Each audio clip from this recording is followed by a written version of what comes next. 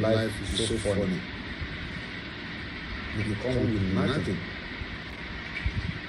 then fight for everything, and later leave everything and go back with empty hand. God is powerful. Life is so funny. You come with nothing, then fight for everything, and later leave everything and go back with empty hand. God is powerful. Life is so funny. You come with nothing, then fight for everything, and later leave everything and go back with empty hand. God is powerful. Life is so funny.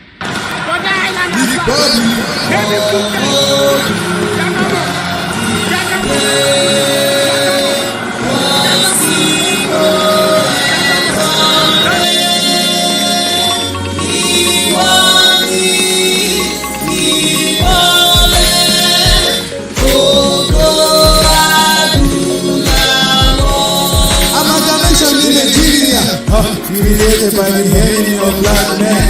Then, where the black never civilize. Location 9, that is what it is. The country where the leader said the people slowly. They don't get children to prostitute, and they don't boy children to terrorists. Now, terrorists on the takeover. Yoruba people say we know they do again. Say hope we do our nation, that is what we want now. Freedom, freedom, freedom, freedom, freedom. When the prophet come and free us. Freedom, freedom, freedom, freedom, freedom, freedom. Now, location 9 in Boko Haram. Ìlú àwọn hush politician àti X-Men. Fake promises everywhere. Fake miracle everywhere. Fake military anywhere. Now, where the black people wanna go. The Afro people wanna go. Location 419 into praise God. Freedom, freedom, freedom, freedom, freedom. We need a freedom. Freedom, freedom, freedom, freedom, freedom, freedom. Free education and hustle. Good security na one chance. Over 100 million people don't work. All my niggas need a job and know they see work. They want to go to farm, full and attack. Don't give me any fucking reason why we no go go.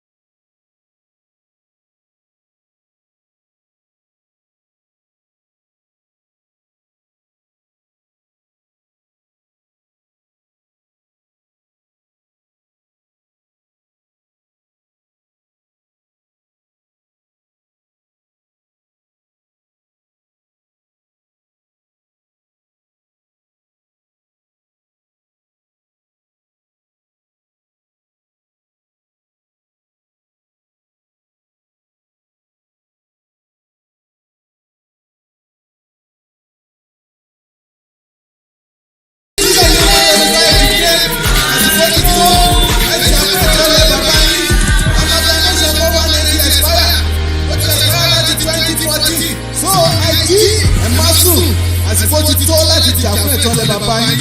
A fool assisting is a fool forever. Ìran ọmọ Yorùbá ọlọ́pọlọ pípé, ọ̀mọ̀wé ń bẹ, àgbẹ̀ ń bẹ, iṣẹ́ ọnà ń bẹ, kákónimọ́ra. Kápọ́nilé, kákéni sí. Kásọ̀rọ̀ tútù tó yẹ kù lápò. Òwe ìbáwí. Òwe ìkìlọ̀. Òwe ìwúrí. Bọ́rọ̀ bá sọnù.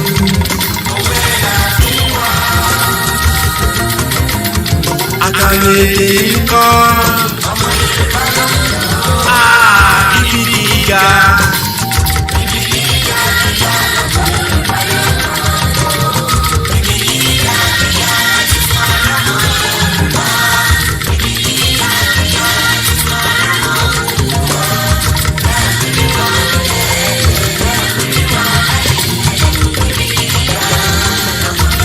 Adéwálé fún wa ibi gíga ọjọ́ ibi gíga oṣù. Bẹ́ẹ̀ ni iwájú lójoojú ń gbé. Òkè níjọ òkè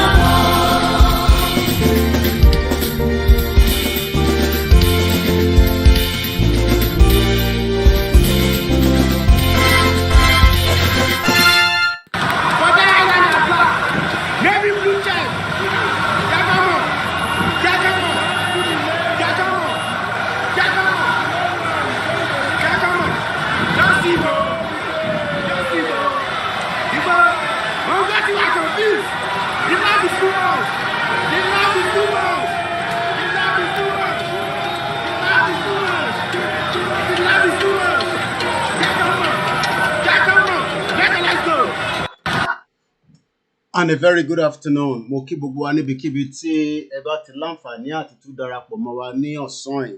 Èyí ni 12th of September 2022. The time is just coming up to 1:33 p.m. That's 1300 hours. Mo kí àlejò, bẹ́ẹ̀ ni mo kí onílé. Mo kí gbogbo àwọn ọmọ wa tó wà ní Ilé-Ifẹ̀ lọ́wọ́lọ́wọ́ níbi tí wọ́n ti fi láǹfààní tí wọ́n gbọ́dọ̀ rí bàbá wa Ọọ̀ni of Ifẹ̀ Ọ̀jájá the second. A kí gbogbo ẹ̀yin olólùfẹ́ wa pé ṣé dáadáa ni a bá yín níbi tí a fi yín sílẹ̀ sí.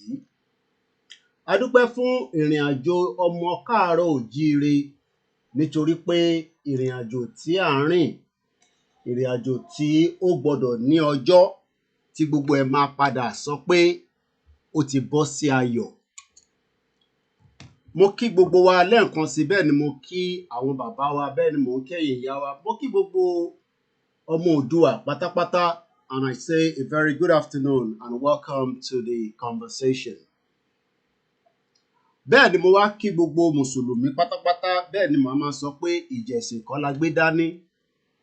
Ìjẹ̀sìn ọ̀tọ̀, ìjà òmìnira ọ̀tọ̀.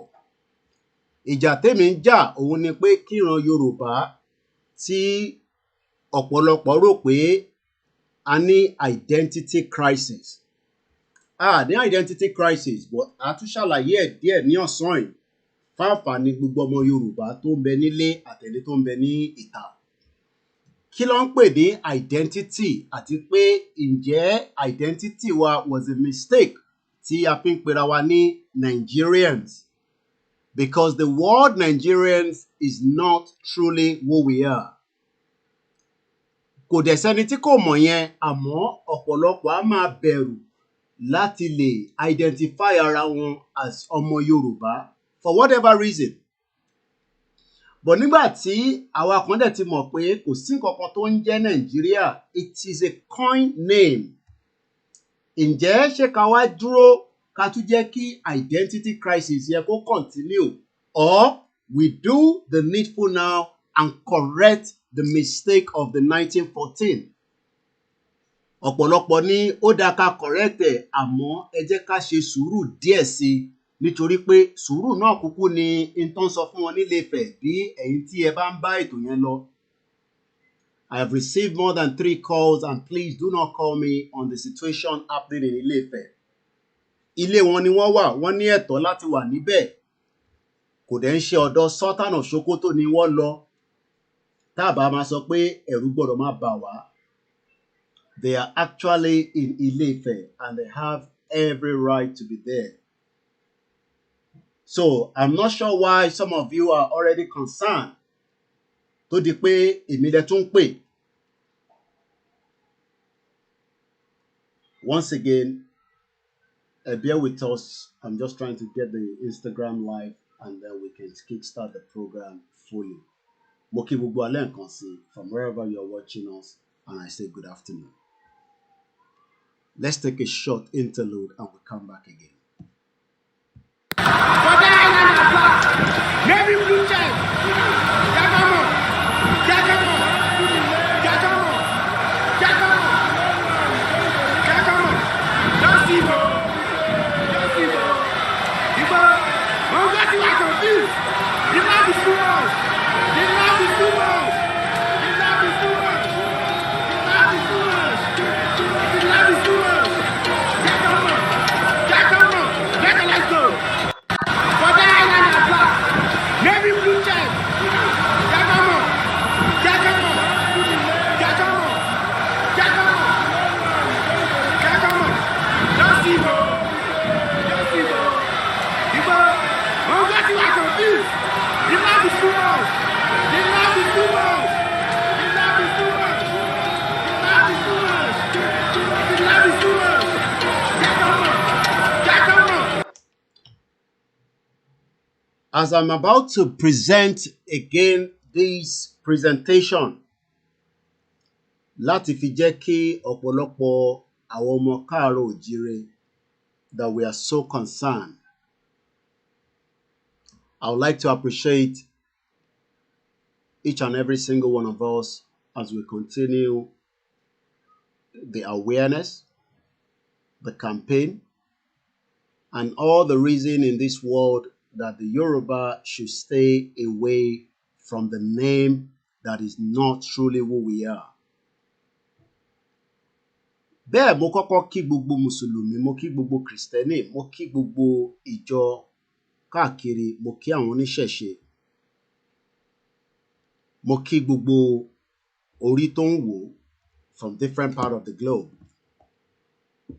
My name is OLAMILEKAN Koiki of KOIKIMEDIA. And our focus is to tell the world who truly we are in all the languages that the world must understand. It might not be the kind of language that some of you prefer, but the beauty of this movement, very soon. Yeah. The beauty of what we are doing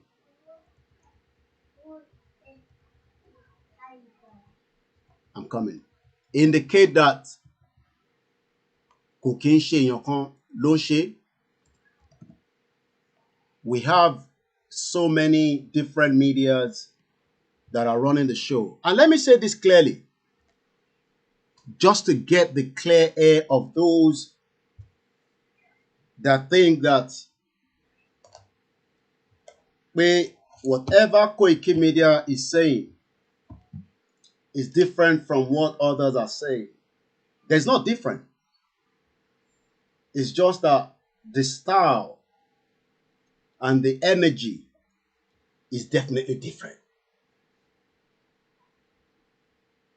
And kò ṣe pé mo fi gbá àyà, I have all the strength and the energy for this movement. I have it, and I've prepared my mind for it for a very long time since we started. If you are not of the view of my opinion, I ask you now to fuck the hell off. Ẹ̀gbọ́n mi dáadáa, fuck off.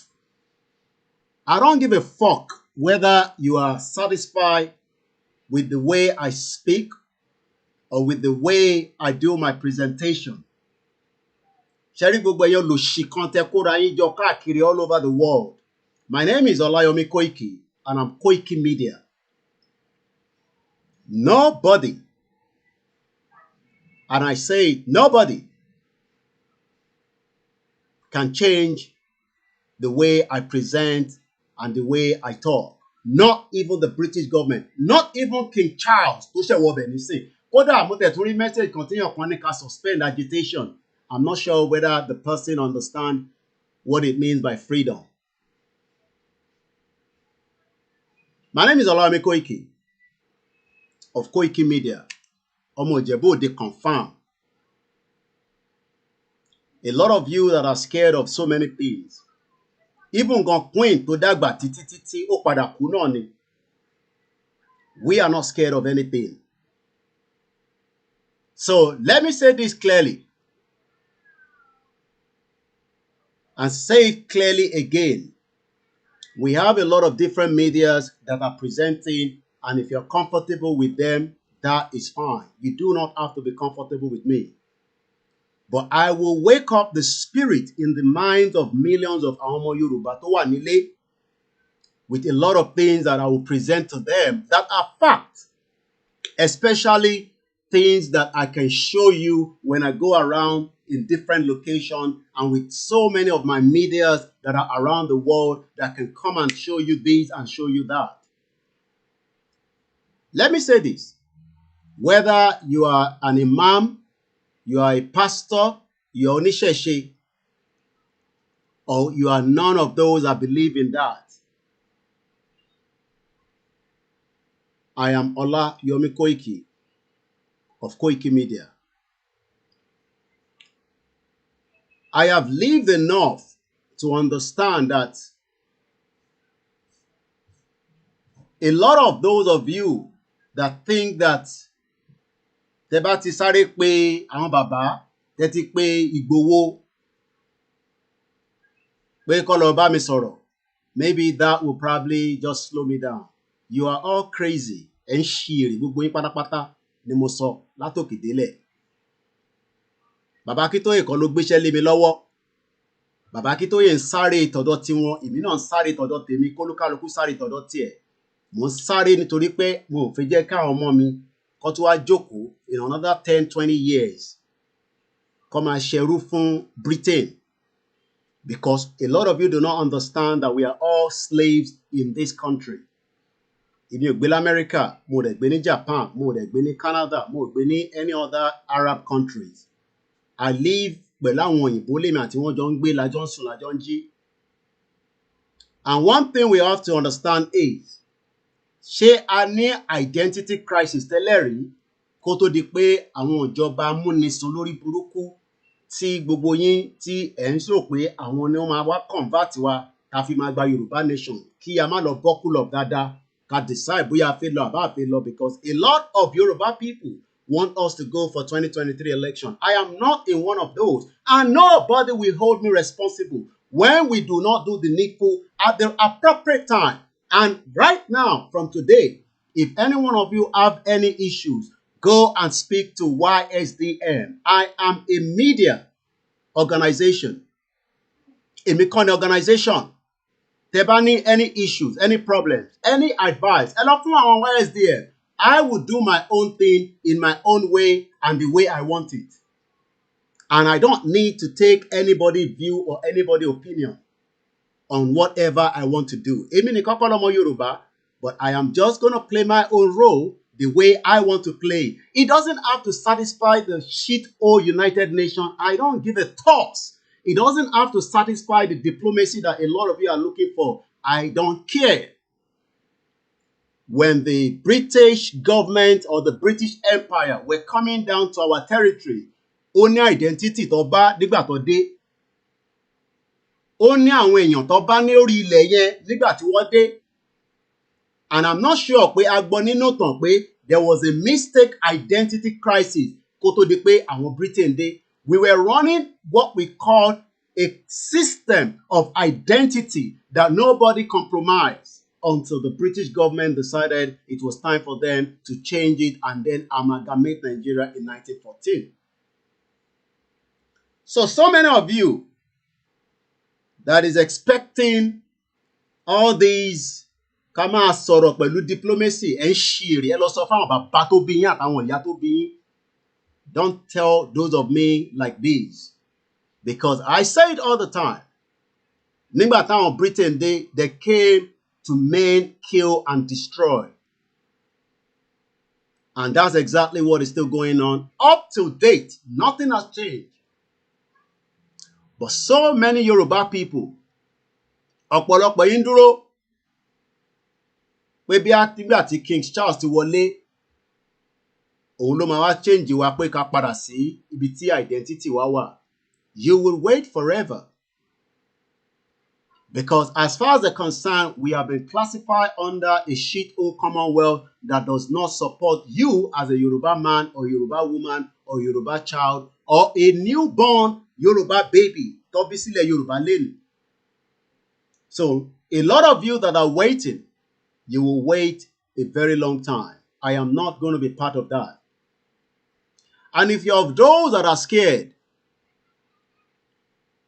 that pé lára àwọn kan tá à ń sọ ó ń dẹ́rù bà yín, wọ́n ní kò sí n tó ń bọ̀ lókè tílẹ̀ ò gbà. The British government have done worse than what I am saying on this live show all the time. And there's a lot of evidence and proof to that. They have killed, they have maimed, they have also interrupted into an identity that is not our own. That alone is more than enough for us to be angry about lójoojúmọ́. Because ọ̀pọ̀lọpọ̀ yín ò mọ in tó ń pè ní identity crisis tí British kó lé wa lọ́wọ́. Ó ń sọ Yorùbá, ó dẹ̀ sọ pé ó fẹ́ wà nínú Nigeria. You are already having a lot of identity crisis. An identity crisis is something that if we do not rectify it today, kò ń ṣe torí Fúlàní tó ń pa wá nìkan láti fi kúrò nínú Nigeria. Tó bá wọn Fúlàní tó fẹ́ pa wá dáadáa, nígbà tí a bá ti reclaim identity wa, a mọ ẹni tó jẹ́ rí Fúlàní tó gbọ́dọ̀ bá wa gbé, tá máa mọ̀ pé àárín wa ló ń gbé pẹ̀lú, a dẹ̀ mọ èyí tí kò jẹ́ kó bá wa gbé.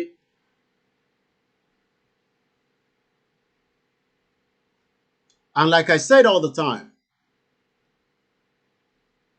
we have never had issues with our identity.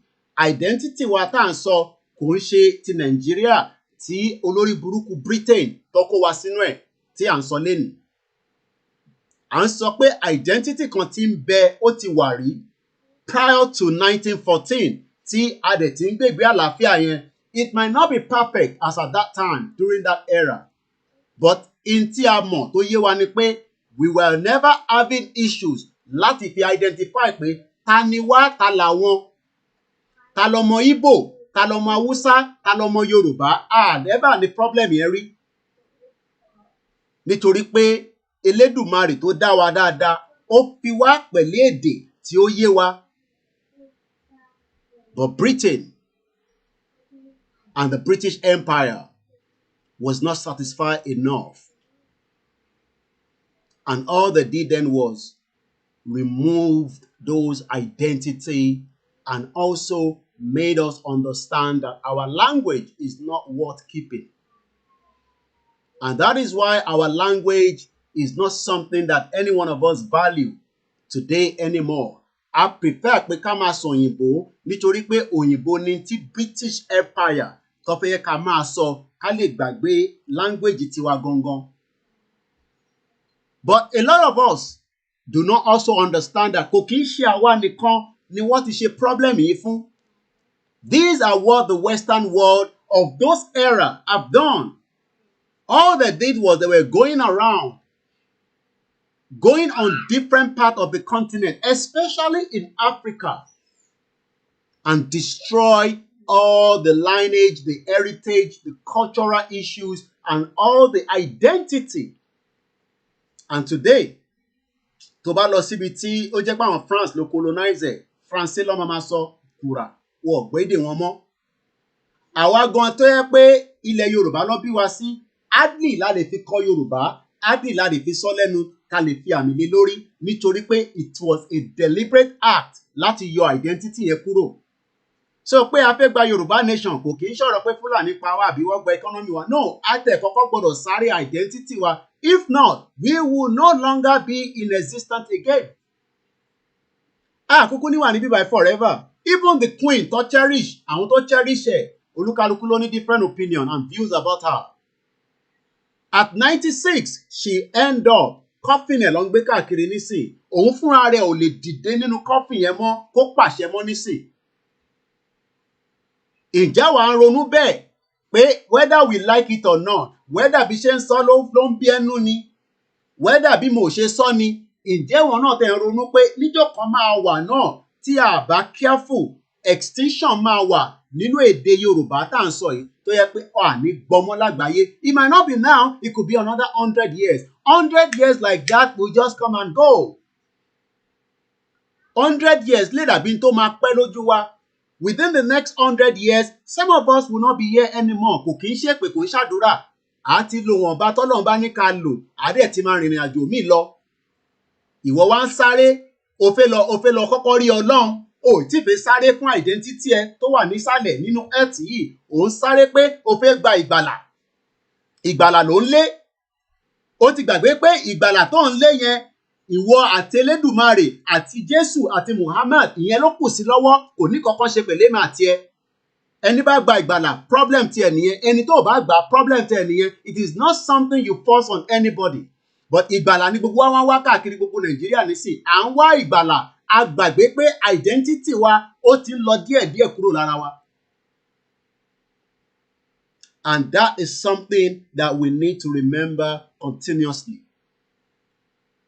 A fi òtítọ́ sílẹ̀ pé identity wa ǹjẹ́ ṣé tòótọ́ ni pé ọmọ Yorùbá ni wá, kò sẹ́ni tó jiyàn yẹn látijọ́ tí a ti ń ṣe Yorùbá nation.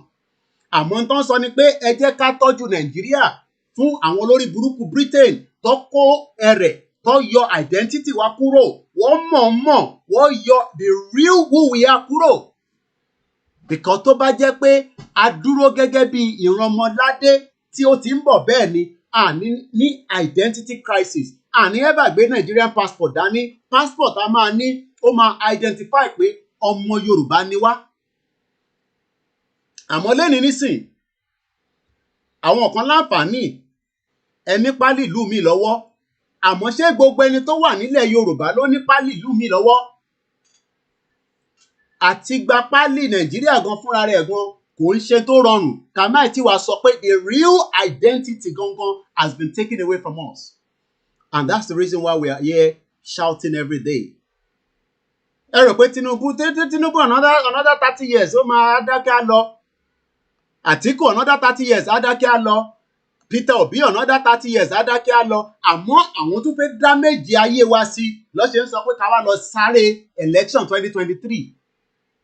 À ń sọ̀rọ̀ nǹkan tó pertain mọ́ lineage wa, tó pertain mọ́ who we are truly, pé ǹjẹ́ identity tá ń lò nísìn, ǹjẹ́ òtítọ́ identity ni àbí fake. Àwọn wá ń fi oríṣiríṣi nǹkan wọ́n fi ń ṣe Nàìjíríà tó fi ń affect àwọn tó ní ilẹ̀ gangan, tó ní the real identity.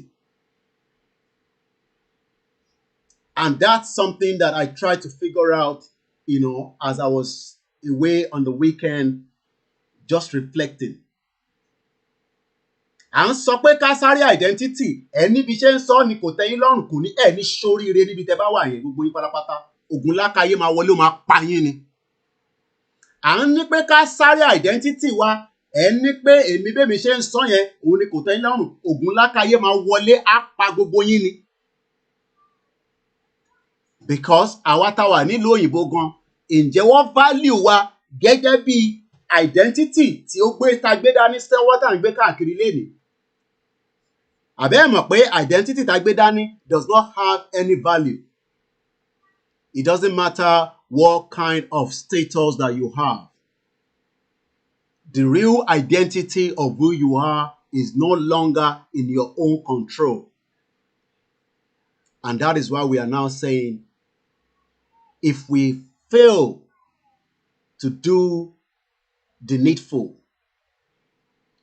it will have a big impact on some of us, but it will have much bigger impact on all your children. Ṣẹ̀rẹ́ gbogbo ẹ̀yin tí ẹ̀ ń sọ pé ká keep one Nigeria, àwọn ọmọ yín máa dá acid sínú orí grave yín nígbà tásìkò bá tó.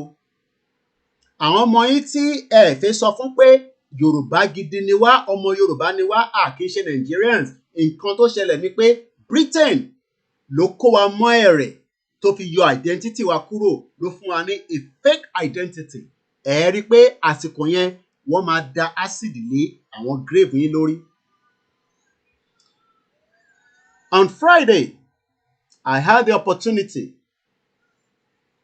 láti pàdé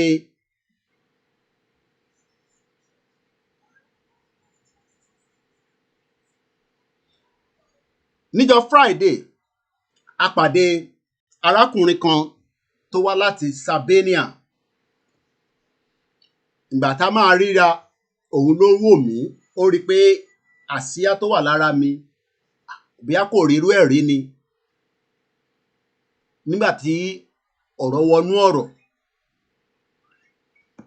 òun ni a fẹ́ sọ̀rọ̀ lé lórí lọ́sàn-án. Mo kí gbogbo alẹ́ nǹkan sí gbogbo ibẹ̀ ṣe ń wọlé. I will not mention all the names because of my time constraint and we have a lot to discuss. Nígbà tí a kó sínú ọ̀rọ̀, ó jẹ́ kó yé mi pé even though pé pálí Italian ló wà lọ́wọ́ òun, àmọ́ òun máa ń kọ́kọ́ sọ pé ọmọ Sardinia lòun. Ìyẹn àtẹ̀tún rò pé tó ní pálí Italy tó lọ káàkiri torí pé Italy is part of the European country. Ìyẹn àtẹ̀tún rò pé bóyá àwọn tún ní àlàáfíà ju àwa tí identity wọ̀ gbádùn. Àṣà àwọn kan tún lè wà nínú ìlú kan tó ń pè ní Italy tó tún sọ pé òun ò kí ń ṣe ọmọ Italy, ọmọ Sardinia lòun. Òun dẹ̀ máa kọ́kọ́ claim Sardinia yẹn kóun tó claim as an Italian. Ìyẹn wá fẹ́ shock mi díẹ̀. I've never heard about Sardinia before, so I would not even have known that there's an island known as Sardinia. Àwa wọnú ọ̀rọ̀ lọ, a máa láǹfààní àti gbọ́ ọ̀rọ̀ tí èmi àti ẹjọ́ sọ for 5 minutes, then I'm going to open my phone line. Ìlú ogan ni wọ́n ń pè ní Sardinia. Gbogbo population wọn is 1.64 million as of 2019. Sardinia is a large Italian island in the Mediterranean Sea.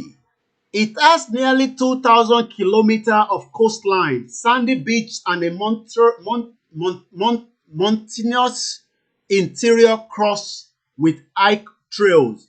Its rugged landscape is dotted with thousands of Nuragil, mysterious Bronze Age stones, rune-shaped like beehives.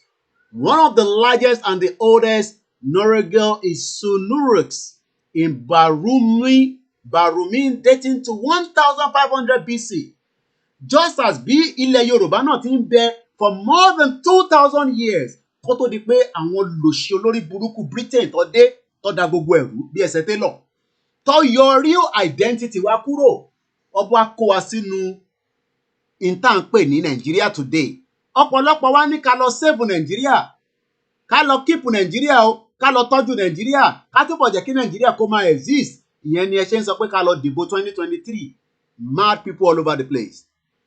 À ń sọ pé ìtàn wa ìtàn tó dání ìtàn tẹ́lẹ́dùmarè fún wa dáadáa tí kò nídìí láti wà compromise because Ọlọ́run dálẹ̀ Yorùbá dáadáa. Ẹ jẹ́ ká gbọ́n tí arákùnrin yẹn jọba mi sọ ká tó wá ṣe ojú òkú. Well, I was just a kid, but I was on the news all the time. Okay. The famine. Okay. Mainly. Okay. In tó ń sọ níbí báyìí because kí n tó bẹ̀rẹ̀ fídíò yẹn ó ti sọ̀rọ̀ díẹ̀ nípa pé òun mọ̀ nípa Biafra. Ìdí tí ogun Biafra dẹ̀ ṣe wáyé ó ní kò ju ọwọ́ Italy náà mọ̀ nípa ẹ̀. Nítorí pé Italy náà fẹ́ jẹ nínú crude oil ilẹ̀ Igbo níjọ́ náà lọ́hùn. Ẹja àgbọ̀n tó ń sọ. Ó ní ọmọ kékeré lòun níjọ́ náà lọ́hùn. Ó ní àmọ́ nígbà tóun ti dàgbà ìwọ dàgbà níṣẹ́ ó dàgbà ó gọ̀ sórí. À ń sọ̀rọ̀ pé ìran Yorùbá ìran tó dání ìran tó ti wà for thousands of years. Ó ní ó mọ àmọ́ ká lọ tọ́jú Nàìjíríà nítorí Bọ́lá Tinubu ẹ̀ ní ṣoríire. Ká lọ tọ́jú Nàìjíríà nítorí Peter Obi Ògúnlákayé máa wọlé payín ni. Ká lọ tọ́jú Nàìjíríà nítorí olórí burúkú olùṣọ́màlè Fúlàní Àtíkù. À ń sọ̀rọ̀ pé kí ìran wa kó padà síbi tí ó wà kí àlàáfíà kó lè jọba nílé ayé wa. Mo mú ọmọ Òdùwà lọ sí school lénìí ó ti bẹ̀rẹ̀ full time. Mo wá ń wo classroom mo ń wo àyíká yẹn mo ń wo gbogbo mo ń wo surroundings. Mo wá ń béèrè lọ́wọ́ ara mi pé ǹjẹ́ anílẹ̀ but àwọn politician ò kọ́ school fún yín. Àwọn ọmọ yín nísìn ọkọ̀ jókòó sílé wọ́n sùn wọ́n jí ni. And I'll be talking about that slightly later as well. I'm from Sardinia, which is part of it. Ṣẹ̀gbọ́n kan tó sọ, ó ní I'm from Sardinia, which is part of Italy. Ẹ jẹ́ a gbọ́ díẹ̀ sí. Italy was heavily responsible for what happened in Nigeria. Ṣẹ̀gbọ́n ó ní Italy was responsible. Italy yẹn làwọn ní ká lọ máa bá ṣe diplomacy. Àwọn ìlú tí wọ́n ti bayé jẹ́ tí wọ́n dá gbogbo ìrìn àjò ọmọ Yorùbá rú for thousands of years tí a fi ń sáré nísìn pé ká gbára wálẹ̀ ká dá dúró àwọn ìlú yẹn náà nísìn láàmé ní ká lọ máa bẹ̀ ọ́ ká lọ máa ṣe diplomacy o bẹ́ẹ̀ mi bá sọ pé diplomacy kan ni problem tèmi nìyẹn kò ń ṣe problem tiyín bẹ́ẹ̀ mi bá ní diplomacy ni so be it to your own side big elephant ní Nàìjíríà ibi tó bá ti wà ní ká ti pa. So when you say because EP Italian Petroleum had the interest there and they were financing some kind of fracture in the society in order to take advantage of the oil which is under the ground. Nigeria is the richest oil producer in Africa. Yes. But I don't know much about it. Okay. I do so remember. But you remember. I remember that, and I read a few things about the responsible. Who was really responsible for that? Which is also always richer than the multinational. Let me ask you. I don't really know let me ask you something. What is the importance of an identity? What do you understand by identity? You just told me you are from Italy. You are Italian. I'm Sardinian. You are Sardinian, but Sardinian is part of Italy. It's not our choice, but we are. It's not. Okay. So that means you have your own identity. We do, yes. But it's underneath. Yeah, it's there. My passport is Italian. But we are Sardinians, first of all. Yeah. So you would prefer to be known as Sardinian? I always introduce myself as a Sardinian. Okay, repeat that again. You always introduce yourself as? A Sardinian. Why? Yeah. Because I'm from Sardinia. Okay. So it's like if you're Palestinian, you say I'm from Palestine, and people might argue to say that Palestine does not exist. Ẹni tó gbé passport tó ní value dání ó ń claim identity ẹ̀ gangan as against a different identity. But ìwọ tí o gbé gùrùjẹ̀ passport tó wọ Kenya, passport tó gbé ṣe South Africa, passport tó gbé wọ Togo, passport tó yẹ pé tó bá fẹ́ kọjá ní Benin Republic, Fúlàní á máa béèrè pé are you Nigerian? It does not exist for you. It does exist for me. So even if somebody said to me, as somebody that is clamoring for a Yoruba kingdom before Nigeria, so I have the right to say that because I think so. Yeah. If that's what you feel. So why do you feel you are a Sardinian? Because we have our own language, our own... Okay, ṣẹ́gbọ́n, mo bí pé kí ni ìdí gangan tí ó ṣe ń sọ pé òun ọmọ Sardinia lòun, ó ṣe sọ pé ọmọ kí ni ìdí gangan, mo fẹ́ ká farabalẹ̀ ká gbọ́ ohun tó sọ níbí báyìí. Very, very important. Why do you feel you are a Sardinian? Because we have our own language, our own... We have our own language. Àwọn ní èdè tiwọn tí kò yàtọ̀ sí èdè Italian. Okay. I love that one. You have your own what? language. Ṣẹ̀gbọ́n, àwọn ní language tiwọn tó ti ń bẹ for 1500 BC. Àwa wá sáré pé kí ìran Yorùbá kí ó má go into extinction. Okay. Which was, for the last 70 years, they made Ṣẹ̀gbọ́n, for the last 70 years, ẹ̀gbọ́n tí wọ́n mọ̀ ṣe fún ọ̀dọ̀ tiwọn náà. sure that the language would go extinct.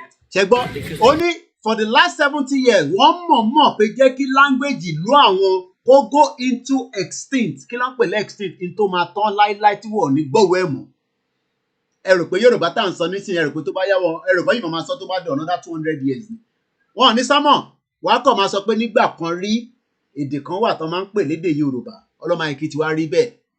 They don't teach it in school. Nígbà táwọn bá ti kọ́ ní school, tó bá jẹ́ pé a ti gba Yorùbá nation nísìn, gbogbo èdè tá a máa sọ nínú bẹ̀, language wa ni, ìyẹn mí pé à ní sọ èdè míì láti fi translate ẹ̀, especially fún àwọn tó bá fẹ́ wá bá wa gbé, tó dẹ̀ fi wá ṣe business lọ́dọ̀ wa. Make fun of you if you speak Sardinia. Ṣẹ̀gbọ́n, wọ́n ní wọ́n máa ń make fun of them táwọn bá sọ èdè tiwọn, ṣèbí báwọn náà ṣe ń sọ níjọ́ náà nìyẹn. Stop speaking vernacular. Yorùbá language ni vernacular. Ntí British government dá sílẹ̀ nìyẹn. Ntí British government tó dá sílẹ̀ àti tí bá ní British government, èmi ò sọ pé àwọn ọmọ wọn. I'm talking about the empire. Empire yẹn gangan, because empire yẹn is the royal lineage. They make fun of you. Yeah.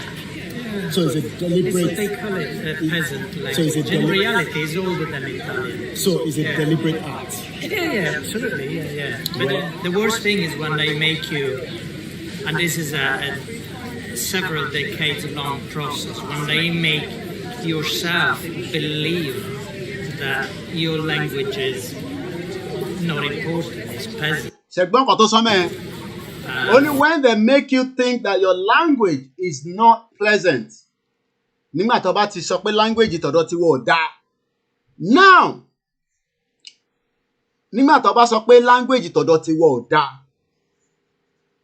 Ṣèbí ìta ń sọ ní gbogbo ìgbà fáwọn èèyàn wa. Ìta ń sọ fún gbogbo ẹ̀yin èèyàn wa pé èdè wa, language wa, it is the most important aspect. Ẹ wá jẹ́ kí n lo àǹfààní tí mo ní nígbàkigbà tí bá fẹ́ lò máa lò lẹ́ẹ̀kọ̀ọ̀kan. Aláǹfààní nísìnyí tí a máa gbóhùn ìyá wa, ìyá lálùbáríkà, ìyá tí ó ti ń sọ fún wa pé ẹ jẹ́ ká yọ English kúrò nínú Nàìjíríà kí ló máa kù. Ẹ káàbọ̀ sórí ètò live and direct. Ìyá wa Modúpẹ́ Onítìrí Abíọ́lá.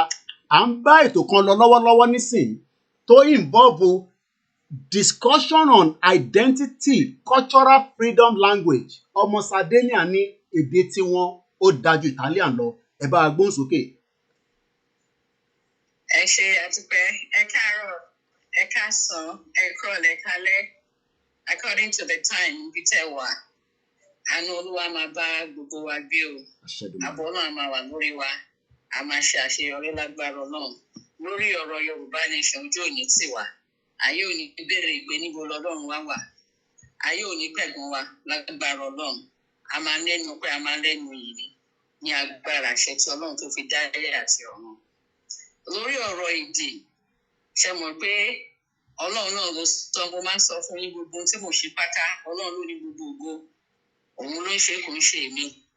Ìjọ tí Ọlọ́run fohùn yẹn síta, èmi fúnra mi ìgbà tí mo lọ wo fídíò yẹn ó yà mí lẹ́nu wípé ṣé pé èdè yìí kọ́kọ́rọ́ oko ẹrú ni. Àwọn tó dẹ̀ sì ṣe kọ́kọ́rọ́ oko ẹrú ìgbà táwọn gan gbọ́ àyà wọn já wípé ta ló tú àṣírí fún wa, ta ló jẹ́ ká mú àṣírí. Ọlọ́run tó dá ayé àtọ̀run ni tó sọ pé àsìkò ti tó ọmọ Yorùbá padà sílé pé ká má parun. Ṣẹ́rí èdè ẹ jẹ́ ká wo gbogbo àgbáyé ìbọ́lọ̀ ṣe sí Ọlọ́run ló tún bẹ́ẹ̀ kì í ṣe ẹ̀dá. Ibi tá a ti máa mọ àṣírí yẹn níbi ọ̀rọ̀ ni. Ṣàmọ̀ ibi tọ́rọ̀ tá à ń sọ ti jáde wá ni. Ṣàmọ̀ bá a ṣe ń tó ọ̀rọ̀ tá à ń sọ ni. Àmọ́ Ọlọ́run ló ní àṣẹ yẹn. Òun dẹ̀ ló pín káàkiri ká lè mọ ṣe tóbi tó bó ṣe lágbára tó bó ṣe ń dá àrà tó òun ló ṣe bẹ́ẹ̀ káàkiri àgbáyé ló pín bẹ́ẹ̀. Ètò dẹ̀ ṣe fáwọn ọmọ Yorùbá pé kó má parun ló ṣe tètè ya táwa jí ní déédé àsìkò yìí. Ó ti yẹ ká ti jí ti pẹ́ ká fura torí lára nǹkan tó lọ́n fún ọmọ Yorùbá ìfura wà ń bẹ̀. Bọ́tà fura nítorí àwọn ọ̀tá yìí náà ní iṣẹ́ burúkú kan ti ṣe. Bàtọ́ náà dẹ̀ máa ṣe yánu ló gbé bàbá wa dìde sí ẹ̀sà. Ọlọ́run fi ṣe ìmọ́lẹ̀ gbogbo wa la fi wá rí ìrànlá rí gbogbo ẹ̀ kedere. Ṣe rí èdè mo máa ń sọ nínú ibi tá a wà tó ń pè Nàìjíríà yìí. Gbogbo ìpàdé tó ń ṣe pátápátá gbogbo wọn ṣe ń pariwo gba PVC àwọn ṣe òṣèlú jẹjẹ kọ́kọ́ yọ òyìnbó kúrò ń bẹ̀ English language kẹ́ni má sọ English language láyé níbẹ̀ mọ́. Wọ́n wá wò bóyá ó pín àbí òpin. Wọ́n wá wò bóyá Ọlọ́run ló ṣe bẹ́ẹ̀ àbọ̀ Ọlọ́run kọ́ ló ṣe bẹ́ẹ̀. Kọ́tẹ́dà bá tó pọ̀ kò lè dáa àfi kọ́lọ́run fúnra rẹ̀ ṣe. Ó sọ fúnra rẹ̀ ó ní without me you are nothing. Kò sí nǹkan náà láyé. Ó ní bóun ò bá kọ́lé òṣìṣẹ́ ń ṣe lásán ni. Kí la fẹ́ ṣe láì ṣe pé a ní àtìlẹyìn Ọlọ́run nínú. Èdè ara ayé tó tòjọ́ ẹ fojú olè ẹ wò láti jọ yìí kí ló já sí. Ẹ wò ó. Ẹ̀rọ ni ẹnujọ́ mẹ́ta ẹ wo bọ́n ṣe exhibit gold. Gbogbo ibi tó ń ti exhibit gold ṣíṣí ní gold ò sí nílò orí ilẹ̀ wọn.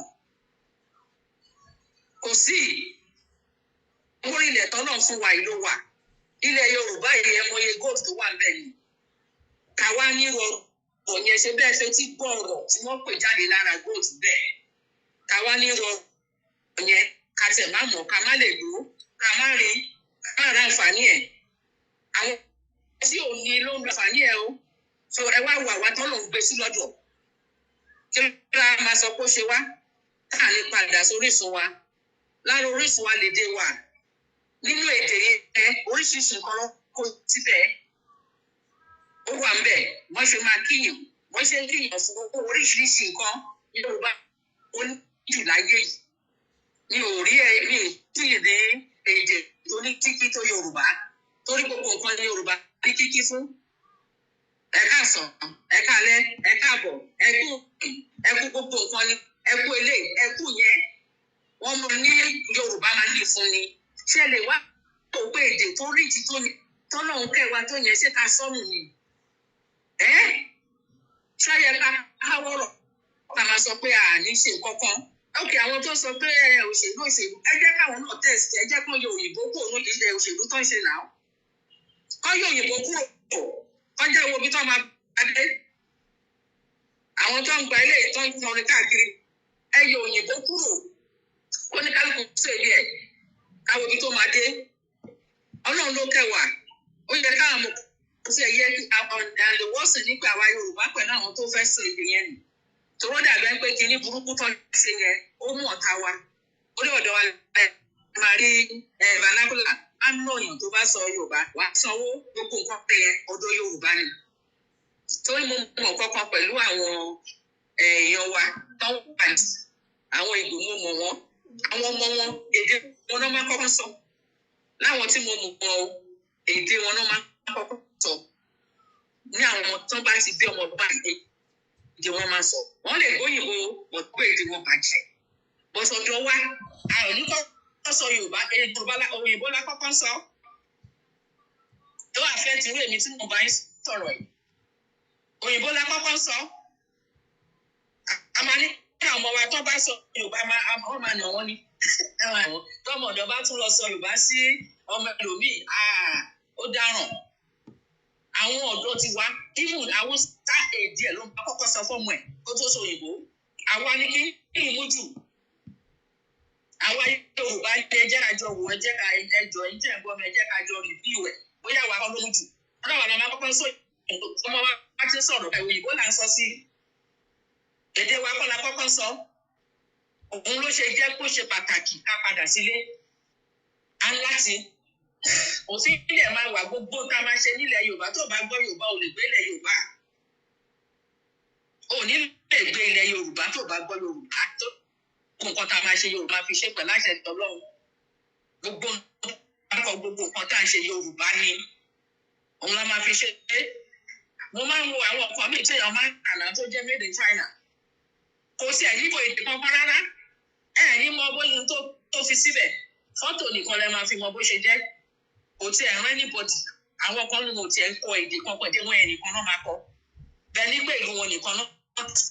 Wọn ò wò pé àwọn tiẹ̀ tó ta síta o. Ẹ̀yin ni kẹ́ máa lọ ro bẹ́ẹ̀ ṣe máa rí. Tí fọ́tò bá ti wà ń bẹ́ẹ̀ fi fọ́tò wò. Ẹ jẹ́ ká mú èdè wa ní importance o. Ni mo ṣe máa sọ Yorùbá ẹ̀. Ó ṣe pàtàkì gan-an. Ṣẹ̀dẹ̀ láwa Yorùbá. Mo rò pé nǹkan tó ṣe àtàkàrà wọn jù nìyẹn. Torí èdè wa rí jìbìtì. Kò sí èdè náà lágbàáyé ìgbéraga kọ́. Èdè Yorùbá. Báwo lẹ ṣe fẹ́ lóríṣiríṣi? Ọ̀tọ̀ lòwe, ọ̀tọ̀ ní nǹkan máa describe oríṣiríṣi description pẹ̀lú Yorùbá, pẹ̀lú èdè Yorùbá. Àwọn míì tó bá tún wá fẹ́ sọ Yorùbá tó kí dáadáa, ẹ máa wo ni. A lot of us tó gbọ́ Yorùbá ìgbọ́n, mọ nǹka Yorùbá, lè ka numbers ní Yorùbá. Èdè wa ṣe pàtàkì ríjì ní. Nítorí nínú ẹ̀ tẹ́ bá ti ń gbọ́, ẹ ti ló bí òwe ni, àwọn oríṣiríṣi ìtàn ni, oríṣiríṣi nǹkan tẹ́ bá ti ń gbọ́, ẹ máa rí àwọn àṣírí nǹkan bẹ̀. Ẹ máa rí níbẹ̀. Mo sọ fún èèyàn kan wípé wọ́n náà ní motivational speakers. Mo láwọn wo ló ń jẹ́ bẹ́ẹ̀? Ìran Yorùbá ló ń jẹ́ bẹ́ẹ̀ náà. Gbogbo òbí pátá tó wà ran Yorùbá ló ń jẹ́ motivational speakers. Wọ́n máa bá wa sọ̀rọ̀, ó máa yé wa, wọ́n máa fi nǹkan pè nǹkan, oríṣiríṣi nǹkan. Ìran tó dára wa la Ọlọ́run dá wa sí o. Ọlọ́run kẹ́ wa gidi ni. Ẹ má jà sọ́nu èdè wa ṣe pàtàkì. Téèyàn bá ti ṣèdí ẹni kò ní identity mọ́. Kí lẹ rò pé àwọn ará bí ṣe fi ṣe kọ́kọ́rọ́ oko ẹrú? Kọ́kọ́rọ́ oko ẹrú ni. Kọ́kọ́rọ́ ni. Bí kéèyàn ṣe nǹkan tó kó tilẹ̀kùn ẹ̀ pa. Kò sẹ́ni tó lè wọlé dà. Kọ́kọ́rọ́ ẹrú yẹn náà fi ti pa pé ẹ ṣáà retain identity ní oko ẹrú yẹn bẹ́ẹ̀. Tí ò bá ṣe bẹ́ẹ̀ ni ẹ máa ní òyìnbó ni ká máa sọ. Gbogbo nǹkan yìí lẹ́yìn wá fi rí pé títí wa tẹ̀lé mọ̀ pé tí wá dájú tí lọ. Gbogbo nǹkan nínú èdè tiwọn, àṣà tí wọ́n fi òyìnbó sọ, wọ́n fi kó bẹ́ èdè tiwa. For instance, nsìn, irú tiwa nsìn, ó ní bí ọmọ Yorùbá ṣe láti kí èèyàn. Ó ní bẹ́ẹ̀ ṣe ń kí àgbàlagbà. Ó ní bẹ́ẹ̀ ṣe máa sọ̀rọ̀. Bọ́tẹ̀ èdè tiwọn, ẹ lè pè àgbàlagbà lórúkọ. Tí ò dẹ̀ ṣe pé nǹkan kan tó bá dínú ẹ̀. Èèyàn mi kò rúdo. Àṣà ti èdè tiwọn nìyẹn, àṣà wọn nìyẹn. Sọ̀ṣẹ́ rí àkóbá tó wà ní èdè báyìí. Ìyẹn dẹ̀ náà ní káwa mú. Nínú èdè láti máa rí oríṣiríṣi ọ̀rọ̀ nínú ẹ̀ tó máa júwe nǹkan. Ó máa júwe oúnjẹ yín, ó máa júwe aṣọ yín, ó máa júwe ijó yín, ó máa júwe orin yín, ó máa júwe ìgbésí ayé yín, ó máa júwe morals yín. Èdè yín ló máa júwe ẹ̀. Èdè yín ni. Bọ̀tẹ́ yìí ò bá ní èdè tó sọnù. Ayé ẹ̀ ó ti sọnù kò ń wọ̀n sí mọ́ nìyẹn. Tẹ́yìn ò bá dẹ̀ ní identity ti kan kò sí kankan mọ́ fẹ́ni náà. Sòkè wá wo ọgbọ́n tí àwọn ará bíi wọ́n fẹ́ fi gba gbogbo nǹkan tó jẹ́ ti ilẹ̀ Yorùbá, wọ́n fẹ́ fi para wọn láì ṣe tiwa. Aláàánú gbà ni o. Àyànfẹ́ ní ọmọ Yorùbá wájú Ọlọ́run aláàánú gbà ni. Àìmọye ìran tán ti parun tédétédé. Tí ò sí mọ́. Ọ̀rẹ́ àbúrò mi kan sọ fún. Ó ní ìlú àwọn níbi tí wọ́n ti wá ṣe amúnisìn kó wọn lẹ́rú. Ó ní èdè. Ó ní wọ́n pa gbogbo wọn débi pé ẹ̀yin tẹ́ ẹ ṣì ń sọ èdè. Àyà yín ń já láti sọ èdè kan máa rò pé ẹ ṣì kù nínú àwọn tó pa. Ní ìkàtàn gbélé ayé ìṣe lórí nǹkan ayé ló jẹ́ asán lórí asán. Asán lórí asán ni. Ọlọ́run ló ní gbogbo ẹ̀ ló máa jogún gbogbo ẹ̀. Kò sí nǹkan kan tí ẹ̀dá kan máa kó lọ sí anywhere. Gbogbo wọn kó sínú ẹrù àwọn pyramid ti Egypt náà. Gbogbo nǹkan kan kó síbẹ̀ wọn ò bá bẹ́ẹ̀ ni. Ló le tó bẹ́ẹ̀. Èdè ṣe pàtàkì o. Torí inú ẹ̀ ni gbogbo àṣírí ọ̀rọ̀, àṣírí nǹkan nípa ìran yẹn wà. Ibẹ̀ ló wà. Ibẹ̀ ni ó ti di dandan kí Yorùbá ká gbé Yorùbá ní arúgẹ gidi gbogbo nǹkan tá a máa ṣe lẹ Yorùbá pẹ̀lú láti lẹ́yìn tí Ọlọ́run Yorùbá ni ẹ jọ ẹ̀yin youth gbogbo ẹ̀yà àwa youth gbogbo àwa youth brother mi àwa youth pátá ẹ jẹ́ ká lọ kọ́ Yorùbá o ẹ má jẹ́ kẹ́nikẹ́ni wà left behind ẹ jẹ́ ká lọ kọ́ Yorùbá torí tí a bá gbọ́ Yorùbá a lè ṣiṣẹ́ o tá a bá gbọ́ ọ lè wé o tá a bá gbọ́ Yorùbá a lè ní àǹfààní tó pọ̀ o if not a máa fowó sanwó fáwọn interpreter ni mo dẹ̀ ó pé interpreter máa pọ̀ gan because àwọn tá a máa need wọ́n máa pọ̀ gidi so ẹ tí ò bá gbọ́ Yorùbá sìn ó máa lọ máa wá ẹ tó máa interpret fóun ni so ó bẹ́tà pé ká gbọ́ ṣé bẹ́ẹ̀ rí pé káàkiri àgbáyé náà ti ń kọ́ èdè wa sí bí tán rí pé Ọlọ́run kẹwàá dé àìmọye èyí tó ń kọ́ èdè wa tó ń kọ́ ní gidi wọ́n tún kọ́ nǹkan ìbílẹ̀ wa ẹ bá rí funfun tó bá ń kí ifá báyìí ẹ máa wo ni pé akíni tiẹ̀ ṣe jẹ́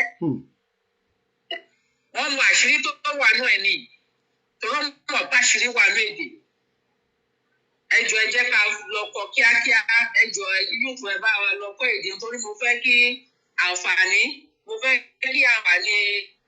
nation ìpọlọ ti ṣe níyanu fún wa yìí ó tètè ọ̀dọ̀ yìí ni kó láǹdì sí gbà ẹ ọ̀dọ̀ gbogbo ọmọ Yorùbá ló máa láǹdì sí o ṣùgbọ́n mo fẹ́ kó láǹdì sí ẹ̀dẹ̀ ọ̀dọ̀ ẹ̀yin yóò ìdí ni pé ó dá mi lójú ni tí mo mọ̀ ní o tó lọ́nà dá mi lójú wípé ògbọ́n Ọlọ́run pọ̀ ní ara yín gidi Ọlọ́run kóore sí lára gan-an mo mọ̀ ní o mo dẹ̀ mọ̀ pọ́nà máa mú wá sí ìmúṣẹ tẹ́pẹ́ náà máa sọ pé màmá dẹ̀ sọ bẹ́ẹ̀ o ó sọ bẹ́ẹ̀ Ọlọ́run ló sọ kì í ṣe mi mo fẹ́ kẹ́ gbogbo ẹ kó tètè búyọ ẹ jọ̀ọ́ torí Ọlọ́run ẹ dìde ẹ gbọ́ èdè yìí ẹ̀yin náà ṣe tẹ̀sẹ̀ ẹ bá wà láàrin àwọn ọ̀rẹ́ yín tí ò gbọ́ èdè yìí ẹ̀yẹ jẹ́ sọ fún ayé tó kẹ́ má jà sòyìnbó àwọn bóyá máa gbọ́ra wa ẹ rí nígbà agbára yín kọ́ ló ṣe ní Ọlọ́run ló ṣe é nítorí náà bá dẹ̀ ṣe ó ti ṣe dáadáa ètò bá di pẹ́ dáńtà láti tòtòkútò jọ òun náà ló ò ní dá ní òní yanjú ẹjọ ẹ̀yin ẹjọ ẹkọ èdè ẹdìdé sọ̀rọ̀ Yorùbá nation yẹn ẹ má sùn rárá torí nínú gbogbo tó wà lẹ̀ wọ́n ní number 1 unemployed country ní Nàìjíríà àwọn olówó unemployed ṣe fáwọn youth ló wà unemployed tó jẹ́ pé wọ́n kàwé kò ṣiṣẹ́ àìmọye tó jẹ́ pé ní ìdílé wọn èèyàn 2 mẹ́ta 4 tó lọ sí yunifásitì táwọn òbí wọn struggle gidi wọn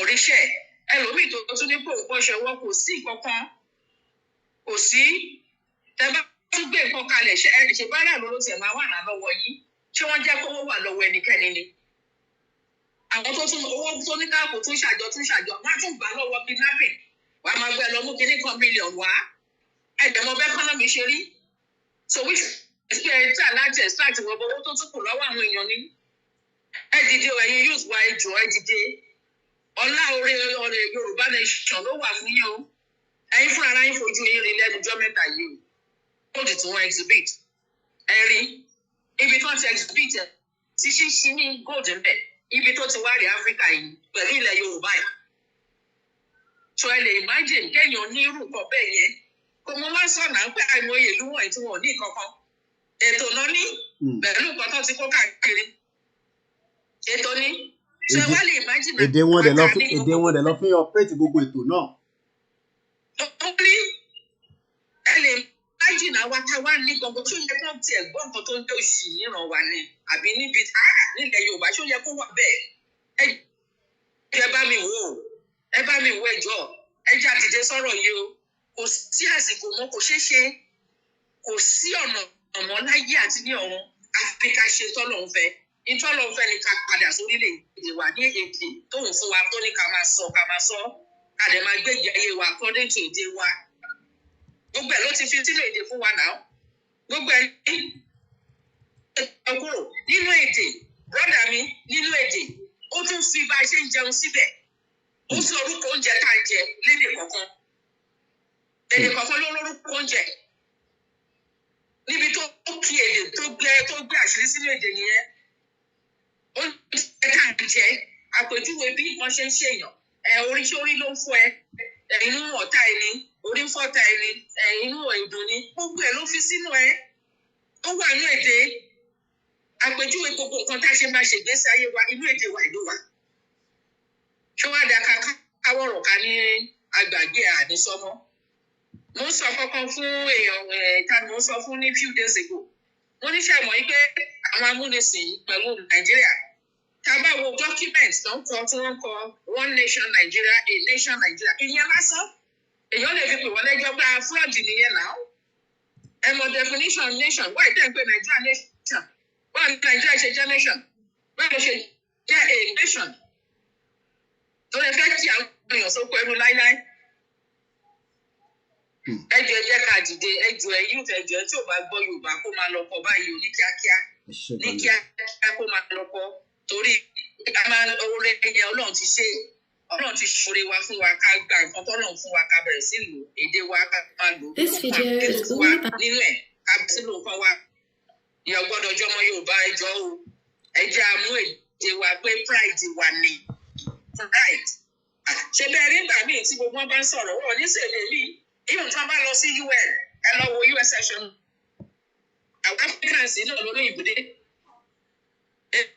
wọ́n sọ àbí ìgbà tí France fẹ́ sọ̀rọ̀ ní United Nations ṣé English ló sọ ni. France ló sọ. Èdè lẹ́gàlù ló máa sọ. Brother mi ṣe English ló sọ. No, English kẹ Français ló sọ. So àwọn ọmọ significant èdè wọn mọ̀ too much but don't jẹ́ èdè náà. Wọ́n mọ̀. Ẹ ṣé gan ni ìyá wa, thank you so much láti bá wa jẹ́ ẹni tó kọ́kọ́ pè sórí ètò. Ẹ ṣé gan ni a jẹ́ kí a fi wọ́n sílẹ̀ for that contribution towards the conversation we're having today. Èní ni the 12th of September 2022 aago 2:00 òun ló fẹ́ lọ lù. Ẹ jẹ́ ká continue pẹ̀lú conversation yẹn. A dúpẹ́ lọ́wọ́ gbogbo ẹ̀yin ọmọ káàárọ̀ òjíire níbikíbi tí ẹ bá ti ń darapọ̀ mọ́ wa. Before we open the phone line, I still have a bit of more conversation. Now, let's continue back. I thought I'd bring her in quickly so that she can help us. I talk about the language that we've talked about so many times. And that on the phone line was with us right there, Chief Mrs. Modupe Onitiri, tí wọ́n bá wa darapọ̀ mọ́ ètò ti tọ̀sán yìí. A dúpẹ́ lọ́wọ́ wọn. Bẹ́ẹ̀ la kí bàbá wa Professor Banji Akintoye. Bẹ́ẹ̀ la kí bàbá wa Professor Wale Adeniran, the deputy, which I believe all that will be changing from the latest information we had about last week.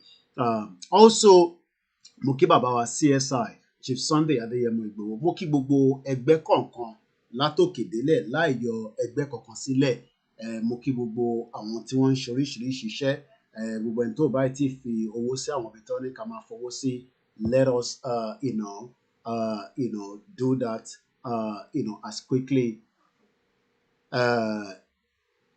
as possible.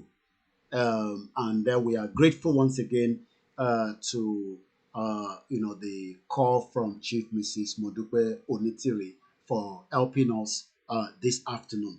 Now, right there is Ile-Ife. Òun ni gbogbo àwọn tí ẹ̀ ń wò yẹn. I believe that's Saheed Omobota. Let's see if we can just get an audio quickly and then we'll come back to that.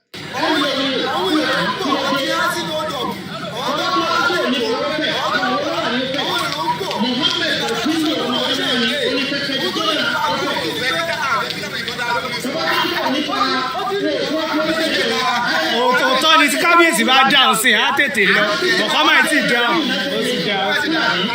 Permanent representative ní United Nations tá a láti ń fẹ́ lọ diplomatic means Fúlàní ló wà ń bẹ̀. Nígbà táwọn fúnpù yìí wá rọrọ àwọn sípò nísìn ẹja tún lọ sọ́dọ̀ bíi bàbá lọ sí Islam in education náà àwọn náà ló wà ń bẹ̀. Minister of Education Fúlàní gbogbo yunifásitì wa ta ní Nàìjíríà Executive Secretary National University Commission Fúlàní ló wà ń bẹ̀.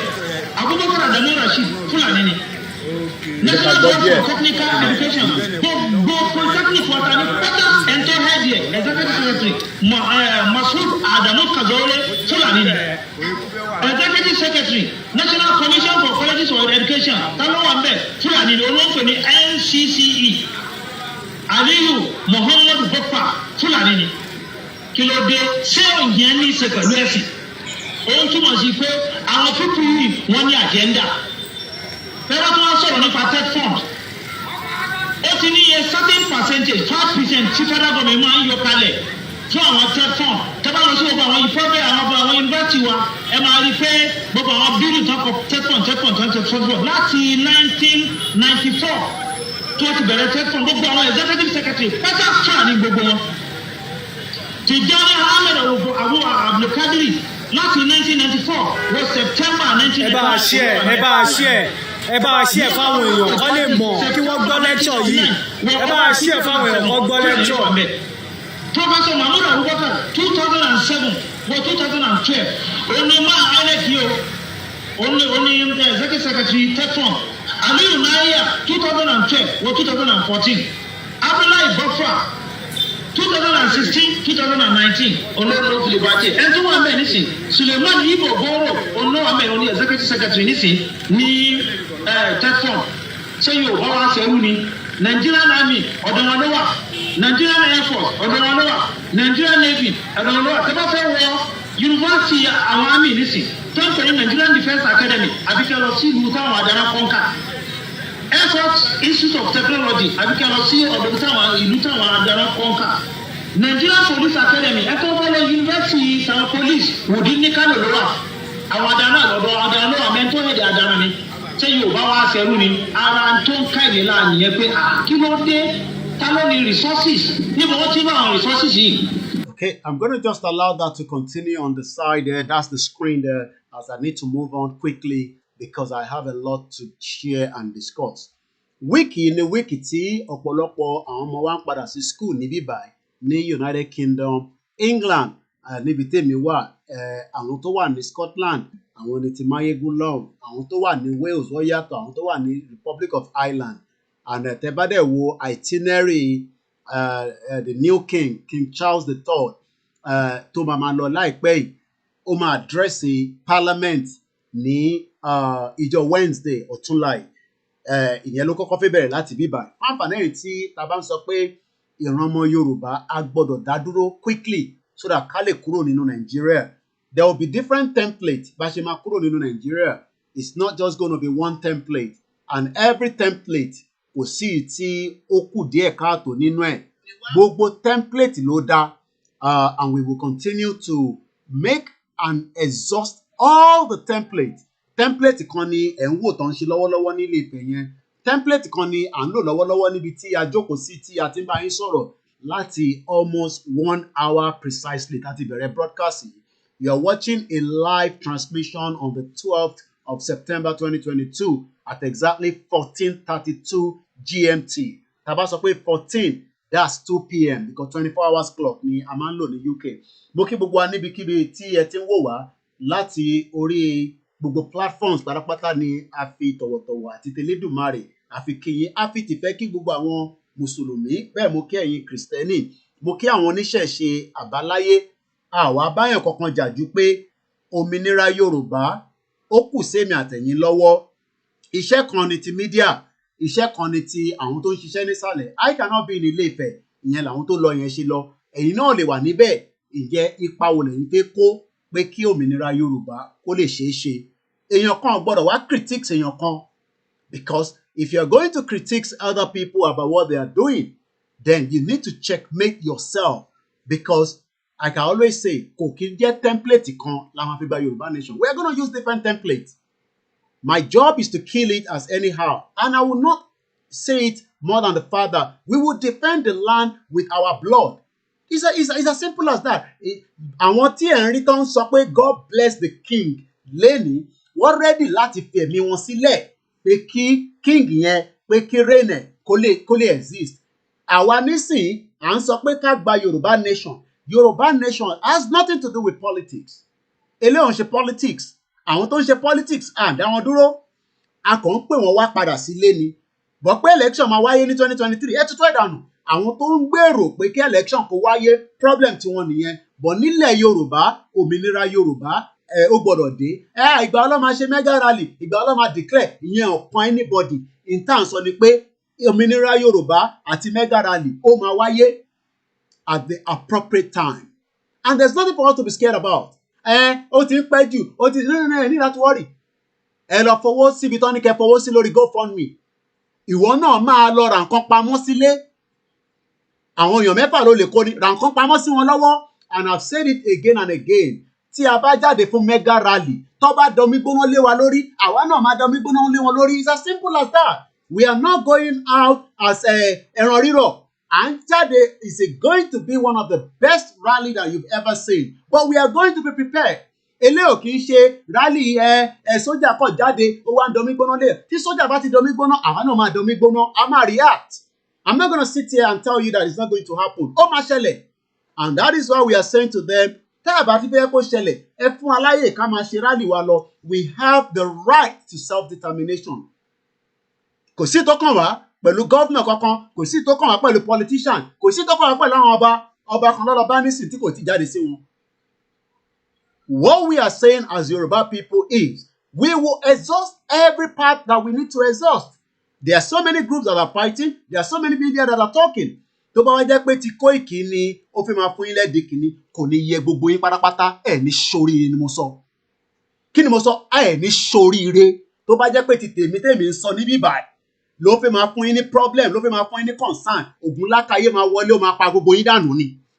Ọ̀rọ̀ tá gbé dání it is what láti fi ògùn láti fi pa gbogbo yín èmi débi ògùn ire pẹ̀lú bàbá wa Chief Sunday Adéyẹmọ Ìgbòho àbọ̀rọ̀mù yẹn nísìn 6 months ni mo lò nílé 6 good months ni mo lò nílẹ̀ Yorùbá láì kúrò nínú bẹ̀ and I went there for nothing more than the fact that pé ká lọ máa ṣe campaign and awareness so tí wọ́n bá wá jókòó sójú kan tó fi pé ibi tẹ́mi ṣe dé yẹn kò tí ì dá tó ìwọ náà lè ra ticket kó lọ́lé kó lọ represent èmi náà kó lọ bá wa ṣe 6 months èyí ò lò ṣó lórí burúkú tẹ̀ ní ṣoríire. Now let's continue as I want to show us yes. They'll soon be back. They're on their way home. Now I'm going to show us quickly. Tíyàn bá fẹ́ wọ school nílùú yìí fún gbogbo ẹ̀yin tí làákàyè yín tá à ń sọ pé until tí Yorùbá bá dá dúró la máa lálàáfíà nítorí pé àlàáfíà ò lè jọba níbi tí à ń pè ní ìlú òṣì ìlú tó ti ní kanmá lórí ìlú tó ti bayé jẹ́ bó ṣe bayé jẹ́ ó ti bàgbàlagbà jẹ́ as I'm going to leave the image of the of Ilé-Ifẹ̀ tí ẹ̀ ń wò yẹn ẹni tó bá dẹ̀ fẹ́ wò fully any right ẹ lè lọ wò ní orí KOIKIMEDIA àti àwọn gbogbo àwọn media tó kù tó ń gbé Casmon àdúpẹ́lọ́ gbogbo wọn. Once again wíìkì yìí 17th lágbára Elédùmarè àti 16 Òkè Ògùn mega rally ń bọ̀ àti Abẹ́òkúta rally a máa ṣàlàyé gbogbo ẹ̀. Also adúpẹ́ fún gbogbo àwọn bàbá wa prophet Ológun Olúwa fún ìpalẹ̀mọ́ rally tó ń bọ̀ ní General Assembly ní United Nations kí gbogbo yín kẹ́ lọ máa darapọ̀ mọ́ láti prepare. I'm not going to play that video Bashiru because I cannot allow the social media to lock us out at this very very important time. Ọmọ kékeré tó jí ó dàbí pé mo tẹ̀ ń gbọ́ pọ́nà ti release ọmọ yẹn kọ́lọ̀ ń jẹ́ kó bá wa tú sílẹ̀ òun làdúrà tá à ń gbà but I will not play the audio right here because I don't know what any of these platforms could do, especially we are only having one platform and the last thing I want to be doing is to set up a platform me. I've seen your message but I'm sorry I will not. But if you sorry ó dà pé mo post it sórí page already and I think that is more than enough for anybody that wants to go and read it and you'll be able to watch and listen to ọmọ tí wọ́n jí gbé tọ́ni kọ́lọ́mú 30 million wa. Now wíìkì tí ọ̀pọ̀lọpọ̀ òbí àti ra aṣọ uniform lóòótọ́ kò ń ṣe gọ́ọ̀mẹ̀ntì ló ń fúnyàn lówó àti ra bàtà ọmọ Oòduà náà ti ra bàtà tiẹ̀ àti ra school bags but when it comes to school mo láǹfààní àti bá ọmọ Oòduà dé school ẹ̀ láàárọ̀ ẹ̀ èmi ò ní láti ṣe lọ́ máa mú ọmọ ọlọ́mọ kan láti máa fi ṣe example nígbà tèmi náà ní ọmọ tèmi nílé ìdí tí a ṣe ń sọ fún ẹ̀yin tẹ́ wà nílé pé ṣẹ́rí the longer tí ẹ bá ń rò pé Nàìjíríà ní any plan for anybody Nigeria does not have any plan for anybody apart from more miseries and pain ìlú tó máa dí ẹkún máa wọnú ilé àwọn èèyàn ilé òun ṣe pé Ọlọ́run ní jẹ́ kẹ́kún wọnú ilé tiwa ẹkún wọnú ilé tọ̀dọ̀ tiwa náà ní Nàìjíríà if that's what you want to hear so ẹkún wọlé because people want to run away mo láwọn family mi tó yẹ pé tí bá ní visa yálé ní báyìí nísìn wọ́n máa sá kúrò lẹ́sẹ̀kẹsẹ̀. Mo láwọn family mi tí wọ́n need gbogbo support tí mo lè fún wọn torí pé mo ò lè fún wọn níná. Tabára generator fún wọn gan sef àṣà máa send owó tó máa fi máa repo sí. A lè fún wọn lómi, a lè fún wọn ní health care. And the question is, gbogbo ìdí tí gbogbo kìíní ṣe ṣẹlẹ̀ ni pé it's because of the identity crisis. Tó bá fẹ́ wọ school nílùú yìí, all you need to first do is to go to gov.uk. Nígbà tí ilẹ̀ Yorùbá bá dúró, a gbọ́dọ̀ ní website tó máa ṣiṣẹ́. O need láti mọ anybody. O need láti lọ kàn séyàn kankan. All you going to do, gbogbo ohun tó fẹ́ ṣe láyé lọ́run, ó máa wà lórí gov.uk. Gov.uk is the website that take care of every government activity. Ọmọ ẹ sick ni, o ní disability ni, o fẹ́ lọ kọ́ṣẹ́ ni, o fẹ́ lọ university ni, gbogbo kí nǹkan, o fẹ́ gba British passport ni, o fẹ́ gba driver license, ìyẹn náà ṣe sọ pé is a government activity. And this disabled nìyẹn ni benefit. Let me read some of the information that you will find here. Benefit, birth, death, marriage and care. Businesses and self-employed. Ẹni tó fẹ́ ṣe business àbí ẹni tó fẹ́ dá business sílẹ̀. Child care and parenting. Citizenship and living in UK. Ìyẹn ló ń jẹ́ káwa máa pẹ́ nítorí pé àwa ti sá kúrò níbi tí wọ́n ti change identity mọ́ wa lọ́wọ́. Ọ̀pọ̀lọpọ̀ àwa tá wá ráyè sá lọ. Kò wá ń ṣe gbogbo àwọn èèyàn wa tó wà nílé ló sá lọ. Ṣèbá àwọn èèyàn wa lẹ̀ ń wò yẹn nísàlẹ̀ nísì. Ẹ wo wájú palace ọba. Kẹ́ compare palace yìí. Kẹ́ compare sí the Queen Palace tẹ́mi fi wọ̀nyí níjọ́ òní. And let me see if I can just find a picture of the Buckingham Palace. Because tẹ́ bá wo palace Ọọ̀ni of Ifẹ̀ tó jẹ́ kó jẹ́ the shining glory of Yorùbá land. Ẹ wá lọ compare sí palace Queen tẹ́mi lọ ní àìpẹ́ yìí. Ẹ rí pé ìyàtọ̀ wà gẹ́rẹ́gẹ́ is because a kì í ṣe Yorùbá nation at the moment. Tó bá jẹ́ pé Yorùbá nation ni wá ni, tó bá jẹ́ pé Yorùbá kingdom ni wá ni, we would be able to make that palace the shining glory. Táwọn èèyàn máa fly wá, tọ́kọ̀ máa fẹ́ wá wo palace kábíyèsí wa. But lẹ́yìn nísìn, ẹ̀yin náà máa wo bí palace yẹn ṣe rí. Ṣé bí palace ṣe láti rí nìyẹn? A kí Ọmọlúkà náà, mo ti rí signal fóun náà wà on. Mo kí gbogbo media pátápátá. Yeah, take the small one. Let me charge this one. Àwọn ọmọ kéékèèké, wọ́n ní system tí wọ́n. No, I'm using the TV. Take the small iPad. Take the small iPad. Okay, má bínú. You want to go and watch the TV upstairs? Eh? Yeah, stay downstairs with me. Lẹ́ẹ̀kan sí, this is the week tí gbogbo ọmọ. Eh? Yeah, go and bring your fire truck downstairs.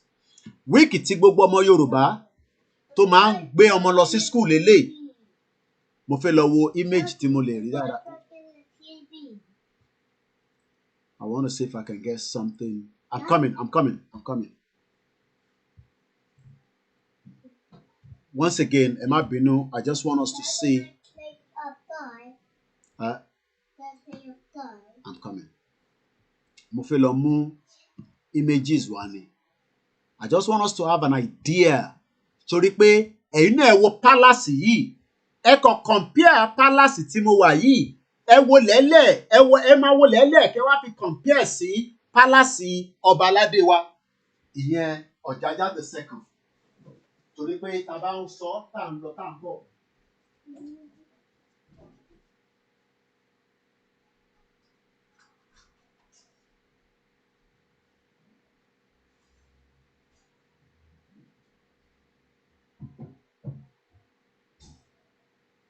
Once again, a kí gbogbo ọmọ Yorùbá pátápátá nílé lóko.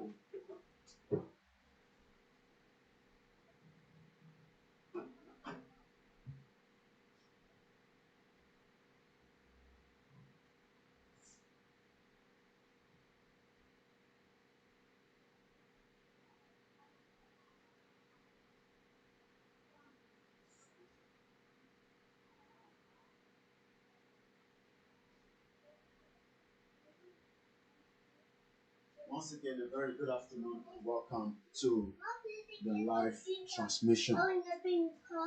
Okay, mo ti gbọ́ nǹkan tó ń sọ ojú ẹ̀ ti pọ̀ jù. Mo fẹ́ kẹ́ wo mo fẹ́ zoom in a little bit. Ẹ wo lẹ́lẹ̀ palace yẹn. This is what we expect. This ẹ wo palace area ti Buckingham Palace. Ẹ wá compare sí èyí tẹ́ ń wò ní ẹ má bínú ṣé transmission ẹ̀ ṣì wà on ní Ilé-Ifẹ̀ ṣá, because I think I'm seeing okay, ẹ má bínú, I think there's a mixed up. Okay, Rampati, why are we getting 3 layers? Mumbo. Okay. All right, Mumbo. I'm not sure why we are not getting Ile-Ife anymore. Okay, ṣé torí pé mo ti move and okay, jẹ́ kí n lọ mú látòrí browser mi. So, mo fẹ́ ká kọ̀ máa wo Palace Kábíyèsí wa. Bear with me right there, Mumbo. Once again, a very good afternoon. At 2:45, you're watching a live transmission as in Ghana identity crisis. No identity crisis until the British government. Okay, hold on, quick transmission at law. What a party. So I think Lukawa on. I think I saw him earlier. If he's still on. Yeah. Just leave it. I'm not sure whether they are still on. All right. Okay, we're just gonna leave that. I'm not sure whether they are still on anymore. So we leave that alone so that he doesn't disturb our conversation. We just leave that. But at least you have an idea what I'm talking about, when it comes to the palace of Buckingham Palace as against Sherry Gbogbo Kota and Penny medieval, I want big anti evil. Sherry Gbogbo and we rate on basic Gbogbo. And as we always say, until we all make up our hair, it will be palace in Sherry. Otikpe is the old palace, but they are still maintaining it as against our own palace. It will be palace in Sherry. Ẹ wá wo choreography. Ẹ wo choreography tí wọ́n present sí àgbáyé as against nígbà tí ikú bàbá yèyé kú. Ìgbà tí ikú bàbá yèyé kú, ọkọ̀ gbùrùgbùrùgbùrùgbùrùgbùrù àfi gbògà. Ó fẹ́ tẹ̀ dàbí pé àtẹ̀mọ̀ pọ̀ bá yẹn ọba aládé ni. Ìyá tẹ̀ tún fẹ́ máa wò pé àbí ikú bàbá yèyé tá à ń pariwo tí gbogbo wa ń sọ̀rọ̀ lé lórí ni. Ẹ wo choreography táwọn òyìnbó táwọn ń gbé kalẹ̀ látijọ́ tí queen wọn ti kú nísìn. And this is why ọmọ tí mo ní mo pàdé lílé tó náà ní Sardinia, Italian passport ló wà lára ẹ̀. But he prefer ẹ tún wo picture yẹn dáadáa nísìn. Ẹ jẹ́ kí n zoom ẹ̀ padà sẹ́yìn.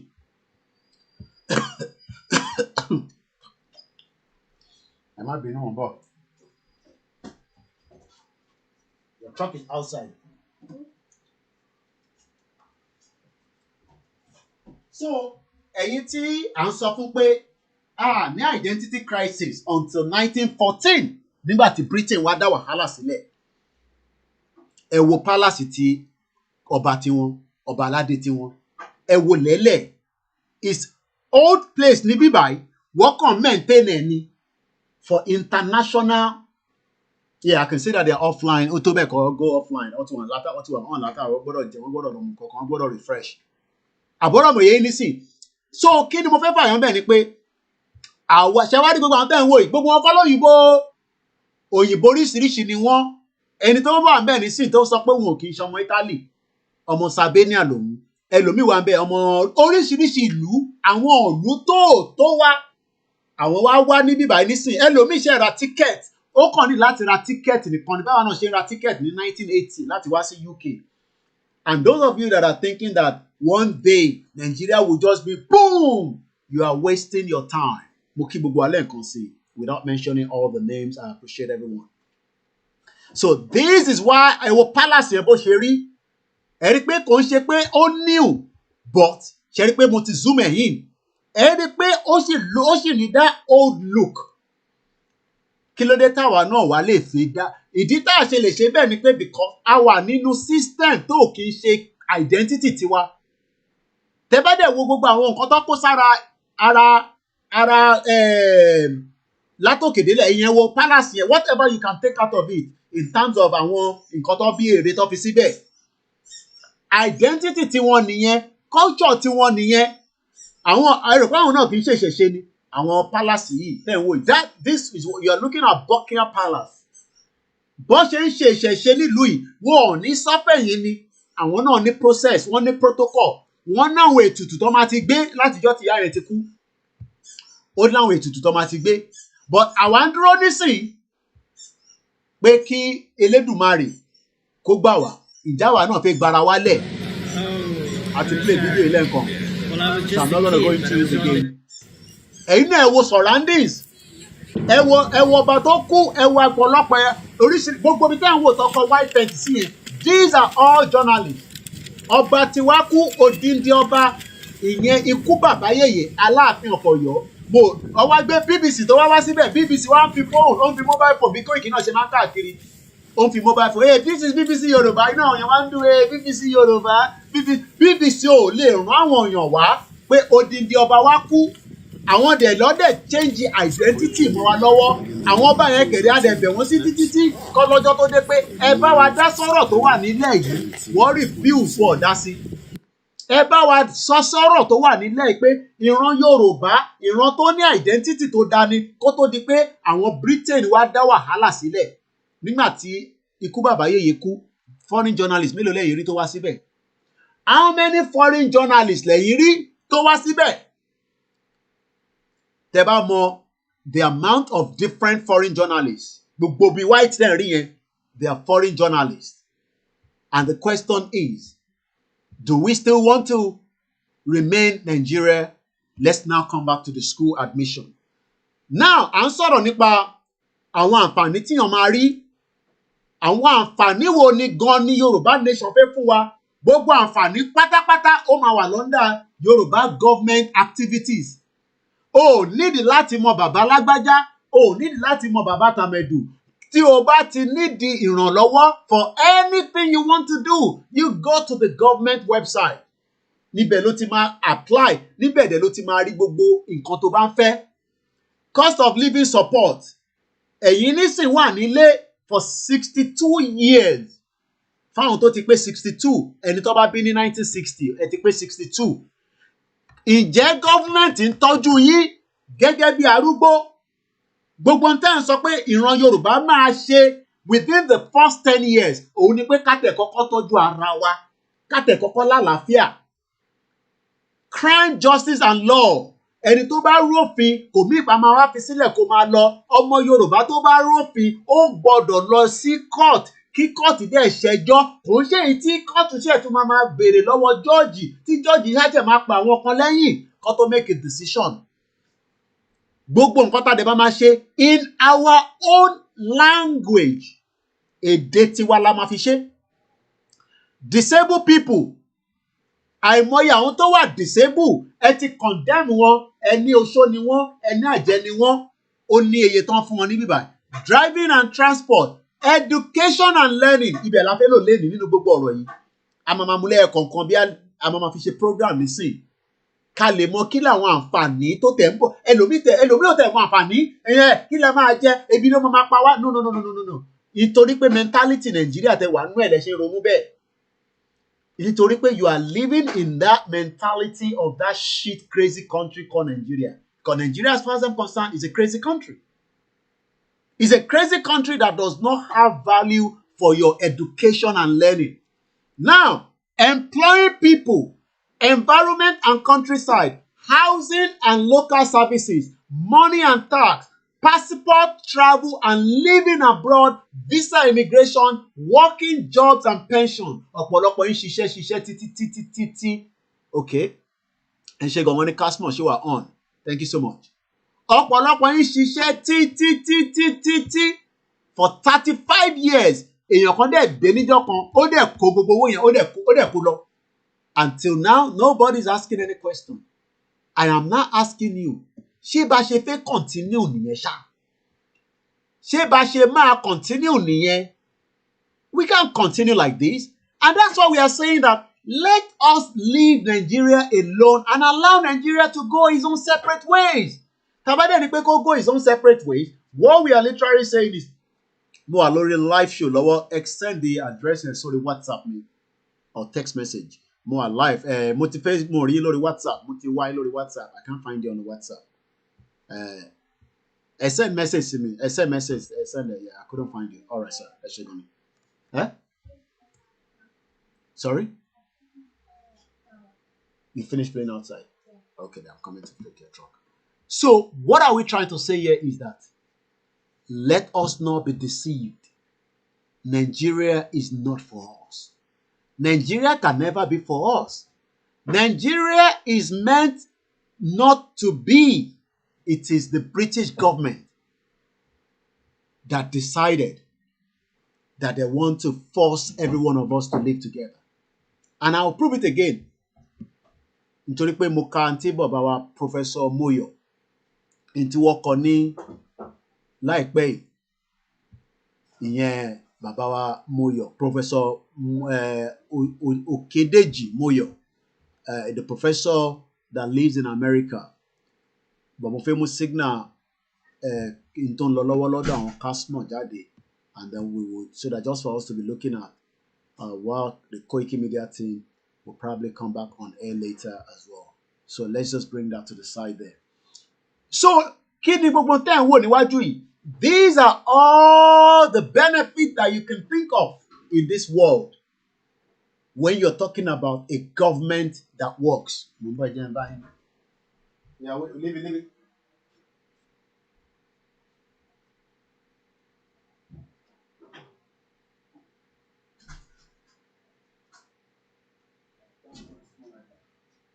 So, when we talk about a system, it is a system that first must know how many people ló wà nínú Nigeria. I mean, nínú Yoruba land. Because tá bá mọ̀ mélòó ni wá, la máa tẹ̀lé kọ́kọ́ lè máa sọ pé a fẹ́ identify àwọn problems. Because nígbà tí mo dé school ọmọ mi láàárọ̀ yìí, wọ́n ti ń retí wa pé à ń bọ̀. Because ó ti wà nínú record pé ọmọ yẹn máa wọlé sí school lénìí. So kò ń ṣe pé tí a ṣe máa padà bí pẹ́pẹ́pẹ́. No. It is a system that works. And just to fast track the conversation quickly, school admission. Okay, I think they've left the palace, so there's no point because we can't hear what they're saying. So let's just focus on the camera here alone. Once again, a very good afternoon and good evening if you're watching us from different part of the globe on this live transmission. In the 12th of September, 2022. Nígbà tá a dé school yẹn lẹ́nìí, I was able to now understand more that pé kí ló ń difficult láti set up institution school fáwọn ọmọ kéékèèké tó máa lọ. As we speak today, as Sọ́níjọ́ òní, there are more than 7 million Yoruba children, whether from the reception, nursery, primary, university, technical school, that are not attending any form of education. 7 million, Lenny. 7 million. And the question is, do you think that we can continue in that direction? And then you think that is about election 2023. This is far more than election 2023. The situation that we are in right now is that the country needs to dissolve, and it must dissolve very fast. Kò ń ṣe tí a máa sọ pé ó gbọ́dọ̀ díjọ́ báyìí, a gbọ́dọ̀ máa fi time frame sí pé ìjọ́ ogan ló fẹ́ dissolve. Because tá bá ti ń sọ pé kó dissolve after 2023, then we are also leaving room for all the unnecessary things. Because àníyàn àwọn ọ̀kan nísìn ni pé kí a máa push ẹ̀ títí tó máa fi ṣe election ní Nàìjíríà ní 2023. And we must not give room to that nonsense. Àwọn tó set up Nàìjíríà, àwọn ní system táwọn ọmọ tí wọ́n fi ń lọ sílé ìwé. Ṣèbí system yẹn náà ni àwọn tí wọ́n fẹ́ set up during the regional government kan tó tún dàrú. And there's a lot of evidence that gbogbo tó ń ṣẹlẹ̀ ní Nàìjíríà kò ṣẹ̀yìn British government. And some of you think that the British government will allow us to go just like that. kò sí gbogbo àwọn ọmọ tí wọ́n nísìn tí wọ́n ti wọ school ọmọ tèmi náà ti jàǹfààní ẹ̀ ó ti wọ school lẹ́nìí but àwọn tiwa tó wà nílé tó ń dá identity crisis sílẹ̀ they are not going to school they are roaming around the street wọ́n ta pọfupọ́fù ta kúlíkúlí ẹ̀ńtọ́ máa bá sùn ẹlòmíì akọ gbóyún délé ọ̀tẹ̀nímẹ́ tó bá sùn nígbà tẹ́pà tó bá sùn nínú gáràjì ti pọ̀jù kò lè rántí kò lè pinpoint pé gbọ́n báyìí ló bá òun sùn àwọn ọmọ kéékèèké tó yẹ kó wà ní school. So now let's look at this. Most school starting age, most children, gbogbo ọmọ ọ̀dọ́ tó wà nílùú yìí. Ìdí tí mo kàn ṣe fẹ́ sọ ọ̀rọ̀ ilé ni pé torí pé September is the month of school. Most children start school full time in September after tó bá ti pé ọmọ ọdún mẹ́rin tó ti ṣe birthday the 4th year. This means that they will turn 5 during their first school year. For example, if your child's birthday is between 1st of September 2021 and August 31st, 2022, they will usually start school in September 2022. Oh, nídìí láti lọ máa bá senator pé kó jọ ọmọ ẹ̀ pé wọ school. If Nigeria was working, this is what they should have offered you for the last 22 years. Even if I don't mention from the last 60 years or 62 years of the independence. If you do not think that your child is ready to start school at the usual time, they can start as long as they are in full-time education by the time they reach compulsory school age. Ǹjẹ́ àǹfààní wà pé kí ọmọ tó fẹ́ lọ sí school kí làwọn àǹfààní yẹn àti pé kí ni wọ́n fẹ́ jẹ́ kí ọmọ yẹn kó achieve? Wọ́n fẹ́ kẹ́ farabalẹ̀ ká kọ́kọ́ lọ wo mo fẹ́ lọ wo I don't have the copyright to this video but I just want us to watch it. Èmi á wá sọ àwọn nǹkan tó sọ fún mi nígbà tí wọ́n bá wa sọ̀rọ̀ ní school lẹ́nìí tó fẹ́ jẹ́ kí ọmọ Oòduà yín tó fẹ́ kó achieve. Ǹjẹ́ ìwọ tó ń sọ pé ká keep one Nigeria, ǹjẹ́ ìwọ náà ń gbèrò bẹ́ẹ̀ fún àwọn ọmọ wa tó wà nílé tó jẹ́ ọmọ Yorùbá, ìsọmọ Ìgbò ni mo sọ, kò dẹ̀ ń sọmọ Haúsá, not that we don't like them, but à ń sọ̀rọ̀ nípa ìran tiwa náà ká tẹ̀ tó máa sọ̀rọ̀ nípa ìran tiwọn. Ǹjẹ́ àwa náà fẹ́ jẹ́ kí àwọn ọmọ wa tó wà nílé kọjá àǹfààní? Let's watch this. All about the reception baseline assessment. Information for this video has been sourced from the statutory government guidance found at the end of the revised EYFS framework. So what is the reception baseline assessment? The reception baseline assessment is a new statutory assessment for the EYFS. It's to be done in the first 6 weeks children start in reception and assesses children in mathematics, literacy and communication and language. The assessment will be statutory. Again, the importance of communication, but also the importance of language. Gbogbo àwọn ọmọ wa wọn ò ní fi èdè Yorùbá kọ́ wọn, èdè Gẹ̀ẹ́sì ló máa fi kọ́ wọn. Ìdí táwa ṣe ń sọ pé táwa náà bá dá dúró gẹ́gẹ́ bí orílẹ̀-èdè, it will now be whether a fẹ́ jẹ́ káwọn ọmọ wọn gbé níbí báyìí àbí a fẹ́ kó wọn padà lọ sílé. Má ṣe wàhálà pé o fẹ́ kọ́ ọmọ ẹ kan lọ Nàìjíríà nísìnyí o fẹ́ lọ fa àwọn ọmọ ẹ rúbọ ni. Ẹni tó bá lọ́mọ lọ́hùn ẹ rí kọ́ wọn padà. Tó bá jẹ́ ọmọ tó ní access láti wà ní abroad, ẹ má ṣe pé abroad yẹn ò tí dá nísìn, ẹ kó wọn padà kó má jẹ́ pé ó máa wá 30 million nígbà tó bá jẹ́ ọmọ ẹ gbé. Kò dẹ̀ síbi tó ti lè jẹ́ ọmọ gbé lọ́wọ́ yìí nísìn. Kódà àwọn family ẹ̀ gan lè jí gbé. Kàmáì tí wàá sọ Fúlàní tó ń jíyàn gbé.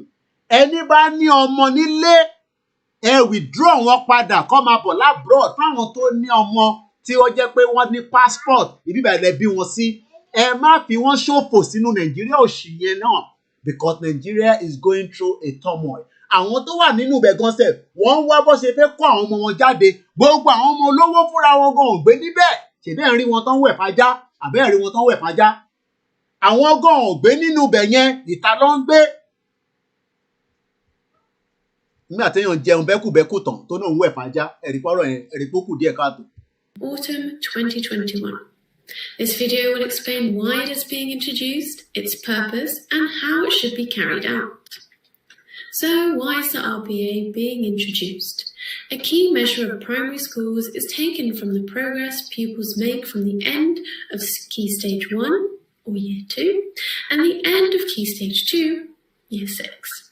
The government guidance says that these assessments do not reflect the important work done between reception and Year 2, and the new RBA aims to change this. So what is the point? The purpose of the RBA is to provide a starting point for year-level progress. The data collected will be compared to Key Stage 2 data 7 years later to provide a progress measure for schools. It is not to be used to make judgments about early years provision. What happens to the data? The data from the RBA should not be used for anything other than the progress measure. It will be confidential and in the National Pupil Database. It won't be shared with others, including schools, teachers, pupils or parents, and the carers, and the school will stay with pupils even if they move schools. What about the results? Schools will not be published or shared. Teachers will receive short statements telling them how the child performed on the day. There is no expected result, and children cannot pass or fail. How will it be carried out? Schools have 6 weeks to carry out the assessment. This applies to children no matter when they join the school in the academic year, and it can be done at any time. I'm not going to bore us with all these. It's just for us to have... Oh, you want cake? Okay, I'm coming. I just want us to have an idea of what it means when it comes to education. I'm coming.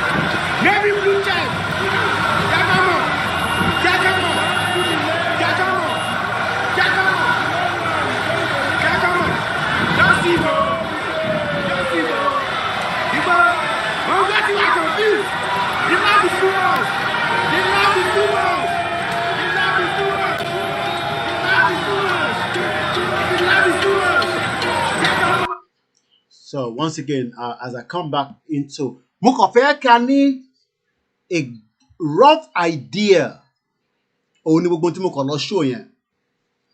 of what education means. Find where you can get childcare. Find out if you can get help with child cost. These are things that we are saying that Tino Yoruba bá dá dúró. Àtẹ kọ́kọ́ wá bá ṣe fẹ́ take care àwọn ọmọ wa, àwọn arúgbó wa. Check what help you could get with child cost. Gbogbo tẹ́ bá fẹ́, mo ti sọ fún yín pé ó ti máa wà nínú system. Oh, need láti mọ KOIKIMEDIA. Koiki ṣé dùgbà tí bá mọ̀ yìí. No. You don't need to know anybody. Oh, need láti mọ any media kankan. A new Yoruba government will be ready to serve every Yoruba first. Àtẹni tó bá ti ní access or reason láti wà pẹ̀lú wa. Torí pé ẹ má rò pé gbogbo àwọn tó ń gbé ní UK government ń fún ní benefit o. Àwọn tí wọ́n ti gba ìwé wọn ní ẹ̀tọ́ sí gbogbo àwọn nǹkan tí mo sọ yìí o. Ẹ lè bèèrè lọ́wọ́ àwọn family yìí tó wà níbí báyìí. Bó ṣe máa rí náà nìyẹn tí ìran Yorùbá bá dá dúró.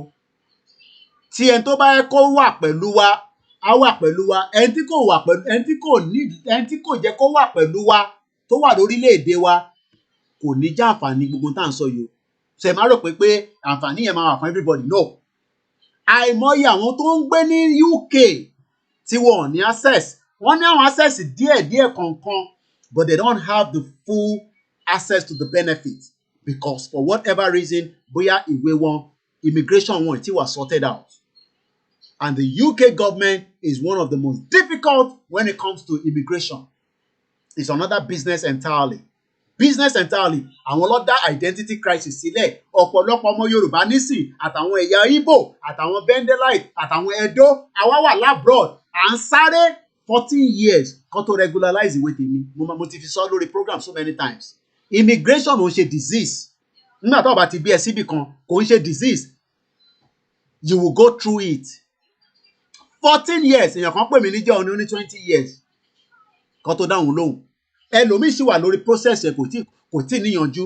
O fẹ́ British citizen omi ìpọ̀ máa fún ẹ ní ìwé automatically is one of the most fraudulent identity. Àwọn wá change identity tàwa. wọ́n gbé identity míì lé wa lọ́wọ́. Identity tó gbé lé wa lọ́wọ́ nísìn kò ní value kankan fún anybody. You want more cake? If o ti jẹ tí mo fún ẹ tán. You finished it? Let me see.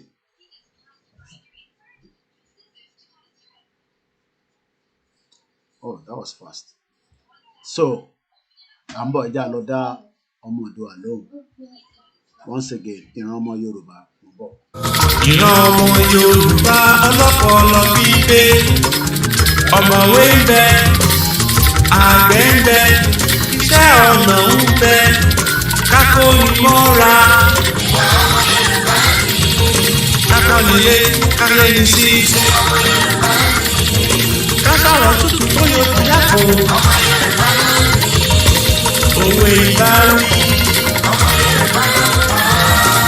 òwe ìkìlọ̀ òwe ìwúrí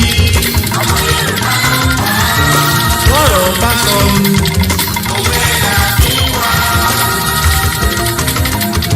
Àtàlẹ́dẹ ńkọ́.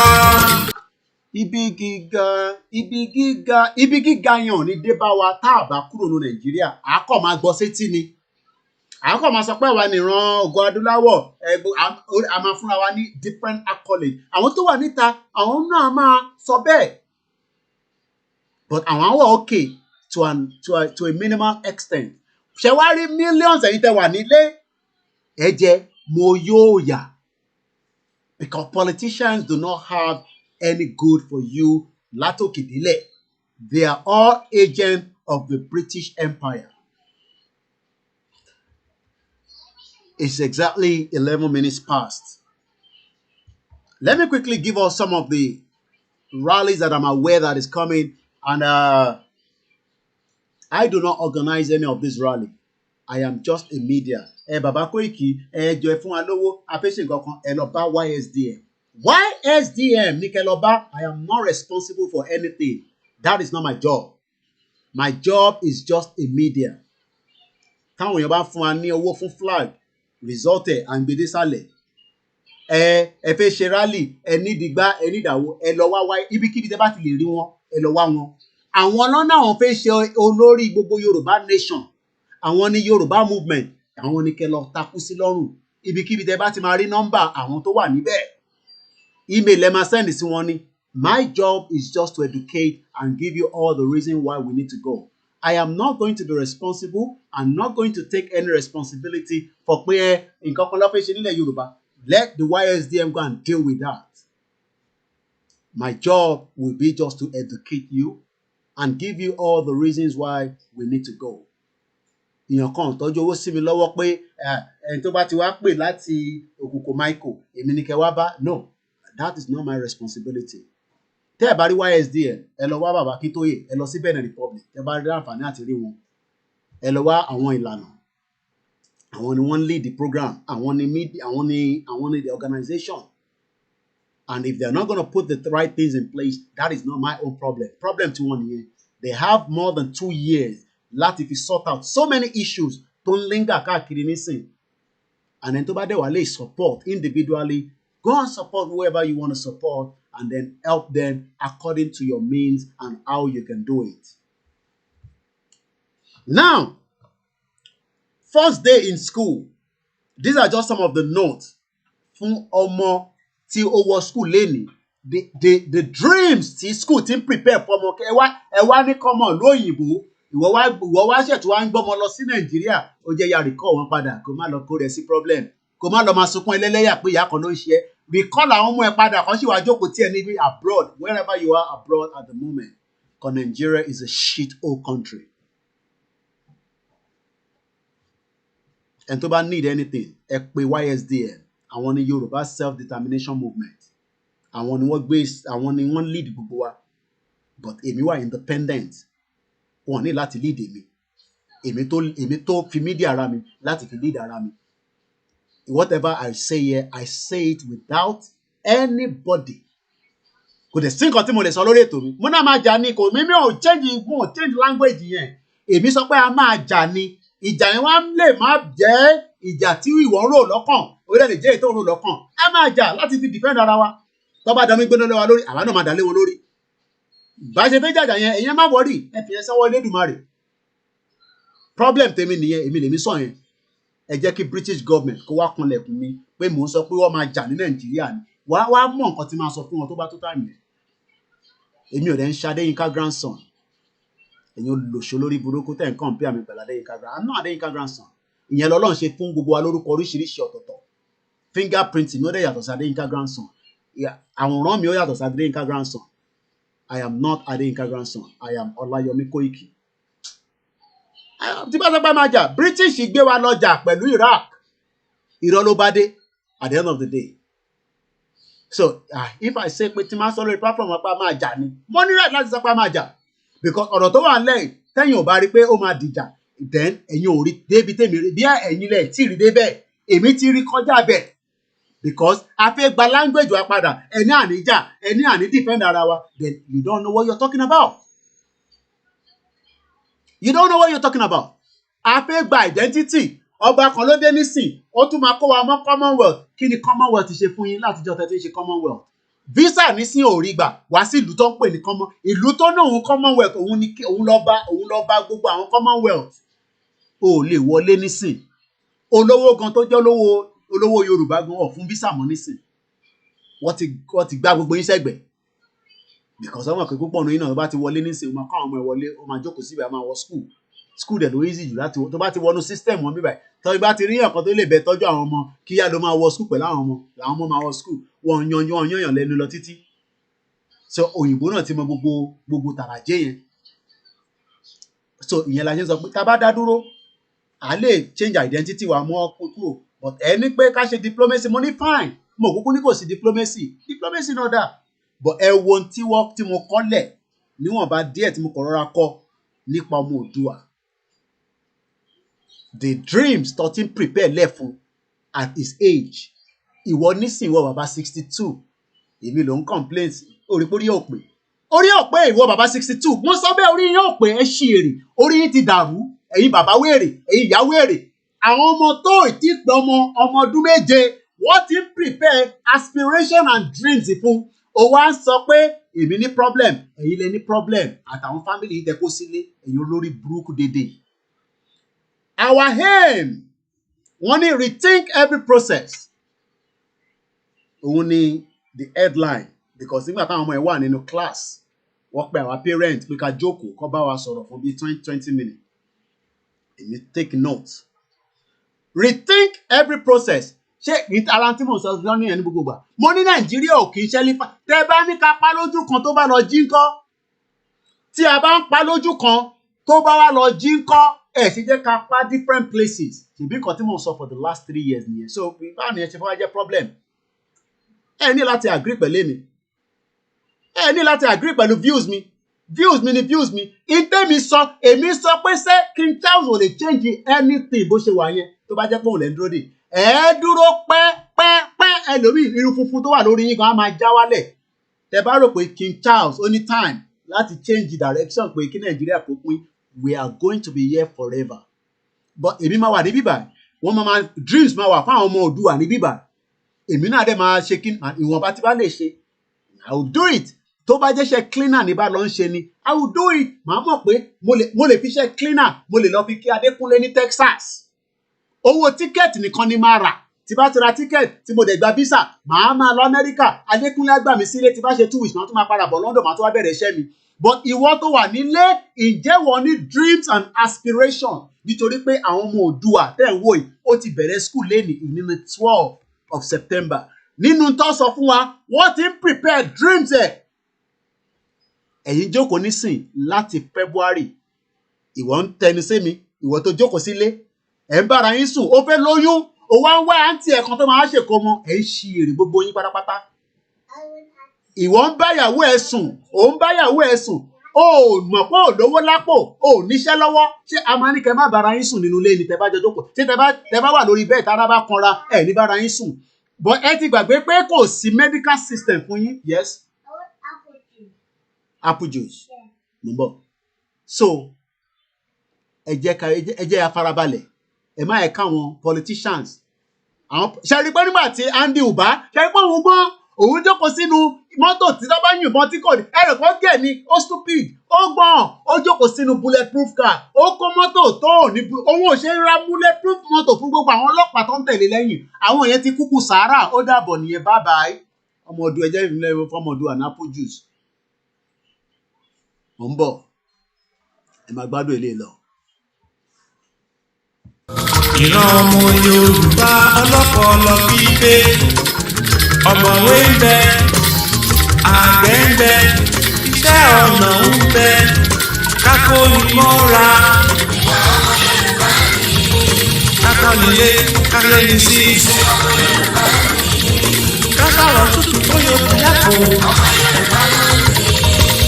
òwe ìbáwí òwe ìkìlọ̀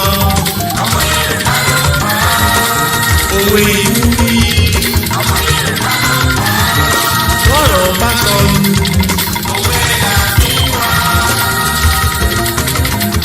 Àkàlẹ̀ ńkọ́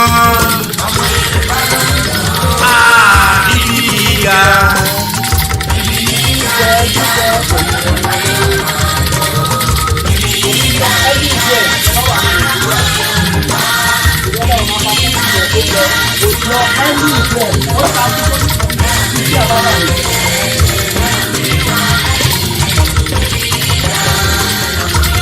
Adéwálé kò fọ́ wa ní ọjọ́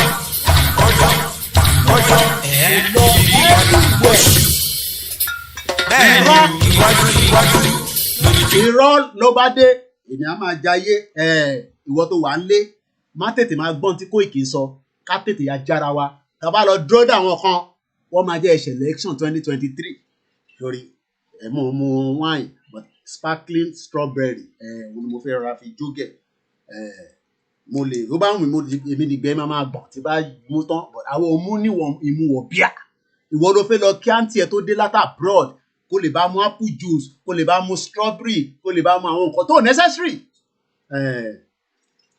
darapọ̀ ẹ má bínú èmi á máa tẹ̀ sí yín lójú so that ìwọ náà lè là kó mọ politician yẹn lórí politician tó gbọ́n Andy Uba wà nínú bulletproof car wọ́n pa àwọn tó kù dànù àwọn tó ń sọ nìyẹn o ẹ̀rí pé òun gbọ́n ìwọ má farawé àwọn politician yìí o Koiki ni kò máa complain kò jẹ́ káwọn bàbá òṣì àwọn kan tó jẹ́ pé wọ́n ti pẹ́ sí abroad jẹ́ pé ìmáa rí wọn ní train station pépà ló máa ń ṣàkáàkiri wọn ò lè wálé èmi fẹ́ wálé èmi ò fẹ́ dàgbà òṣì àtàwọn bàbá wa kọ̀ọ̀kan àwọn ìyá wa wọn ò fẹ́ dàgbà lágbà tó máa pẹ́ sí abroad a fẹ́ wálé kò yẹ nísìn máa dúró àwọn ń kó ẹ̀ tó yẹ pé tó ń sọ bàbàbàbàbàbàbàbàbà King Charles III cannot change the situation in Nigeria tó bá jẹ́ ẹ̀lẹ́ ń gbàdúrà fún ni àfikún lọ bí atọ́lọ́ bá wá kó sínú bọ̀ ẹ jẹ́ káwa tẹ̀ Ọlọ́run ti kó sínú àwa kí la tún wá à ń dúró de kí gbogbo ẹ̀ kó perfect ká tó lọ gbogbo ẹ̀ gbọ́dọ̀ létò ètò òṣìwọ́ ètò tẹ́ ẹ̀ ní for 3 years ẹ̀ ní ètò gbogbo ẹni tó bá ń wá anything ẹ lọ bá YSDM àbí kẹ lọ bá ìlànà àwọn ni kẹ lọ bá àwọn ni wọ́n náà wọ́n lead wa mídíà làwa àwa kàn ń bá yín pariwo ni àwa là ń bá yín pariwo idea tẹ bá ní ẹ lọ gbé fún YSDM ìbẹ́ ti náà àwọn ọ̀mọ̀rọ̀ sọ àwa táwọn ọ̀mọ̀rọ̀ sọ yẹn àwọn tó mọ̀rọ̀ sọ yẹn kẹ lọ bá o àwọn tó mọ̀rọ̀ sọ yẹn àwọn ní kẹ lọ gbé gbogbo ẹ̀ lé lọ́wọ́ torí pé àwọn mọ̀rọ̀ sọ ẹ̀wọ̀n kan ti ní Koiki ò mọ̀rọ̀ sọ àwọn olùlòṣè lórí burúkú èmi ò ká mọ̀rọ̀ sọ YSDM yẹn ní kẹ lọ bá because structure tó ń tò yẹn ẹ jókòó pẹ́ lórí structure yẹn bí ẹ lè máa lọ bí nǹkan tó ń tò yẹn torí pé tá a bá ń dúró pé kó perfect we are not going anywhere ojú kan la máa dá wà báyìí ènìyàn dẹ̀ máa wá síbí báyìí a máa ṣe tá a bá lè ṣe àpá laptop wa tó bá dé stage kan èmi náà lọ bẹ̀rẹ̀ iṣẹ́ padà àbọ̀rọ̀ mi yìí nísìn a lọ bẹ̀rẹ̀ iṣẹ́ ẹ̀yin tí ẹ wà nílé àwọn ẹ̀yin lọ́ fẹ́ kọ́ bá tẹ́ ọ̀ bá yé yín kẹjẹ́ tètè yálẹ̀ tí yín kò ń ṣàwà táwà láàbùrọ̀ lọ́ fẹ́ kọ́ bá o ẹ̀yin tẹ́ wà nílé àwọn ẹ̀yin gangan lọ́ fẹ́ kọ́ bá pé kẹ́ lọ ṣe election 2023 election tó mọ̀ pé election yẹn gan ó ní k-leg bó ṣe wà yẹn ó ní k-leg bó ṣe wà yẹn ó ní kí ni mo sọ ó ní k-leg Ráńpẹ́ ni hello caller. Ṣé mo pa wà lórí ètò ṣá?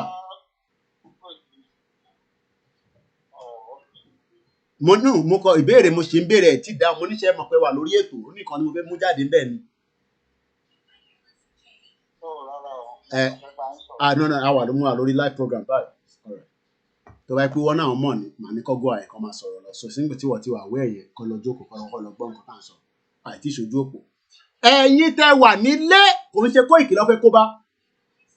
The worst case scenario bí ṣe sọ kí n kàn parí eléyìí ká tó wá ṣojú èpò the phone line rather pé reason ta ṣe láti lọ kọ́ Yorùbá dáadáa nìyẹn torí pé wọ́n gba gidi lọ́wọ́ wa wọ́n gbé òyìnbó lé wa lọ́nu òyìnbó tá à ń sọ náà àárín kò ní value fún àwọn àgọ́ta wà ní bíbà má jẹ́ kó parọ́ fún ẹ o àìmọye àwọn ọ̀nkọ́ ẹ èmi Uber kitchen porter cleaner security ọlọ́run bá máa dọ́tí gbogbo ẹ̀yìn ìyá mi tẹ́wà lábúrò gbogbo ẹwà tájọ́ ń fa gbùrù gidi là ń fà torí gbùrù táwa ń fà yẹn ẹ jẹ́ ká wá fà nílẹ̀ Yorùbá ó pé wa torí pé wọ́n fún wa ní ọ̀wọ̀ ní bíbà so ẹ má ti pè àìtí ṣojú òpó now ẹgbọ́n nǹkan tí wọ́n náà fẹ́ ṣe fún ọmọ Oòduà wọ́n kọ́kọ́ ní rethink every process. I've never come here to condemn anybody pé nǹkan báyìí ló ń ṣe níbì kan níbẹ̀ yẹn báyìí ló ṣe ń tò níbẹ̀ yẹn ìyẹn kan mi but èyí tèmi bá ń sọ tẹ bá condemn ẹ Ògún lákàyè máa wọlé pa gbogbo yín ni Ògún lákàyè máa wọlé pa gbogbo yín pátápátá nítorí pé èmi gbé pẹ̀lú àwọn Britain ibẹ̀ lèmi gbé so mo mọ kọ́nìkanì wọn tó bá jẹ́ pé diplomacy ni a máa pẹ́ lórí ìdájókòó lé lórí fact lẹ́gbọ́ lẹ́nu mi yẹn àwọn tó ní kẹ́ lọ ṣe diplomacy ẹ máa pẹ́ 20 years àìtí ní Yorùbá nation gbà ni mo sọ fún yín yẹn àwa dẹ̀ máa wà ń bíbà I'll probably be 60 kódà máa ti máa wà ní age tó máa fún mi ní free bus pass èmi gan lè wait ojoojúmọ́ ni mò ń ra bus pass ó ní ètí mò ń ná àwọn tó wá pé 60 tó ti pé 60 plus ọ̀fẹ́ ló máa ń lọ bọ̀wọ́ ti ṣe bàbá iṣẹ́ fún ìlú yìí ẹ máa gbọ́ nǹkan tó sọ fún ọmọ Oòduà ìwọ ṣe the same thing náà ni wọ́n sọ fún àwọn ọmọ tiẹ̀ tó ti wọ school àwọn ọmọ tiẹ̀ tó jókòó sílé tó lọ school kúlíkúlí lẹ́yìn gbé kílé wọn lórí kọ́ máa tà káàkiri ìtọ́bádẹ́rì bá sùn mo rí bàbá kan lógùn state irú àwọn yẹn fídíò fà ni a máa gé kíní ìsàlẹ̀ wọn ni bàbá ìkan náà ní Àbújá mo rí kan tó bá mọ ẹ̀ sùn ọmọ ènìyàn bá sùn ó ti ya wèrè ọmọ ẹ obìnrin ló kì mọ́lẹ̀ kò rọ́bìnrin kankan mọ́ ọmọ tó bí ló ń bá sùn nínú ilé èmi sọ fún yín pé àwọn ọmọ tiwa gan nílùú yìí wọ́n ń sùn sínú same room ọmọ mi ọkùnrin kò sùn sínú yàrá obìnrin kò sí ìbí àwa la bí wọn bọ̀ ní tí ìjọba sọ pé wọ́n gbọ́dọ̀ sùn papọ̀ olúkálukú dá wà ní olóṣì ẹ̀yin dẹ̀ wálé ẹ má tètè ya kẹ́gbọ́n ránù dáadáa tá a bá ti pè fún rálì kẹ́ tètè ya bọ́ síta kẹ́ máa sọ fún yín pé máa pa yín ìgbà wo lọ tí pa yín tẹ́lẹ̀ our hail ẹ wá gbọ́n nǹkan tó sọ wọ́n ní ìntàfẹ́ jẹ́ kí ọmọ yín jẹ́ tó máa fi ṣetán ní school yìí a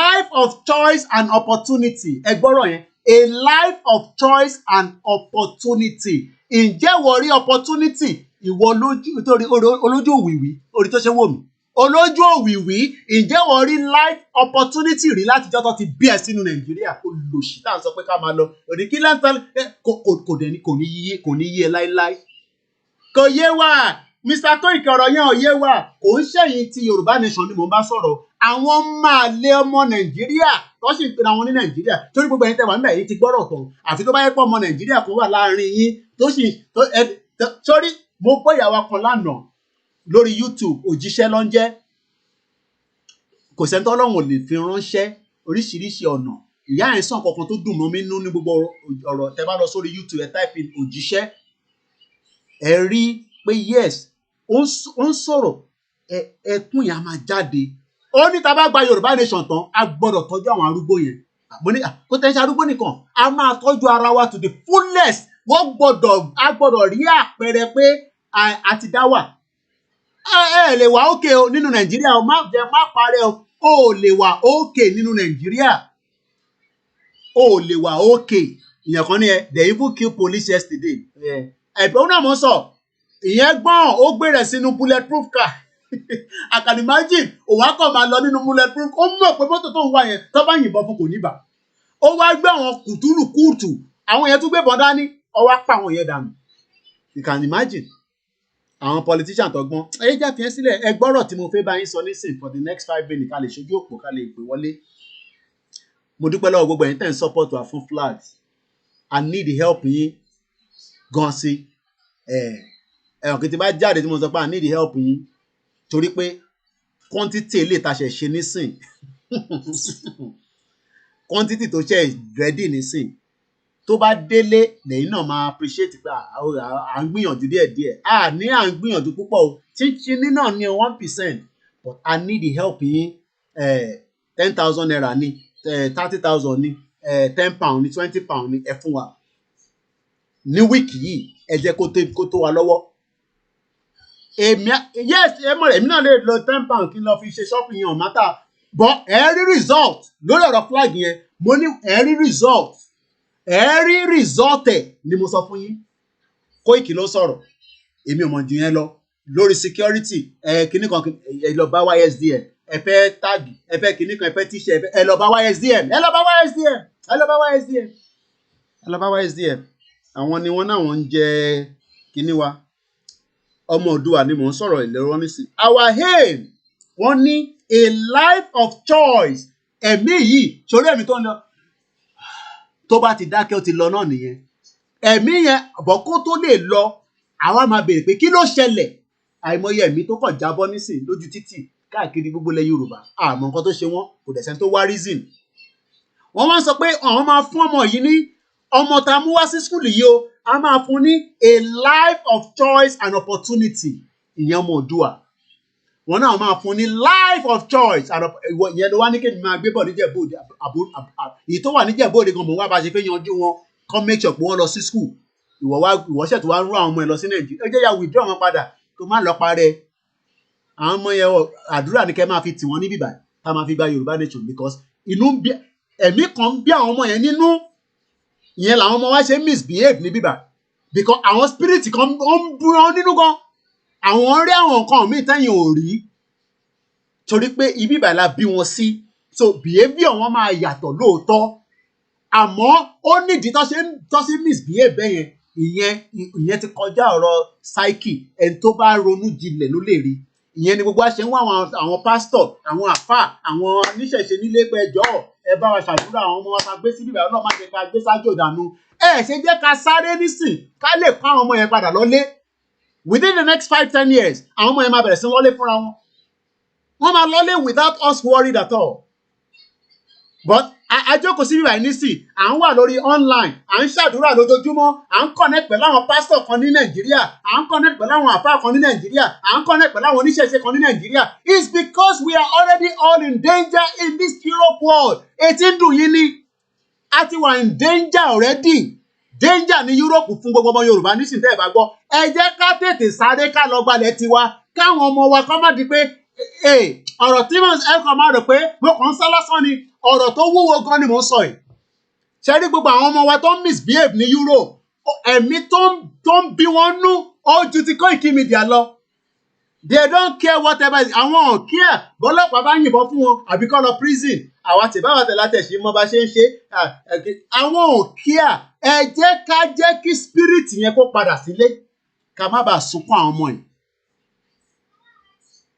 Wọ́n ní wọ́n ti ń bá ọmọ Oòduà ronú university offer can you imagine ọmọ tó ì tí pé 7 years old wọ́n ti ń bá ronú pé tó bá máa fi ṣe tán ní reception yìí ó gbọ́dọ̀ ní offer tó dá ní university ìwọ lòṣì ìwọ bímọ kalẹ̀ ó wá ń sọ pé àwa tá à ń ṣe Yorùbá nation àmọ́ tá à ń sọ àwọn ọmọ tó bí kalẹ̀ kí ló fi ṣe òfin wọn tẹ̀pà àbí ọ̀rọ̀ tẹ̀ tí ń bà mí sùn nù wọn gan sẹ̀ mad people all over the place ẹ ti ń ṣi èrè gbogbo yín pátápátá you are all mad àwa ń ronú àwọn ọmọ wa tó wà níbẹ̀ pé bó ṣe ń gbádùn káwọn ọmọ tí ó wà nílé náà ní gbogbo abúlé kọ̀ọ̀kan láti Kwara state títí dé Kogi state títí dé Ọ̀ṣun state títí dé Èkìtì state Ọ̀yọ́ state Lagos state àti gbogbo ilẹ̀ Yorùbá kí àlàáfíà lè wà níbẹ̀ ẹni àwa tá à ń ṣe Yorùbá nation ẹni àwọn tá à ń sọ àwọn ọmọ tiwa kẹ̀rẹ́ wọ́n ń prepare wọn sílẹ̀ ó wá ní káwájọ compete mad people all over the place.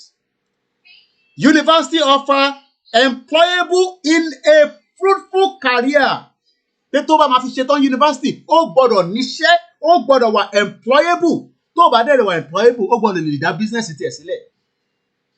I pity a lot of ẹ̀yin tẹ́ wà ń lé ẹ má listen sáwọn politicians yìí àwọn yẹn bàbá grandma mi kó tó kú á ní 419 times 2 ló máa ń pè wọ́n 419 kó wá multiply it by 2 òun làwọn olórí burúkú bá wọn politics látòkè délẹ̀ bí á díẹ̀ ní wọn bí á ta bá rí percentage tó wà láàrin wọn tó gbádùn lọ́kùnrin àbí obìnrin chíchí ní báyìí ó lè ní gbogbo wọn lọ sí ni wọ́n jókòó sórí 1999 constitution wọn ní kẹwàá lọ dìbò olè ni wọ́n olè ajíbólè olè ó yẹ kẹ́ lẹ̀ wọ́n lóko pa ni bẹ́ẹ̀ ni mo sọ kẹ́ lẹ̀ wọ́n lóko pa rally yẹn ló máa jáde kù díẹ̀ wọ́n ní university offer employable in a fruitful career tools for greater life wọ́n máa fún ní gbogbo mo wá wo classroom yẹn báyìí mo ní kábíyèsí ọlọ́run mo wá wo gbogbo ẹ̀ báyìí mo ṣáà wo gbogbo mo wo room méjèèjì yẹn táwọn ọmọ yẹn máa ṣeré táwọn ọmọ wọnú bẹ̀ tó bá rí bọ́ṣe to the standard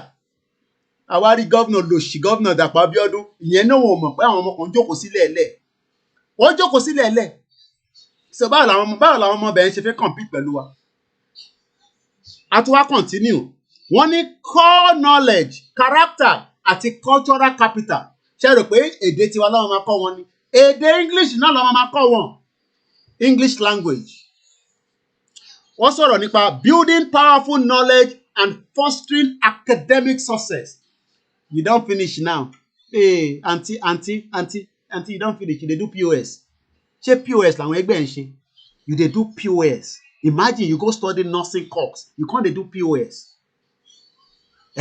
you dey do POS you wan become tailor you no know say na tailoring na good business but you no get light you no get electricity you no get money for equipment wọ́n wà nílé Ifẹ̀ nísìnyí tó yẹ kó lọ darapọ̀ mọ́ kí ló kúkú ń ṣe tẹ́lẹ̀ náà ó ṣe kankan lọ bá wọn jókòó sí ilé Ifẹ̀ kọ́ máa fún ẹ lóúnjẹ kí wọ́n náà wà láàrin wọn bẹ́ẹ̀ torí kí láwọn ilé ṣe nílé Ifẹ̀ nílé kábíyèsí tẹ́ pé tó bá ti pè ní tó tún lọ báyìí nìyẹn kábíyèsí tán ní kò sí nílé tí ìyá àdúrà bá pe kábíyèsí ní tó ń lọ nìyẹn ṣé ìyá àdúrà máa ń gba appointment kó tó rí kábíyèsí ṣá ẹ jẹ́ ń gbé ẹ wọnúlé ẹ ní sóríire ni mo sọ gbogbo yín pátápátá ẹ ní sóríire ògùn lákàyè máa pa yín ni ṣé ìyá àdúrà máa ń gba appointment kó tó rí kábíyèsí tí kábíyèsí máa gbéra láti ilé Ifẹ̀ tó ń lọ sọ́dọ̀ ìyá àdúrà lẹ́kọ̀ọ́ mad people all over the place àná olóṣì ní gbogbo èyí tẹ̀ ń support wọn olórí burúkú ni ṣé kábíyèsí ń gba ohun ṣé ìyá àdúrà ń kọ invitation kó tó rí kábíyèsí tiwa Ọọ̀ni of Ifẹ̀ Ọ̀jájá the second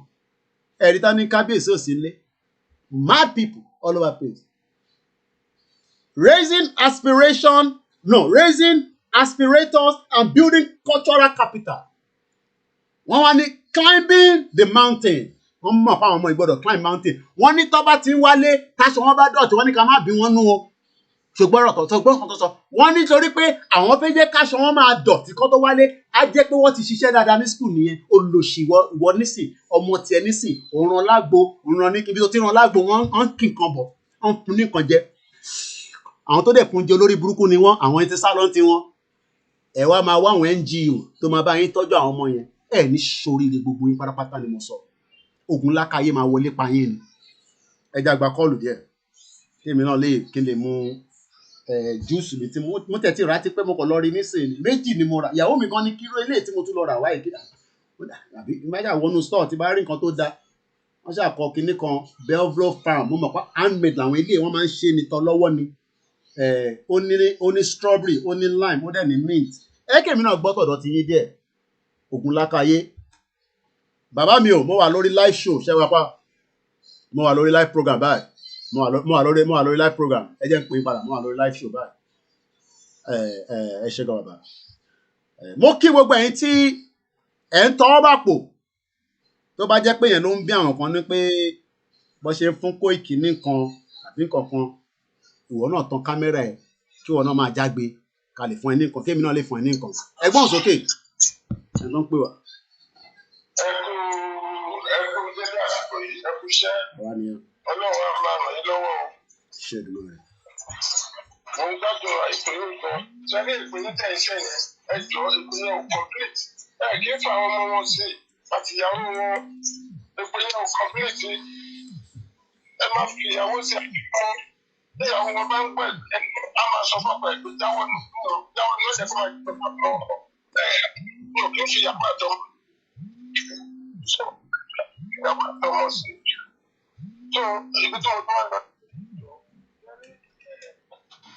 rally jẹ ló ń bọ̀ yìí àwọn YSDM ẹ fi pé mo ń jẹ́ àdúrà lè yọ omi ìpara fún àmọ́ schedule my mind. Àwọn YSDF yẹn àbí àwọn YSDF bẹ́ẹ̀ pariwo yẹn àwọn kọ̀ọ̀kan jọ ní jẹ́ kárí láti yẹ wò. Sẹ́rí tí Sunday kó nísìnyí sígbà tó wà láàrin wọn yìí ló máa ṣe mọ nítorí tí àwọn ọmọ fi ń ta wórógbó. Ẹ mọ̀ pé bàbá yẹn ò sí láàrin wọn bọ̀ tó ti sí kòtò wà láàrin wọn sí. A ti wá mọ nísinsìnyí abájọ táwọn Yorùbá politics ó ti lọ fún wájú láti rí àti kílẹ̀ sí ọ̀rọ̀ tí ó ti kú báyìí.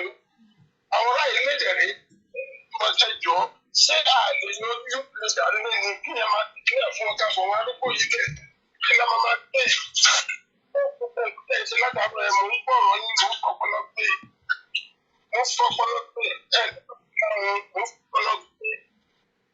ẹ̀yẹ wo nǹkan láti fún ẹ̀yẹ wo nǹkan tí Wike sọ Wike ti tú àṣírí wọn pátápátá tí gbogbo tó ń tó de Wike ní pé èèyàn fẹ́ ẹ̀kọ́ àti kò ní pírẹsidẹ́ǹsì orí àwọn àgbàlagbà Yorùbá yìí máa ti dàrú ẹ̀ máa gbà mí níbo la wá lọ kí lè Wike èèyàn tú àṣírí fún yín pé èèyàn wà ní pírẹsidẹ́ǹsì tó fẹ́ ẹ̀kọ́ àti kò kí lè tún fẹ́ ṣe àwọn ọmọ olófẹ́ kó sọ̀kalẹ̀ ìdánwò Tinubu tí tó kó pa tíkẹ́ẹ̀tì àwọn ọmọ adúlọ́sẹ̀ ni. Fúlàní lọ́dún yìí Yorùbá lọ́dún yìí sẹ́kù pé wèrè ní Fúlàní ni wọ́n wá rí Fúlàní lẹ̀ wọ́n wá gbé fún Yorùbá ni.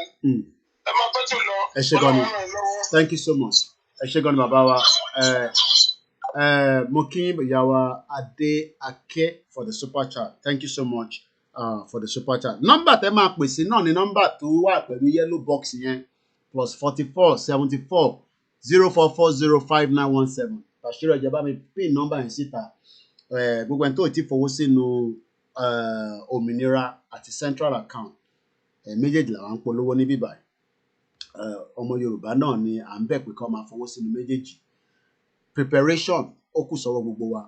Agége mega rally ó ti súnmọ́ tán ó ti ń bọ̀ láìpẹ́ yìí but ní wíìkì yìí náà à ń retí rally tí ìyàwó akọ̀ntẹ́ pé àwọn nìkan ni wọ́n sponsor ẹ̀ láìpẹ́ èrò púpọ̀ sí ju pé àwọn ọmọ tó máa lọ kọ́ mobilize wọn adúpẹ́ lọ́wọ́ wọn for putting it together. Ìyẹn ni rally yẹn máa wáyé ní Abẹ́òkúta ní this week lágbára Elédùmarè. A kí gbogbo ọmọ Yorùbá pátápátá nítorí pé kò sí Yorùbá kan tó ga jura wọn lọ bẹ́ẹ̀ ni àmọ́ gbogbo wa náà kọ́ ni a máa gbé ìgbésẹ̀ tó ga jura wọn lọ. Yorùbá gbogbo wa nìkan náà but àwọn kan máa gbé ìgbésẹ̀ tó máa jura wọn lọ àtayébáyé nìyẹn so ìyẹn ṣe big deal. Hello caller ẹgbẹ́ òsókè à ń gbọ́ yín. Hello Koiki ṣé Koiki wọn bá sọ̀rọ̀. Kò pé méjì. Ok Koiki wọn gbádùn ètò ẹ̀ lọ́wọ́ tí mo wá orí olóògbé láti Manchester. Ẹ káàbọ̀ ẹ̀gbọ́n mi gbogbo Manchester nǹkan bẹ́ẹ̀. Ṣé àwọn ọmọ tí náà ti wọlé ẹ bá ń kí gbogbo wọn ní gbogbo Manchester.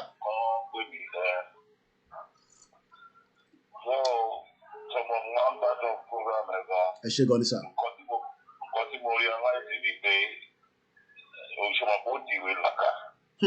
Wọ́n kó wa pọ̀fẹ́sọ̀ bí kankan dà lè ṣòfò. Gírámà àwọn àṣọ èdè lédè làwọn aṣọ. Wọ́n lè pèdè lédè kọ́ ọ̀yàn ní nǹkan èèyàn máa mọ̀ sódì. Kábíyèsí ẹ̀. So problem tí mo rò pa ní nìyẹn because èmi ò understand nígbà tí mo wò láàárọ̀ ẹ̀ sọ pé wọ́n náà fẹ́ wá ọba ẹ̀ṣẹ̀ lọ wọ́n ṣẹ̀ṣẹ̀ ń bẹ̀.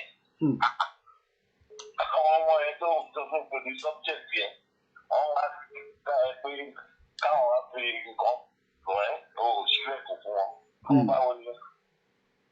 Ìjọba ẹ̀ṣin gbogbo ẹsẹ̀ kan ya wọn kábà tẹ̀ kọ́ lẹ́yìn gbogbo gẹ̀ẹ́sì yẹn. Ẹ̀ṣẹ̀ bọ́ bá wá pé ẹnì yìí tí ó dá wa lò. Ẹ má drop o mo máa dìde nísìn ẹ máa sọ̀rọ̀ lọ kò ní pẹ́ bí 1 minute máa sọ̀kalẹ̀ báwo yẹn ń gbọ́ yẹn máa sọ̀rọ̀ lọ. Ẹ má jà bá wọn wí. Because àwa fúnra wa gan fúnra wa lọ́wọ́. àwọn fight Yorùbá nation and ṣe gbogbo ẹ̀. So yẹ kó máa bí ọmọ Yorùbá for anything. Also yẹ kó ọmọ Yorùbá máa tackle anything. Because at the end of the day, everybody ló máa hold the platform ibi tó ń ṣiṣẹ́ sí. Èmi náà ti máa ń sọ fún wọn for long time pé kò sí bá ṣe fẹ́ gbà bóyá fẹ́ foundation bẹ́ẹ̀ ní dàrú. Bàbá dàrú tán ní Ukraine àti Russia, wọ́n ṣe wà máa gbọ́ àti table. Kájọ máa negotiate. Kan lè sọ pé ẹjọ́ mò ń lọ o, ẹ̀rẹ̀ máa bọ̀ra yín lọ́wọ́. It's not possible. Ṣé o ń bọ́ mi Koiki? Mo gbádùn yín ẹ̀gbọ́n mi o. Mo gbádùn yín sẹ́ẹ̀. Mo gbádùn yín. Ẹ máa sọ̀rọ̀ lọ. Ẹ má bínú mo sáré lọ bọ́ mọ̀ ọdún àlókè ẹ̀ mo ti sọ̀kalẹ̀. Sórí àìlóṣè wà mẹ́kọ̀ọ́. Life and direct mo ti padà sórí ìjókòó mo ń gbọ́ yín sà. Sórí àwọn tá a fẹ́ fara wa tí a fẹ́ jára wa gbà lọ́wọ́ wọn. Bẹ́ẹ̀ ni sà. Wọn ò ní wòran. Àwọn la máa fa gidi jára wa gbà. Wọ́n ní ká má lo agídí náà ni ẹ̀gbọ́n mi. Wọ́n ní ká má lo agídí. Wọ́n ní ká má lo agídí ni ẹ̀gbọ́n mi o.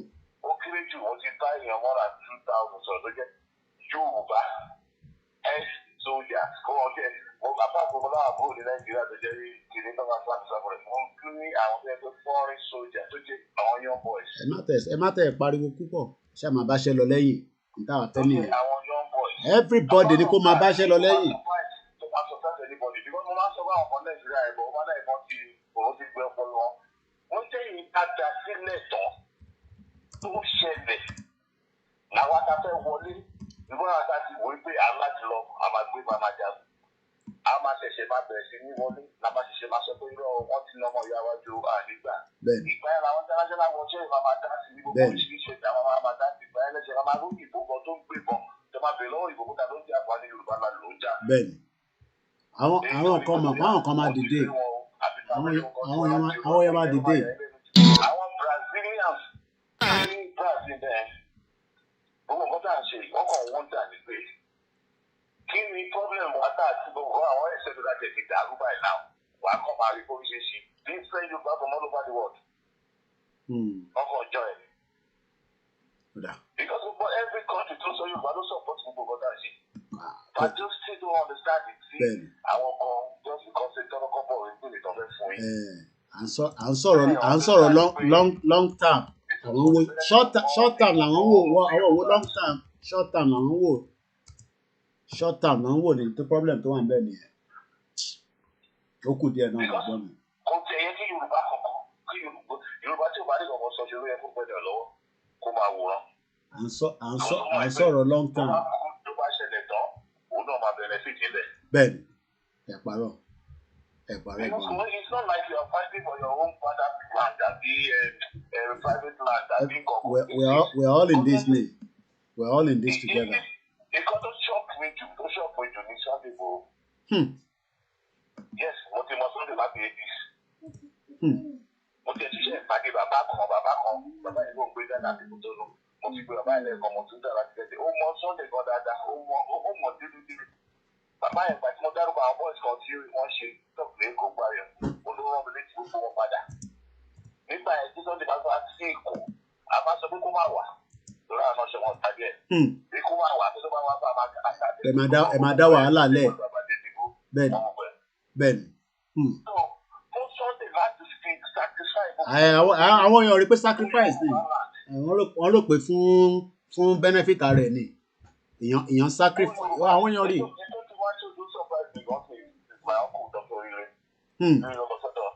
Dr. Ire ló campaign ní kìtì sí ìwò gbọmọ sẹ́ẹ̀dì ẹ̀rọ gbọ́dọ̀ bàbá mi ni wọ́n ní wọn mọ̀ bí tí dókítà wa. Alálẹ̀ máa gbé oríṣiríṣi èèyàn dìde tó máa ràn wọ́n lọ́wọ́ náà nìgbọ́ mi so oríṣiríṣi èèyàn even ẹlòmítà tí expect concept wọ́n máa tún dìde to make this movement move further. Ọ̀rẹ́ Tinubu ni. Bọ̀fún dókítà tó wà kó fi wà kéèsì gbogbo wọn because wọn mọ̀ pé kò láìpẹ́ APC from time pé kò láìpẹ́ gbogbo government system yẹn from time bó ṣe ń ṣe. Ìjà tó fẹ́ lómi láàyè ìjà rẹ̀ gbọ́ mi ẹ ṣé gan ni ẹ bá ń kí gbogbo ẹ̀yin tẹ́ wà Manchester ẹ sáré wrap up ká lè ju fẹ́ lómi náà tún lè ráyè wọlé so ká lè give us many calls. Ìkọ́sí mi kàn sọ ni pé àwọn èèyàn láti bẹ̀rẹ̀ sí ní understand pé wọn kì í fojú ojúbọ̀rọ̀ gbọmọ lọ́wọ́ epo rẹ̀ lọ́wọ́ epo rọ̀. It is a standard thing pé aláti the worst to come. Ó lè ti di dandan pé káyọ̀ Yorùbá bẹ̀rẹ̀ sí build the resistant army. Resistant army yẹn nìkan tó ń sọ bẹ́ẹ̀ pé tó bá dà sí wa lójú ká náà dà sí wọn lójú padà. So nígbà táwọn náà afárá rẹ lọ padà. Ìjọba ìjọba ara wọn ṣe wọn yára wọn brain. Thank you so much. Àwọn kan fúnra wọn mọ̀ pé kò easy. I appreciate. Let's take some other calls. Ẹ ṣé gan mo kí gbogbo ẹ̀yin tí ẹ wà ní Manchester. Ẹ bá ń kí mayor yìí náà adẹ̀kú àṣẹyìndé ìyàwó London Bridge. Once again, we say good afternoon, good evening. That's where you can also have your own say. More people wants to do different rallies. But táwọn kan tẹ̀ ń sọ pé ní Koiki ò ti ṣe rally níjẹ̀bú-Òde. Ẹ̀yin náà bá mi lọ ṣe ètè mi ò bá ti ṣe níjẹ̀bú-Òde. Ṣe jẹ́ pé mi lè wá ń pè. Ṣé mo sọ fún yín pé Ìjẹ̀bú-Òde nìkan mò ń jà torí ẹ̀? À ń jà torí gbogbo ilẹ̀ Yorùbá ni. Ẹgbọ́n òsókè tó ń sọ̀rọ̀ live and direct. Ètò nìyẹn sà. Ẹ bá gbóhùn yẹn sókè, ohùn yẹn lọ́lẹ̀ díẹ̀ láṣẹ Èdùmàrè. Ẹ bá gbóhùn yẹn sókè díẹ̀ sà.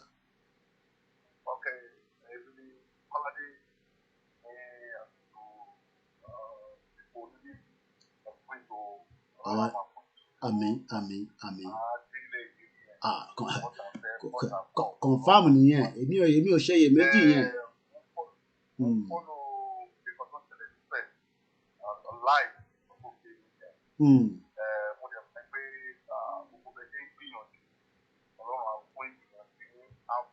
Gbogbo wa náà là ń gbìyànjú. Ọ̀rọ̀ à ń ṣe táwa lè ṣe ni. Àmín.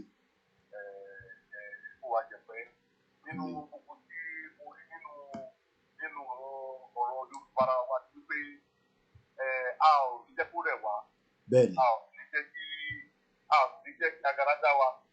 Bẹ́ẹ̀ni. Torí pé báwọn náà ṣe wà yẹn, wọ́n rò wípé àwọn làwọn gbọ́n jù. Ṣùgbọ́n ìtọ́lọ́ bá ti fún ṣe, ọlọ́dẹ ti fún àwa ṣe gẹ́gẹ́ bí ọmọ Yorùbá. Ìyá ẹni tó gẹ́, wàhálà ẹni tó gẹ́, àti graduate kí ẹ̀ má lè sọ wípé nǹkan bá investment báyìí ni mo ní nílùú ara mi. Tó jẹ́ pé ìlú ló wà máa wà gbapò, ló wà máa wò wípé kí n máa lọ. Irú ayé wo ni mo wá wá? Mo lọ́mọ mi ní yunifásitì. Tó jẹ́ wípé àti sanwó tó lọ kò pọ́ ní rárá àtọ̀. Ẹ jọ̀wọ́, èmi ń fọ́lọ́ àwọn KOIKIMEDIA láì ní ibẹ̀. And ìbá dùn mọ́ mi, wọ́n bá wa sọ fún bàbá wa òní kí wọ́n fún wa ní recognition. Wọ́n fún wa ní recognition ní ọ̀dọ̀ wọn. Torí pé àwọn òṣìṣẹ́ máa lè wọ́n kọ́ ni wá ní ilẹ̀ Yorùbá.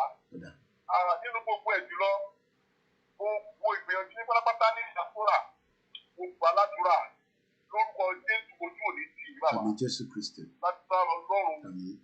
Nígbà tẹ́ bá máa padà wá sí ìlú yín, ilẹ̀ yín, pẹ̀lú ayọ̀, pẹ̀lú oríire, ẹ kórè oko wá sílé ni. Bẹ́ẹ̀ ni, àwọn ọmọ yín àti ọmọ tèmi, àwọn níbi tí Yorùbá nation. Àjọ ìdájọ́ ń bẹ̀ nínú wáyé lọ́dún ni. Ẹ ṣeun bàbá mi. Ẹ ṣé gan ni. Thank you so much. Mo ń follow live ní ibẹ̀. Ẹ ṣé gan ni. Inú mi dùn. Ẹ ṣé gan ni. Èmi gan fẹ́ lọ. Èmi gan. À ń gbọ́ yín o, a ṣe ń gbọ́ yín. Okay, I think he's gone now. Yoruba nation is our future. We are not politicians and we have never been into politics. Yoruba nation is not a politics and it's never an identity crisis. It is the British government that changed that identity. Táwọn kan fi rò pé we had an identity crisis. No. Hello, Prince. Ẹgbẹ́ òsókè. Hello, Koiki, ẹ kúṣẹ́. Iṣẹ́ mi rẹ̀. Ẹ pẹ̀lẹ́. Àwọn ni ẹ. So ọkọ̀ tí mo wẹ́ sọ ni pé ẹ má gbọ́ ti anybody. Ẹ máa gbogbo àwọn ẹgbẹ́ kan, àwọn YKini kan, wọn fẹ́ ká ṣe pé ká lè má gbọ́ ti wọn rárá. Bàbá ló lè pàṣẹ fún wa pé báyìí ká ṣe ẹ máa ṣe mẹ́gà rà ni o. Ẹ báyìí bàbá ló lè pàṣẹ fún wa. Kì í ṣe àwọn ẹgbẹ́ kankan. Kò sí eléyìí tó kàn wá pẹ̀lú wọn. Ṣé wọ́n lè máa jáde kó máa ṣe tú mi tí wọ́n máa ṣe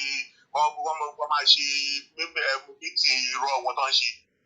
Àwa tó ń bá sọ̀rọ̀ aṣọ ọmọdé So àwọn kọ́ ló máa discourage wa, àwọn kọ́ ló máa ní ká má ṣe mẹ́gà rẹ̀ tó bá ti lọ kú lọ ìlú òṣèlú kó tán ti pín mọ́ra àwọn lọ́wọ́ tí wọ́n nìyẹn. So bàbá ló ní pàṣẹ fún wa pé mẹ́gà rẹ̀ bá ìlú wẹ̀ bàbá ò lè ti sọ fún wa ká nígbàrá jù. So ẹ má gbọ́dọ̀ ní bòdì wọn rárá ni. So mo ní pípẹ́ fún yín. Àkùsílẹ̀ tó kàn wá pẹ̀lú wọn. Eshegoni Prince, thank you so much. As we continue the campaign, as we continue the grassroots awareness, as we continue to tell our reasons why we want to go out of the shithole country, may God protect our land and may God bless Yoruba nation. We will continue, if it's diplomacy, why not? We will continue the engagement and we will continue the discussion and the preparation. Hello, caller. Hello, Mr. Koiki. Go ahead now. Ètò ni ẹ. Adúpẹ́ lọ́wọ́ yẹn kú iṣẹ́ takuntakun. Bàbá ni ẹ mọ̀. Mo fẹ́ lo opportunity, mo fẹ́ dúpẹ́ lọ́wọ́ àwọn èèyàn wa tí wọ́n wà ní Ifẹ̀, tí wọ́n lọ rí bàbá wa òní. Mo kí wọ́n kú iṣẹ́ gan ni o. In fact, mo wà personally impressed. Wọ́n ṣeun gan ni wọ́n kú ìrìn. Gbogbo wọn ọmọ bọ̀tá, Casmon Media, gbogbo wọn pátápátá, gbogbo àwọn ọmọ ọkọ Yorùbá tó wà ní Ifẹ̀ yẹn.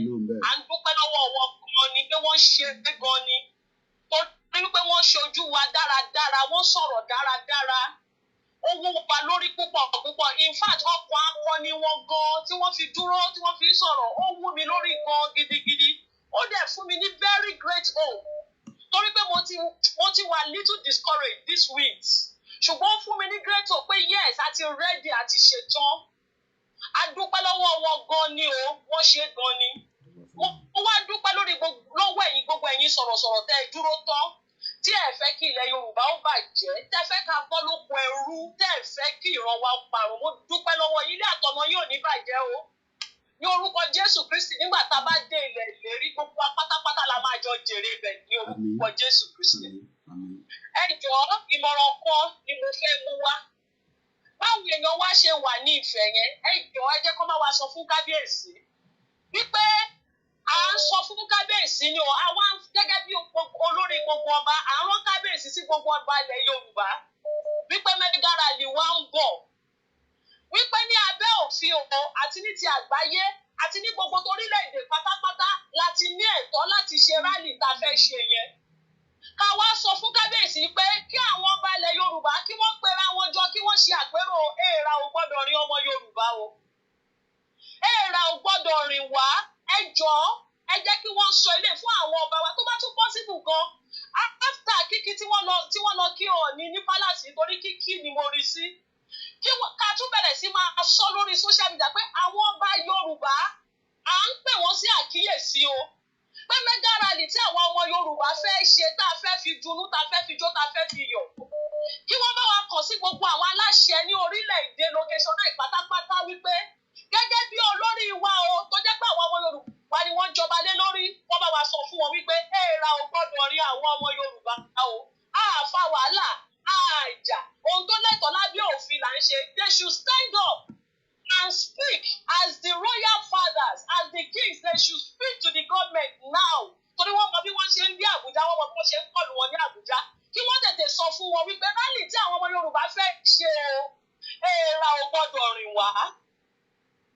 A rán àwọn bàbá wa níṣẹ́ yẹn o, kí wọ́n lọ bá wa jẹ o. Wípé nǹkan kan kò gbọ́dọ̀ go bad ní ilẹ̀ Yorùbá lórí rally àlàáfíà tá a fẹ́ ṣe. Ẹ ṣé gan ni o, Mr. Koiki. Ẹ kú iṣẹ́ Ọlọ́run àtúpọ̀ máa ràn yín lọ́wọ́. Ipá ò ní pín yín o lágbára Ọlọ́run. Mo dúpẹ́ gidi lọ́wọ́ fámìlì yín náà o. Ní gbogbo ìgbà lọ́kàn mi ń gbàdúrà fún ìyàwó yín àti àwọn ọmọ yín torí pé kò easy. Torí èmi tí mo wà bí mo ṣe wà yìí. Gbogbo bí mo ṣe ń ṣe ọ̀rọ̀ Yorùbá nation ní àyè ti tèmi.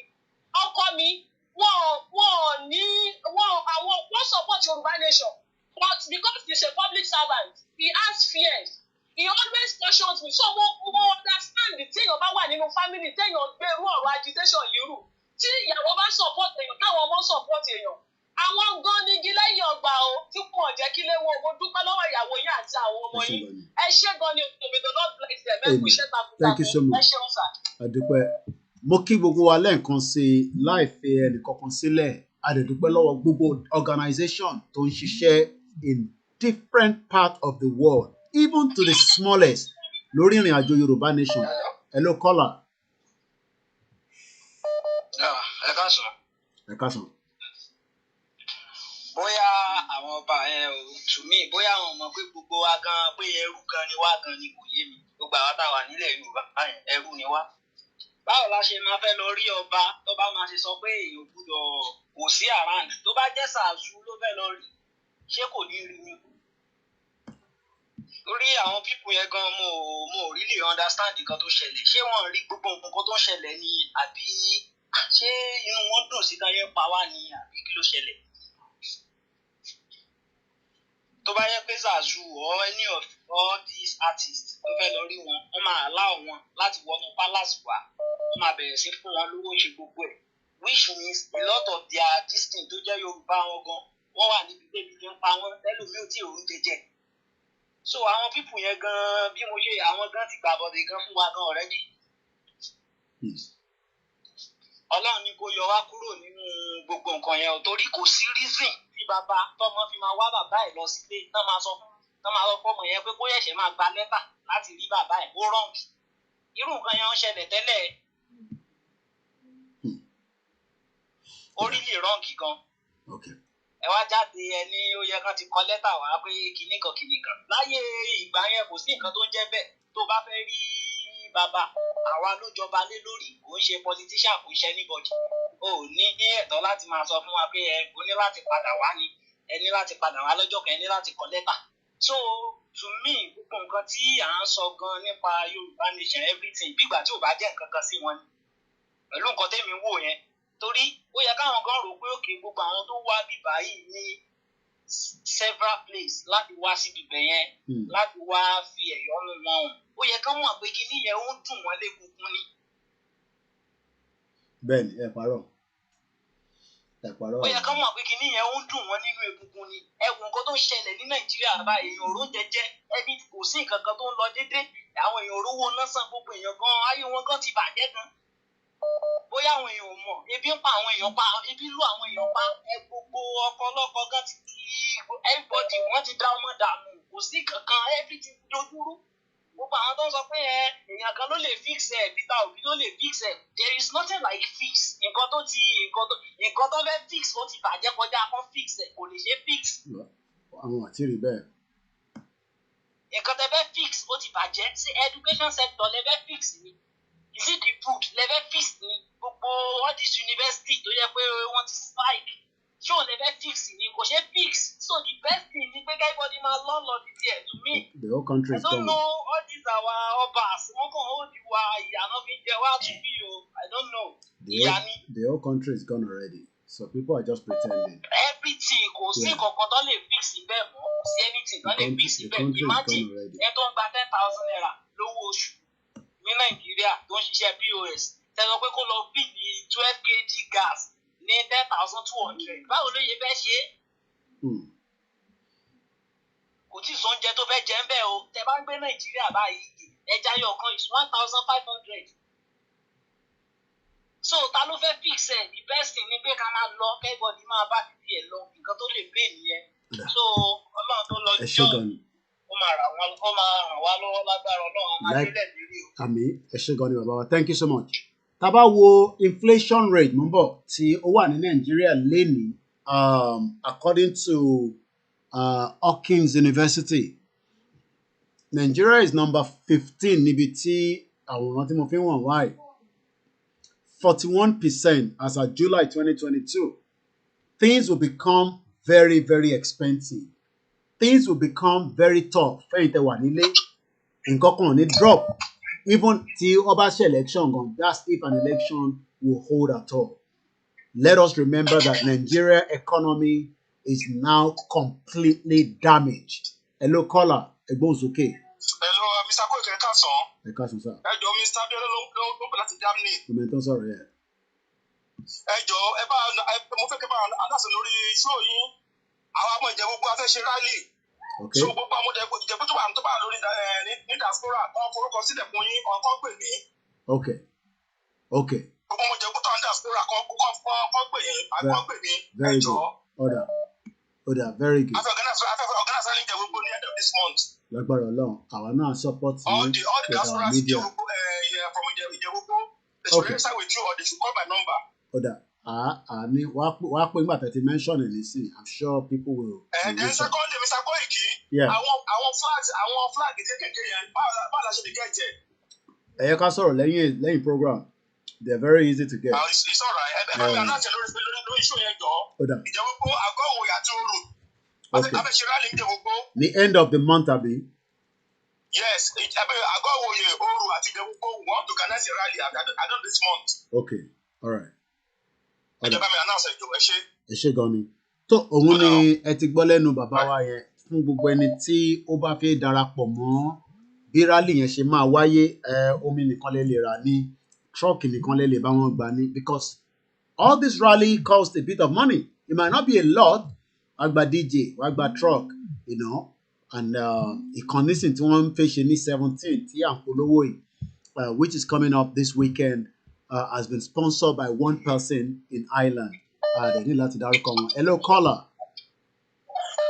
Hello, Great Lion. Ẹ káàbọ̀ sórí ètò ìyàwó.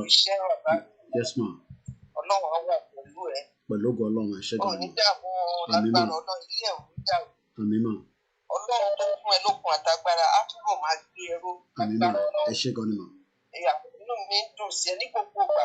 Mi ò kí ń pè o. Mo rí bẹ́ẹ̀. First time tí máa pè. Ẹ ṣé gan ni. Thank you so much. Trying. Thank you. Keep going. Ọlọ́run á tiẹ̀ lẹ́yìn. Ojú ò ní tiẹ̀. Ọlọ́run á di ilé àtọ̀rọ̀ ẹ mú. Àmín. Apá yóò ní ká ẹ. Àmín. Lágbára Ọlọ́run. Iṣẹ́ tó ń ṣe yìí, wọ́n náà máa jẹ́ nígbà nígbà tí Yorùbá nation bá kú, wọn ní fẹ́ ṣàwátì, wọn ní ṣàwátì. Lágbára Ọlọ́run. Nínú gbogbo sí ẹ gbogbo bá àwa ṣàdúrà fún ẹ bá àti ẹgbẹ́. In fact, inú ẹ dùn. Láti Amẹ́ríkà ló wà ní mo wá kí ọmọ mi ní. Àgbọ̀ nǹkan kan tẹ́lẹ̀ o. Kábíyèsí ẹ̀. Bẹ́ẹ̀ni, ìyẹn náà la ṣe máa rọra ṣe díẹ̀díẹ̀. La ṣe máa ń bẹ̀ mí pé kí n máa sáré pariwo ẹ̀ parọ́. Wọ́n mọ̀ deliberate act ni. 100 naira làwọn èèyàn fi lọ ń charge fún ọmọ mi, 100 naira ni. Every day ni mo ra epo 10,000 every day. Ní estate mo every day. La fẹ́ rẹ̀ pé sí ẹgbẹ́ airport bẹ́ẹ̀ ni mò ń gbé. Wọ́n sì náà ní kàn change ní ìwà pé ká máa lo iná airport ká dá sí 200,000 ní flat kọ̀ọ̀kan ilé kọ̀ọ̀kan. Pé kọ́ tẹ̀ gbé náà wá sàn. So kò síná. Ẹlòmíì ò níná for 3 days. Generator wọn ti jẹ́ kí ọpọlọ àwọn èèyàn yòrò ní Nàìjíríà. Wọn ò ní kò síná generator everywhere ariwo ní. Kò sí data. Wọn bá oúnjẹ tó máa jẹ owó tó máa jẹ tó máa dọ́tà 1,000. Bẹ́ẹ̀ni, ó ti yọrọ. Ó ti yọrọ. Bẹ́ẹ̀ni, àparọ́ mọ́ mi. Ó yé mi. So ẹ má dream wọn. Àgbà tẹ́lẹ̀ kan débi ní June ni mo bẹ̀rẹ̀ sí gbọ́ Yorùbá nation mi ò gbọ́ rí. So bẹ́ẹ̀ láti kú yẹn tí mo ti dé every day mi ò ń sùn ó ti dà ọmọ àwọn grandchildren ni wọ́n ti mọ̀ mí àgbọ̀ màmá Yorùbá nation. So ẹ má blame àwọn ará ilé ẹni tó gbọ́ kan tó ń ṣẹlẹ̀ níwájú Ọlọ́run àtẹ̀yàn. So ọmọ máa fi ràn wọ́n lọ́wọ́ wọ́n mọ̀ ọ́ ṣe. Deliberate act. Is a deliberate act. Ṣé n tó ti jà ló máa ronú pọ̀ fẹ́ ra internet? Mọ́mí, ṣé n tó ti jà ló máa ronú pọ̀ fẹ́ ra internet? A dà fún ẹ bàbá mi. Ṣé àwọn tó kó tó jáde àwọn ọmọ ọlọ́mọ tó jáde tó ṣe peaceful rally tó lọ pa ní ìyàwó ló máa gbàdúrà sílẹ̀ nígbà lọ́wọ́? Ẹlòmíì nínú ọmọ ìbejì ló kú níjọ́ yẹn. Ṣé tó bá tún gbọ́ pé jà kò yí tó bá wà ní ilé kò ní kó wọn mọ́ra pé ẹ̀jọ̀ nítorí ọ̀nà ẹ má kàn mí lẹ́yìn ọ̀kan. Because peaceful rally àwọn ọmọ ìsìn àwọn ọmọ ìyẹn gbogbo àwọn ọmọ yẹn ṣe ẹgbẹ́ ṣe ìbọn pa wọ́n ní tógèètì. Wọ́n mọ̀ wọ́n fìyà jẹ Nàìjíríà yìí. Wọ́n mọ̀ kẹ́rù sí wọn lọ́yà ni. Wọ́n ti rí ọmọ gbogbo ìbílẹ̀ Yorùbá yẹn wípé kò káàkó bẹ̀rù. Wọ́n má lè gbogbo. Wọ́n má lè gbin. Wọ́n fi gbogbo àwọn gbogbo gbọ́dọ̀ Ọlọ́run máa bàjẹ́. Agbára Ọlọ́run. Wọ́n mọ̀ fi ṣe tàbí bẹ́ẹ̀ fún ọmọ ìpè ibi tọ́mọ̀ máa gbé wà dé ohun ẹgbẹ́ wà débẹ̀. Ṣùgbọ́n náà ló dìde fún ọmọ Ísírẹ́lì. Ó kó wọn jáde kúrò lóko ẹrú. Ọlọ́run yẹn náà ló ń ṣiṣẹ́ lọ́wọ́lọ́wọ́. Tó bá dẹ̀ lóhùn tó kò sí ẹ̀mí kankan tó lè dá Ọlọ́run dúró. bẹ́ẹ̀ni ẹ ṣe gan ni ẹ máa continue ẹ máa àwọn tó bá tó máa ṣe awareness àwọn kò ń ṣe ní Ìjẹ̀bú lọ́wọ́lọ́wọ́ báyìí nípa mo láì gbogbo ọ̀rọ̀ wọ́n wò ó kó tó di pé mo wá join program ọ̀rọ̀ tó ń sọ gan ó make sense kẹ́rí ọ̀rọ̀ tí wọ́n máa sọ ní awareness yẹn náà ó matter ẹ máa bá wọn sọ̀rọ̀ ìyẹn náà láti ẹni kọ́ máa play kíní téèpù Dr. Aliu yẹn láti máa fi ṣe campaign. ọ̀rọ̀ tó ń sọ ó wú mi lórí inú mi dùn ó níyẹ àwọn ọ̀dọ́ yìí ó ní wọ́n pé Ọlọ́run á forí. ẹ ṣé gan ni grandma thank you so much ẹ ṣé gan ni ma ẹ ṣé gan ni ọ̀dà ẹ send message ẹ send ọ̀dà ẹ send message sí mi lẹ́yìn màá get back sí ẹ ṣé gan ni grandma ẹ ṣé gan ni ma mo wá lọ bẹ́ẹ̀ mo wá kí gbogbo ẹ̀yin mò ń bọ̀ yín tẹ̀ ń pè wá ẹ jẹ́ kọ́kọ́ kí àwọn èèyàn wọn dáadáa mo kí ìyàwó kan tí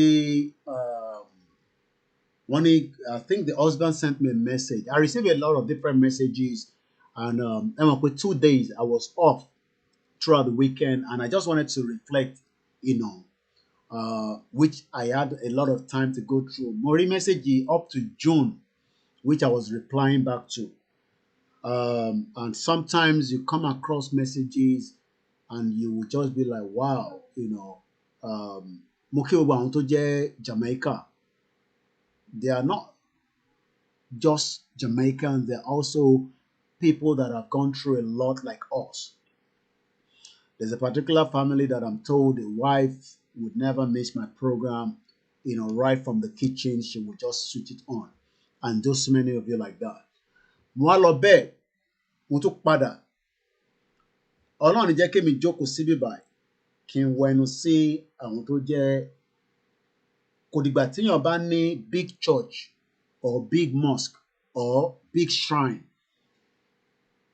I will not sit here I understand sometimes tẹ́yìn bá pé condemn them and all that but pé èmi á jókòó máa ní kò ní dá fún àwọn mọ́ṣáláṣí yẹn àwọn ṣọ́ọ̀ṣì yẹn no we're not gonna do that it will be the last thing that we will say but what we are saying fún èèyàn wa ni pé ṣérú dream tí òyìnbó tó kó wa lẹ́rú àwọn náà kó wa lẹ́rú o but wọ́n sì ní dream fún àwọn ọmọ wa tó wà níbí báyìí irú dream yẹn làwọn náà ń gbàdúrà fún pé kó ṣẹlẹ̀ sí wa but dream yẹn ò lè wáyé nínú Nàìjíríà tá a wà nísìn lọ́wọ́lọ́wọ́ so tó bá yẹ pé bóyá the way our presentation you are probably concerned about that that's fine you have every reason to be concerned but our main concern should be have we ever had identity crisis before no until they pretend today tó dá gbogbo ẹ̀rú àwọn ló fún wa ní this identity crisis tá à ń go through lẹ́nìí and ẹ má bínú mo ní láti wá lọ fẹ́ kẹ́ lọ́wọ́ mo post ẹ̀ sórí timeline mi ìyẹn bàbá wa Moyo Okedeji ẹ ṣe sùúrù ẹ̀yin tẹ́ ń pè wá I have all the time èmi àwọn tó mọ ọdún àníkan láṣẹ wà ń lé àwọn tó kò ní pẹ́ dé láti school so mo fẹ́ ká and I'll still take more calls I'm using the software my phones are not gonna run flat mo dúpẹ́ lọ́wọ́ ìyá wa kan tí wọ́n promise wa náà ní mobile phone yẹn ti dé all these are not for me lára àwọn phones yẹn kan máa dé ìlàrọ̀gùn at some point so the more we get even if it's a second hand ẹ̀yin ò need them ẹ fáwa especially that the mega rally is coming we need to have multiple cameras using the mobile phone at some point so mo fẹ́ ká sáré wo in tí bàbá wa Professor Moyo that I normally follow back to back on his I'm going to remove okay I think if I blow it let me see how it's going to be ó ní kankan tó kọ jáde mo fẹ́ kí èèyàn wa kí kẹ́ farabalẹ̀ it's going to be there you want me to charge it okay I'm going to take the small one àwọn tó kò ní kókó pẹ́ dé ó ti wà board èmi àti ẹ̀lájọ wà ń lé half day dẹ̀ ló sì ṣe léni ó sì di next week kó tó bẹ̀rẹ̀ full time yẹn properly okay I think we can say mo kàn ní láti ẹjẹ́ ń yọ àwọn kinní rally yẹn kúrò so that kí a lè rí ohun tí mo fẹ́ kà mo kí mọ́mí wa tó pè tán nísìnyí bẹ́ẹ̀ ni mo kí bàbá wa chief imam ilẹ̀ Yorùbá kò ní bàjẹ́ fún yín láéláé àmọ́ a rí yín bá ni.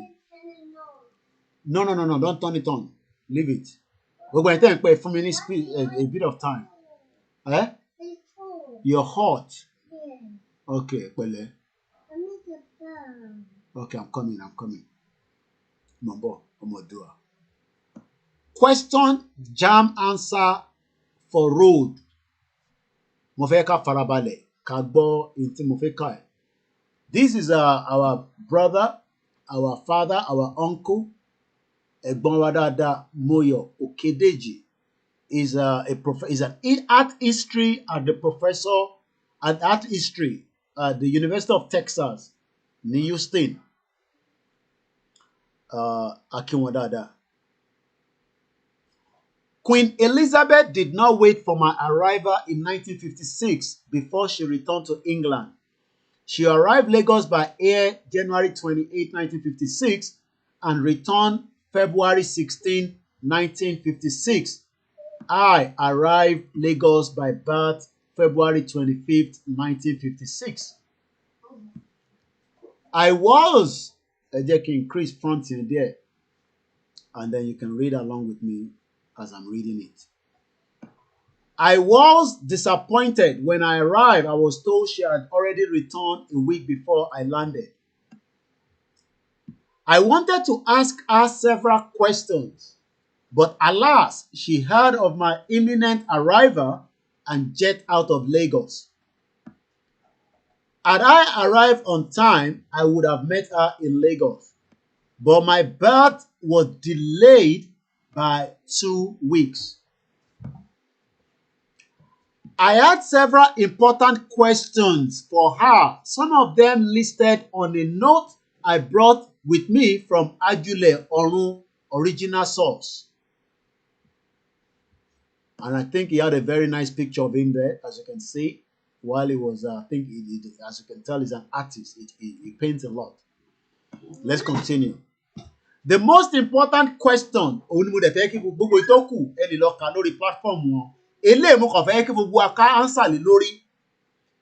the most important question I had was who gave the British the audacity to force together numerous people who never saw eye to eye into one entity, which they named Nigeria. The ice is melting. Okay, go and put it in the kitchen. Ma post the kini sita sórí comment section. Ta ló fún Britain ní audacity láti kó gbogbo wa papọ̀? Òun ni ìbéèrè. Ta ló máa wá fún wa ní audacity láti kó wa jáde? Òun ni question, because my brother Kayode Mola, níjọ́ tí mo ṣe interview fún, it was the question he answered. He asked me, ta ni ó máa ní guts tó lè yọ gbogbo wa jáde kúrò nínú Nàìjíríà tá wà nínú ẹ̀? Ṣé mi ni, ṣé ẹ̀yin ni? Ta ló máa ṣe láàrin gbogbo wa? Oya, take. Da. Take. You're welcome. Ta ló ní guts yẹn tó máa kó gbogbo wa jáde? Ṣéyàn kan ni, ṣéyàn méjì ni, ṣéyàn mẹ́ta ni? Mo fẹ́ lọ wá bí tí Káyọ̀dé mọ̀ láti sọ bẹ́ẹ̀ fún mi. Òun lélẹ́yìí. On the 10th of August, during my interview with Káyọ̀dé Mola on Naija Voices, ẹ̀yin tẹ́ bá follow interview yẹn. Who will be bold to take us out of Nigeria? Ta ló máa wà bold?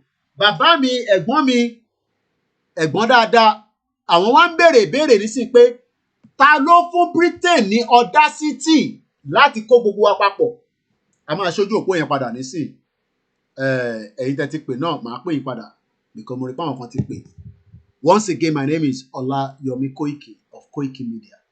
I'm asking the question, who gave the British the audacity to join together multiple different ethnic, we are not tribes.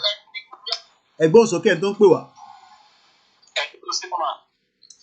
Àwa ni ẹ o. Ẹ káàsán, ẹ kúṣẹ́ o. Ẹ káàbọ̀ sórí ètò. Ní agbára Ọlọ́run, ní agbára Elédùmarè, gbogbo nǹkan tó ń mí nínú ẹrù yín àti nǹkan tí ò mí, Ọlọ́run tó gbé títí láì yóò dé rí bá. Agbára Ọlọ́run. Gbogbo ẹ̀yin sọ̀rọ̀.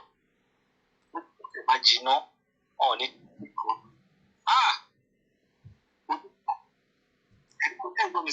Loud and clear, à ń gbọ́ yín. Ojú gbà mí tì fún gbogbo àwọn ọba ilẹ̀ Yorùbá, ẹrú gidi ní gbogbo yín. Tẹ́ bá ń gbọ́ èdè, tẹ́ bá ń gbọ́ prógámù tí mò ń sọ yìí. Gbogbo ẹni tó pè ládé orí Yorùbá, ẹrú gidi ní gbogbo yín. Ajá lé kúìn, ajá ibi tájá kúìn ń gbé, ó tó fáìn jù lé Ọ̀ọ̀ni lọ. Ẹ wo gbogbo ọ̀dọ̀ ní bó ṣe rí odidi first class ilẹ̀ Yorùbá. Bẹ́ẹ̀ ẹ tún fẹ́ yẹ kí n lọ mọ àwọn picture yẹn jáde nìyẹn. Mo ń gbọ́ yẹn máa sọ̀rọ̀ lọ ẹ̀gbọ́n mi.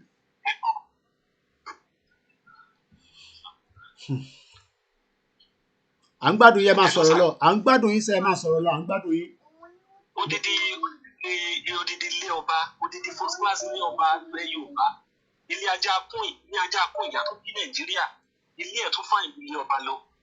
Ẹ wo gbogbo wájú ilé ọba ilẹ̀ Yorùbá, ẹ wo gbogbo ṣe rí. Wọ́n ti ṣe ọ̀dà nílé àfi kọ́ máa kágbádá orí burúkú kiri. Àti bàbá tó kú náà tó pèrè ní Ọ̀yọ́ state àbí kí ló pèrè ẹ̀. Àwọn olórí burúkú wọ́n dẹ̀ náà fẹ́ gbà wọ́n kúrò nínú ogun ẹrú, wọ́n ń ṣòṣì, wọ́n ń ṣorí burúkú kiri. Àti kọ́ máa wá gbádá white kiri. Ẹni sọ ọkọ fún yín, gbogbo ẹ̀yin oníṣẹ̀ṣe àtẹ̀yìn ẹlẹ́sìn àti mùsùlùmí àti kìrìsìtẹ́nì. Wọ́n bá yín jà o. Wọ́n jẹ́ kí ọ̀rọ̀ tí mo fẹ́ sọ yẹn jẹ́ kó wọ yín nínú etí. Tẹ́ bá wọlé Queen Elizabeth dáadáa, òrìṣà wà ń bẹ̀ o. Bẹ́ẹ̀ni. Wọ́n gbé òrìṣà ṣẹ́rí mo fi ara balẹ̀ wo àwọn advert kọ̀ọ̀kan. Omi jábọ́ lójú mi. Omi tó dẹ̀ jábọ́ lójú mi ò ju wípé àwọn olórí burúkú kìrìsìtẹ́nì àtàwọn àfáà àtàwọn oníṣẹ̀ṣe tó wọ́n pọ́n nǹkan wọn nǹkan tó jẹ́ ìní wọn pọ́n lé.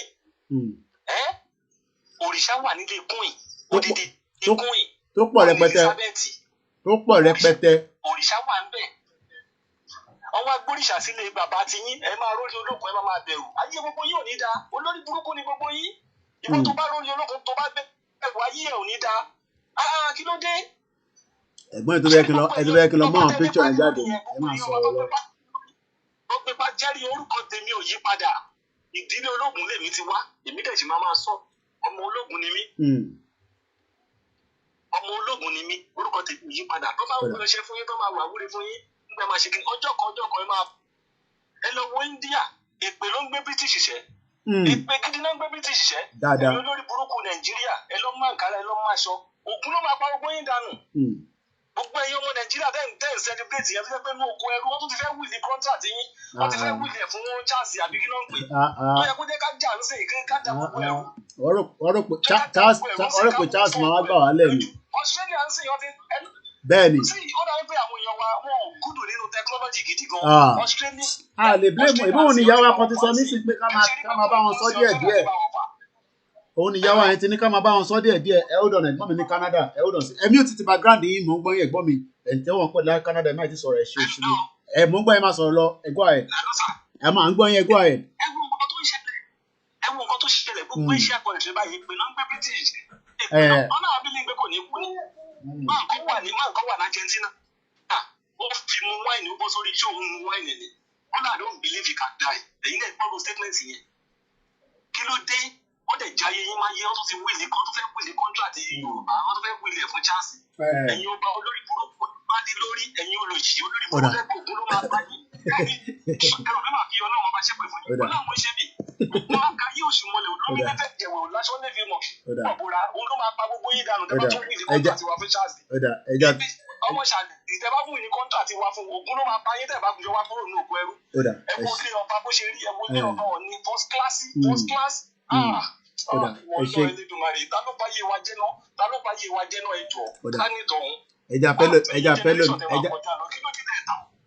Ẹja fẹ́ lómi láyé.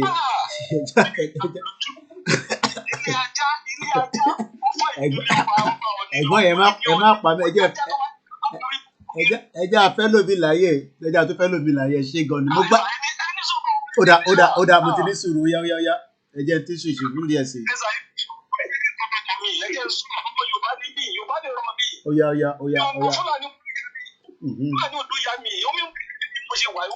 yá àwọn èèyàn ni.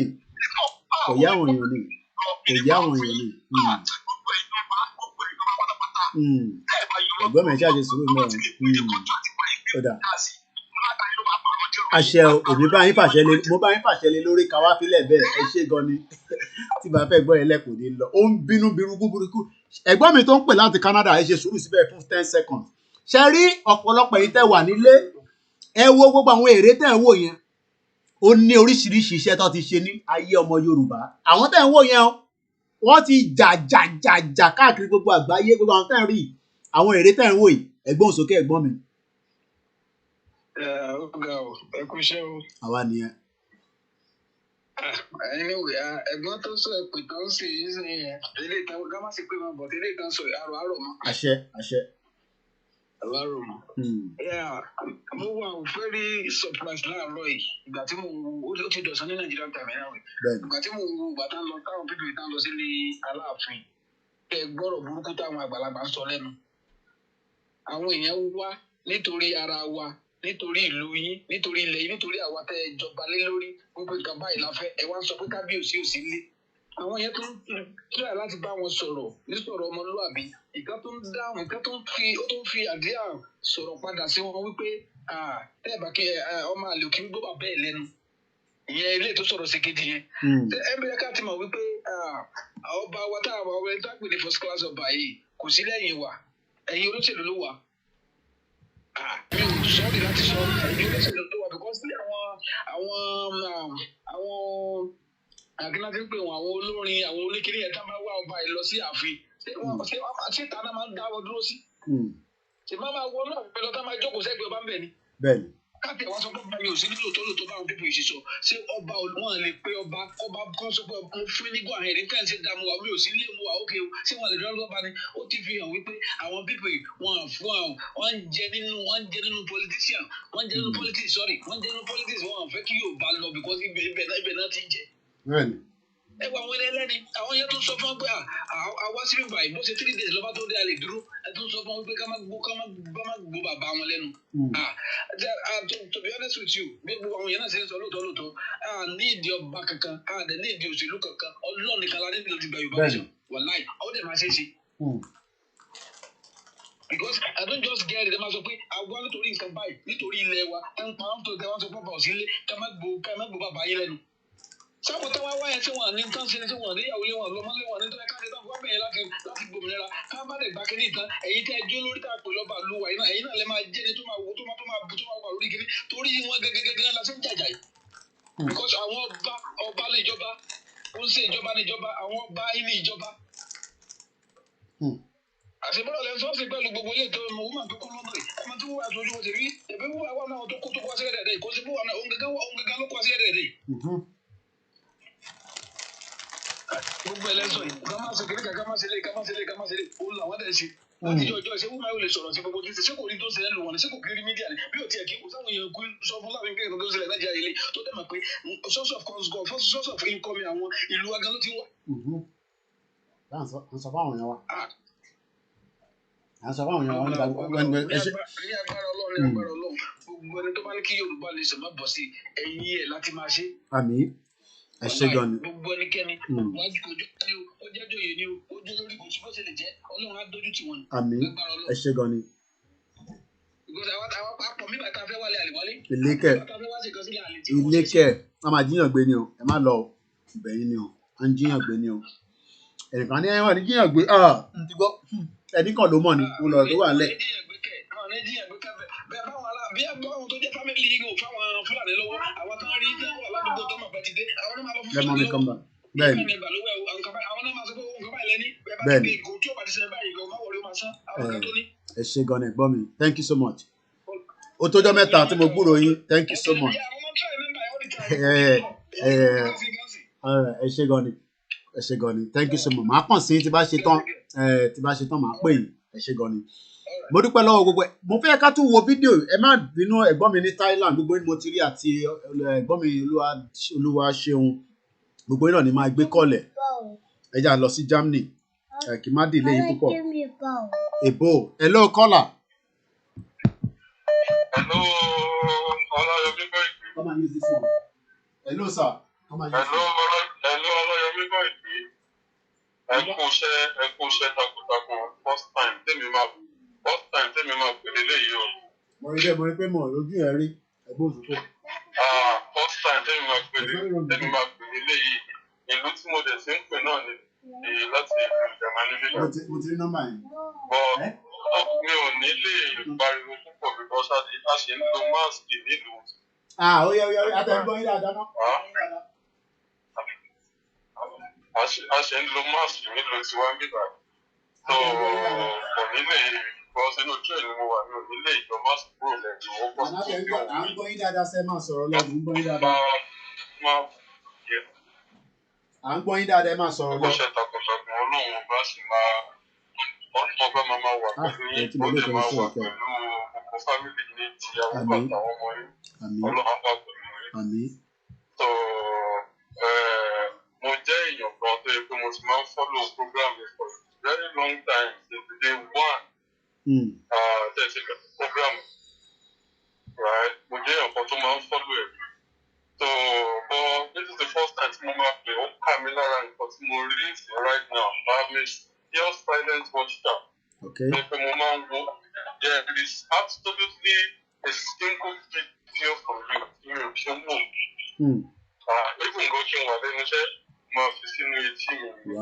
don't even like to miss any second of your video. So, thank you so much. Right now, Benny. There was a particular man right now. Okay. Right now. Ṣé nílé Ifẹ̀? Ẹ̀yẹ́ máa wòran tí mo sọ pé ibì kan nìkan máa ti rún rọ́rọ́ ni. Ẹ máa wòran tí ẹ̀yẹ́ máa wòran. Ìmúná yẹn máa wòran tí ìbí palace ọba ni. Wọ́n máa ń threaten ni wọ́n níbẹ̀. Ṣé ọba máa ní kọ́ máa threaten ni wọ́n nínú oníwájú palace? Náà yẹ kó gbé kú mọ́ lọ́bẹ̀. Exactly. Gbogbo wọn náà ń jó fídíò ń bẹ iwájú palace bọ àwọn bàbá yìí gẹ́gẹ́ bá ṣe máa ń sọ gbogbo wọn kọ́ náà máa follow ọ̀rọ̀ nǹkan tá à ń sọ yìí òní majority wọn nǹkan tó máa jẹ ọ̀nà wá. Bẹ́ẹ̀ni. Majority wọn wọ́n mọ tó ń ṣe dáadáa. Definitely, there's no doubt. Ó ṣe pé bóyá wọn ò mọ tó ń ṣe. Bẹ́ẹ̀ni. Single one of them. Ṣé báwọn ló jáde tó ń pè lẹ́kẹ̀ẹ́ sọ́rọ̀ tó ń pè wọ́n ara àwọn tí publicity tó ń wá nìyẹn. Àwọn tí publicity tó ń wá nìyẹn tó ń pè lẹ́kẹ̀ẹ́ sọ́rọ̀ tó ní àwíṣẹ́ fáfọ̀lẹ́ ọkọ̀ tó lè work. Ẹgbẹ́ iwájú palace according to the last time I kọ́kọ́ sọ. Ẹ̀wọ̀n kan tí iwájú palace ní class ẹni ọ̀ní ọ́fíìsì ẹ̀ lọ́kọ̀ wà jẹ́jẹ́. Ẹ̀wọ̀n bó ṣe rí. Bàbá ọ̀jẹ̀jẹ̀ náà máa ń lọ sí tour the world. Àwọn máa mọ bí nǹkan tó ń pè ní palace máa ń wíṣẹ́ kórì. Ní Downing Street nítẹ̀yìn. Ká tó wá sọ pé palace ti pè. Lẹ́yìn tí ká kábíyèsí ti tẹ̀lé. But the publicity báwọn bàbá yìí wá wọ́n fẹ́ pé kó tó máa tọ́lọ́pàá tẹ̀lé wọn lẹ́yìn. Bẹ́ẹ̀ni. Àwọn làwọn wà ń bẹ̀. Bẹ́ẹ̀ni. Nǹkan tó ń ṣe nìyẹn. Bẹ́ẹ̀ni. Ọ̀rọ̀ Yorùbá máa mú wá sí mímúṣẹ. Agbára Elédùmarè. Kò ń ṣọgbọ́n tiwa, ọgbọ́n Ọlọ́run ni, kò yá àwọn èèyàn ni. Àwọn èèyàn pọ̀ ọgbọ́n Ọlọ́run ni. Yorùbá ń sọ lẹ́nu. Wọ́n máa ń sọ̀rọ̀ kan ní ọmọ tó bá sọ lẹ́nu tó ṣàkóyàkọ̀. Bẹ́ẹ̀ni àpárọ̀. Tó bá jẹ́ pé bóyá wọ́n lè translate ọ̀rọ̀ yẹn ní English wọ́n sọ fún àwọn ọmọ ọ̀sẹ̀ bájà. Àti tó jẹ́ pé bóyá àwọn bàbá tó dúró síwájú àwọn èèyàn kan fún àwọn èèyàn tí wọ́n lè sọ Haúsá pẹ̀lú àwọn èèyàn yẹn. Ká wá wò bóyá kò ní sí breach of communication. So, Ọlọ́dẹ́mí Koiki. Ẹ ṣé gan-an ẹ̀gbọ́n mi. Thank you so much. Ẹ ṣé gan-an we appreciate. Thank you so much. Mo máa kí gbogbo ẹ̀yin tí sometimes ẹ máa wà forced láti jáde láti sọ̀rọ̀ àti ẹni tó fi sọ̀rọ̀ ní ìgbé náà láti ẹ go ahead chairman. Koiki bàbá ó máa dá fún ẹ o. I appreciate your family like the previous caller has said. Bí màmá tó pè láti táláwọn wá tọ́jú àwọn ní UK bí ṣe sọ. I cherish you. I appreciate your family. You are doing a fantastic job. And you know, and I'm so disappointed today. Now, disappointment now.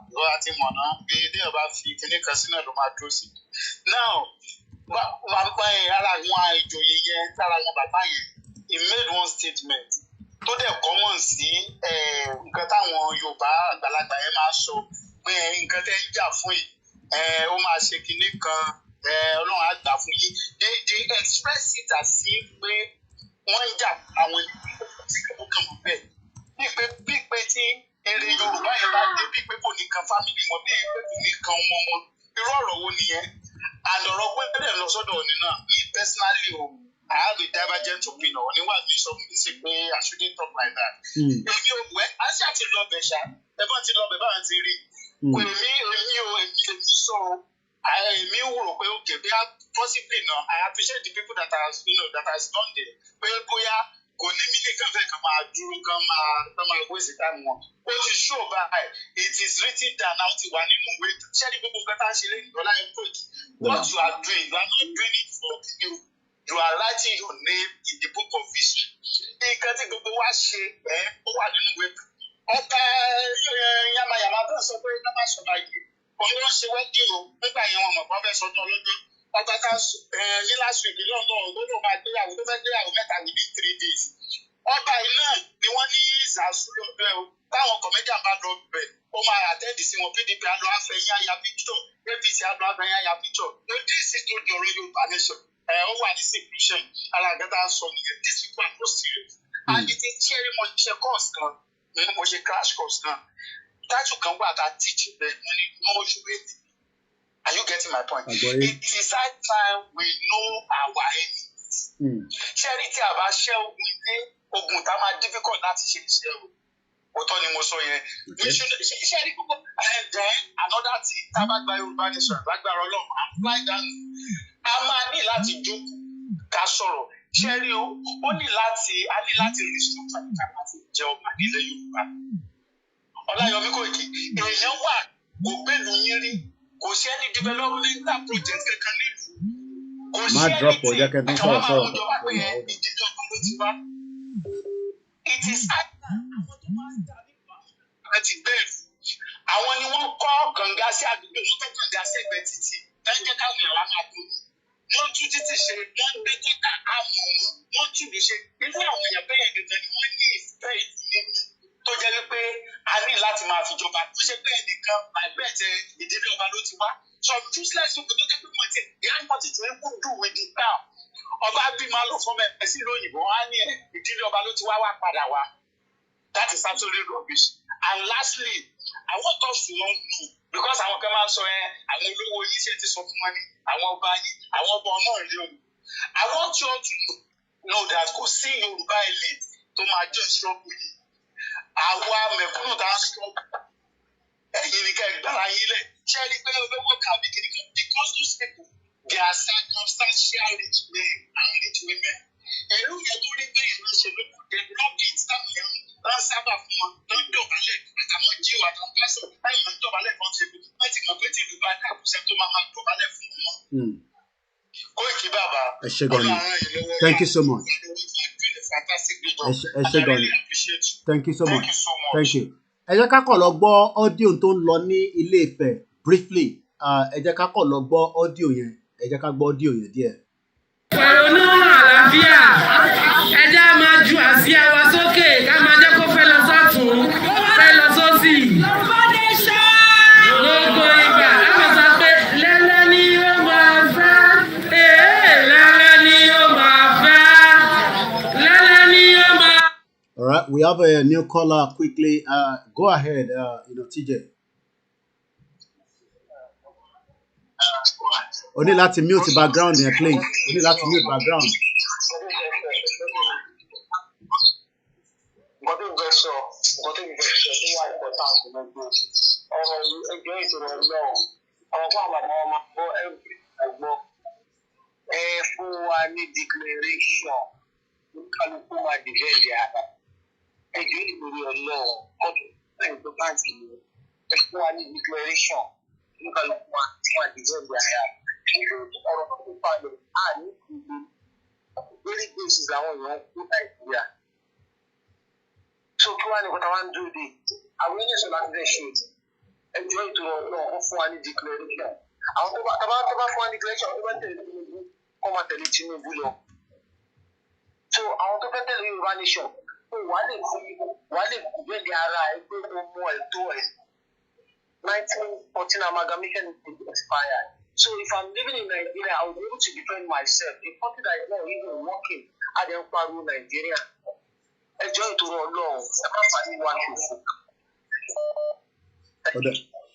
Okay. All right. Thank you so much, TJ. One thing also we have to remember, as a lot of us are asking for the declaration, we must also continue to prepare ourselves and our mind. Ẹ lọ fowó sínú òmìnira Mumbokola. Ẹ lọ fowó sínú òmìnira account. African Confidential, how many people are we still looking up to catch the 250? Ẹ fowó sínú òmìnira. Security were very, very important. We asked for 1,000 walkie-talkie níbí báyìí. We could not even get 100. All these things are things that are useful for communication purpose. Sọ pé a fẹ́ tún ta tabako délé, a ní kó lè wúlò fún iṣẹ́ Yorùbá náà ni ìwọ̀nba tí a ní tí ẹ bá wa rà gbogbo ẹ̀ náà láti fi ránṣẹ́ sílé, kò sí tí mo ní kọ́kọ́ lọ sí Alábà kó lọ tún tà. So it is not for me, and all these little things, and that's why I've not talked about it again.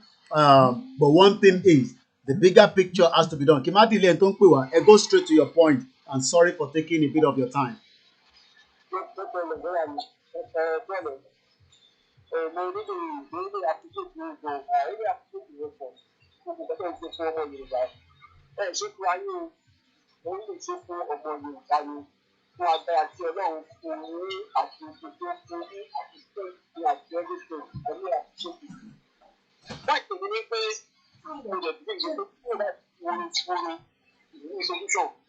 That is just the fact.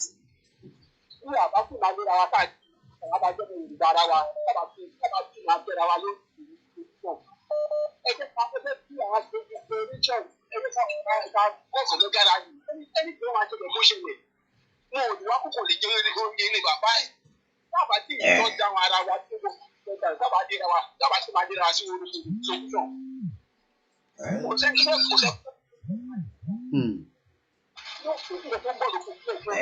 Aye, Mr. Babo.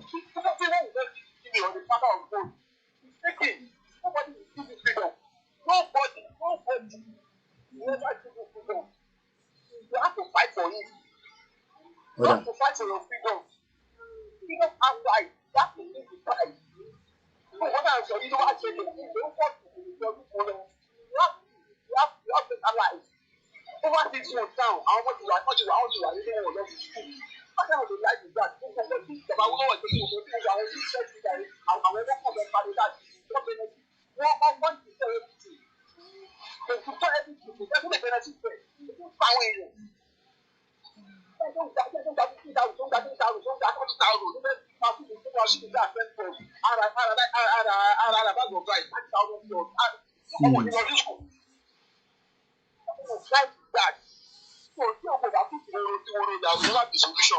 Oda, wọ́n ní tí kò bá di woro sí woro kò ní sí solution. Ọlọ́run máa jẹ́ kí solution wà, àwa náà ni ká gbìyànjú bí solution ṣe fẹ́ jáde. Ìyẹn la ṣe ń sọ fún gbogbo àwọn èèyàn wa. We remain peaceful, and I mean, I think maybe people, when I say about sọ pé a máa jà, a máa defend ara wa, ìyẹn ṣe tó gbọ́dọ̀ máa dẹ́rù bà yín.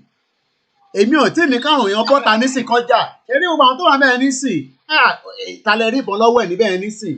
Yàtọ̀ sí microphone, megaphone, Yorùbá nation now. Àìtí dé stage pé a fẹ́ ní kọ́ lọ máa jà, nígbà kan lọ báyàn kankan jà.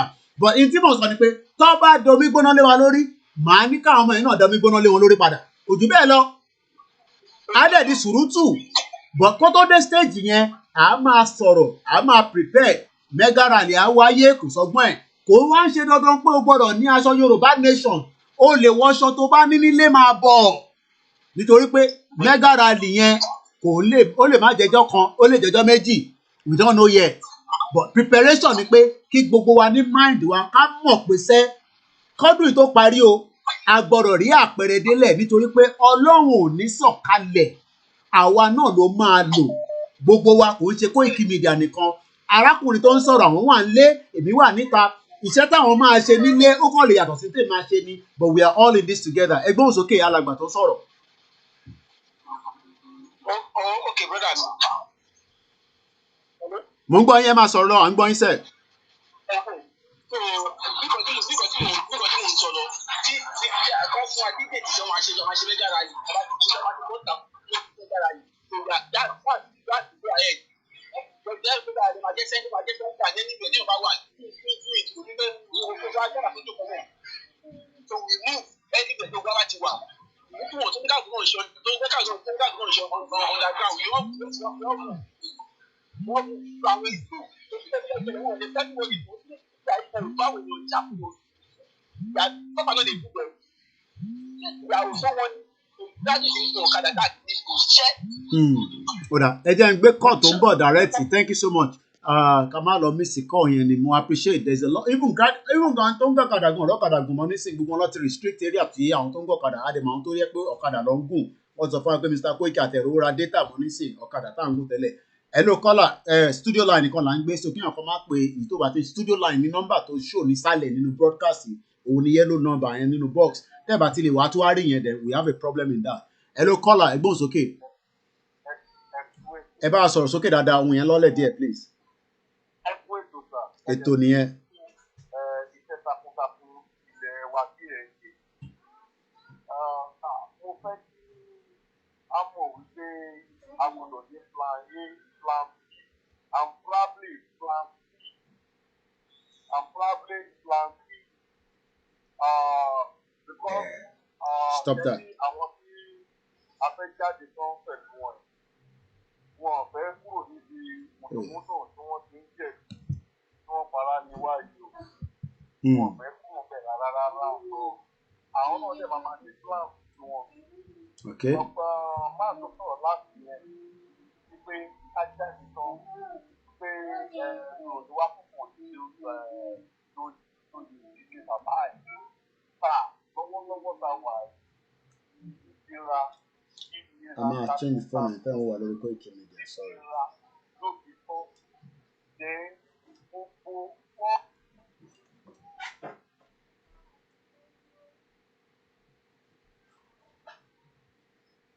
All right, I think the last call is gone already. We are only taking calls through the studio line. I'm disconnecting you because I'm on a live program. And if you're going to call into the show, but you're calling the wrong number. Wrong number. There's a lot of people that are calling as well. This is not the studio line. So, all right.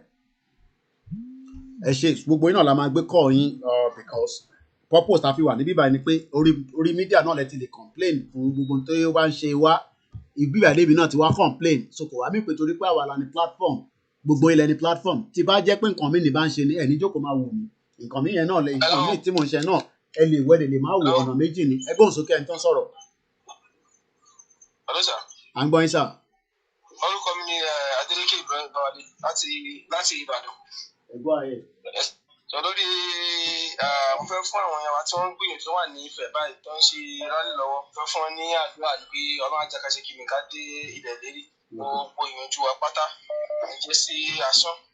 Àdẹ́múdẹ̀ mo rí post kan ní bí Wo TV wọ́n post pé gẹ́gẹ́ bí àwọn bandits àwọn Boko Haram bó ṣe gádà jọ pé ewu yẹn ti pọ̀ gan ara àwọn sọ́jà kan ló post ẹ̀ wọ́n ti gádà sí igbó kan pé ká jọ nítorí Ọlọ́run káwọn ọmọ Yorùbá kan máa sùn sílé o ká lóko jáde ọ̀pọ̀ àpapọ̀ jùlọ àwọn ọ̀dọ́ lórí àsìkò wa ìpínlẹ̀ kò tí ì dọ́dọ̀ wọn rárá last week Thursday mo jáde tí mo bá wọn yọ àwọn bí àtúnṣe bọ̀bọ̀ ìbọn mi ò ṣe rí wọn impression kan tó ń tó bí àgbàdo Yorùbá tó ṣe ń lọ lọ́wọ́ ẹ̀mí náà lọ́wọ́ ẹ̀ṣẹ̀ kí owó jáde fáwọn èèyàn mi pé àwọn tí kò tí ì jì tí wọ́n tí ì rú bí Nàìjíríà ṣe lọ. Mo fẹ́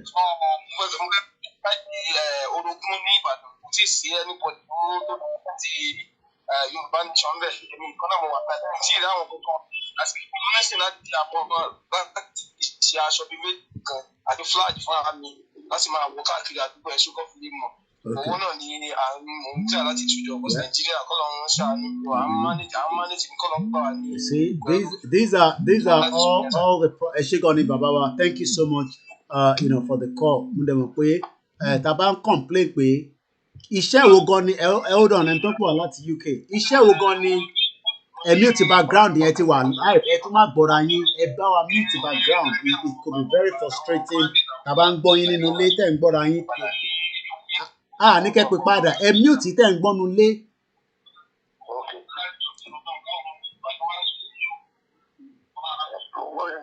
ẹ mute tẹ́ ń gbọ́ nínú ilé dáadé àbí kẹ́kẹ́ pátápátá orí fóònù yẹn ti wà enough láti jọ gbọ́ kájọ gbọ́ra wa orí tv kan ni answer máa ti jáde orí fóònù tẹ́ fi ń bá mi sọ̀rọ̀ náà ni answer máa ti jáde dáadé.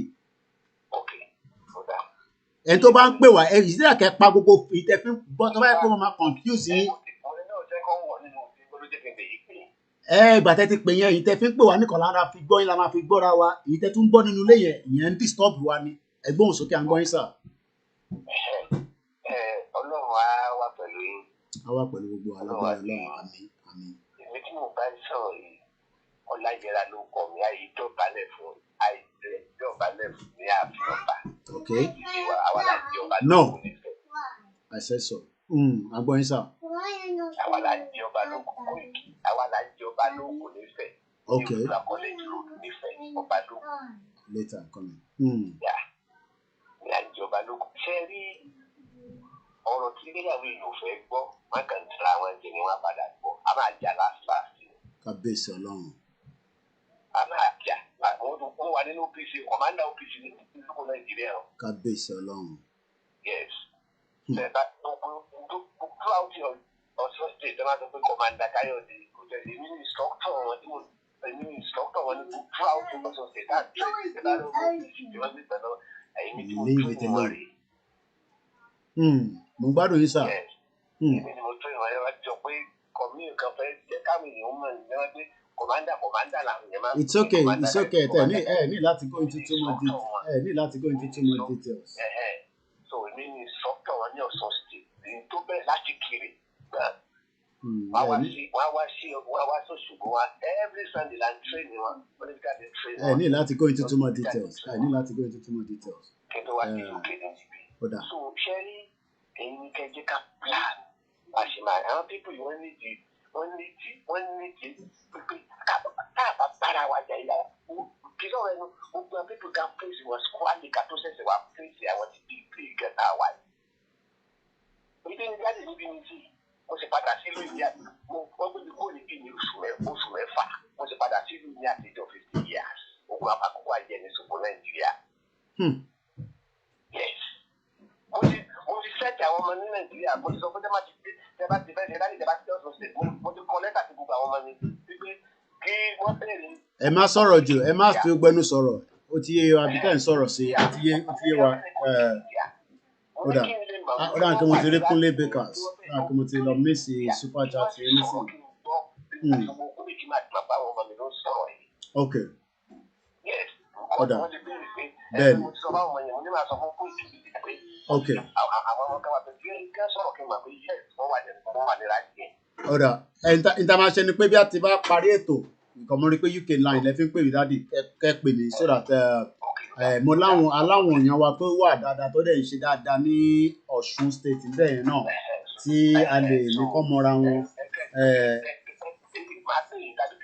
Mo bá ẹ má ti lọ jẹ́ mú nọ́mbà yẹn sílẹ̀ kẹ́ tó lọ because in case tí bá lọ get ẹ̀ mọ́.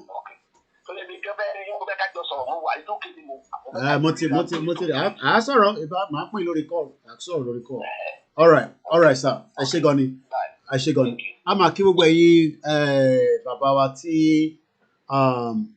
ṣe rí ọ̀rọ̀ tó wà nílẹ̀ lórí gbogbo ìrìn àjò yìí kò ń ṣe as much as tá à ń sọ pé YSDM tá bá fi dá àwọn yẹn nìkan ojú kan la máa jókòó sí o tá bá fi dá ìlànà nìkan ojú kan la máa jókòó sí tá bá fi dá ìyá onítìrí nìkan gbọ̀nsẹ̀ ojú kan la máa dúró sí tá bá fi dá Ìgbòho òòṣà nìkan ojú kan la máa dúró sí èmi ò dẹ̀ fẹ́ ká wà lójú kan, mo fẹ́ ká ṣe kí ni, let's continue the push, let's continue the campaign and the awareness. Ẹ jẹ́ ká release the audio àwọn ọmọ wa tó wà nísàlẹ̀, ká kọ̀ tún gbọ́ nǹkan tí ó ń ṣẹlẹ̀ nísàlẹ̀ lọ́hùn, ká gbọ́n tó ń ṣẹlẹ̀ nísàlẹ̀ lọ́hùn ni. Mo wá kí gbogbo alẹ́ nǹkan sí as we continue our peaceful awareness and campaign. Ẹ jẹ́ agbọ́n tó ń sọ. Iwájú ilé ọba Ọọ̀ni of Ifẹ̀ òun lẹ̀ ń wò yìí.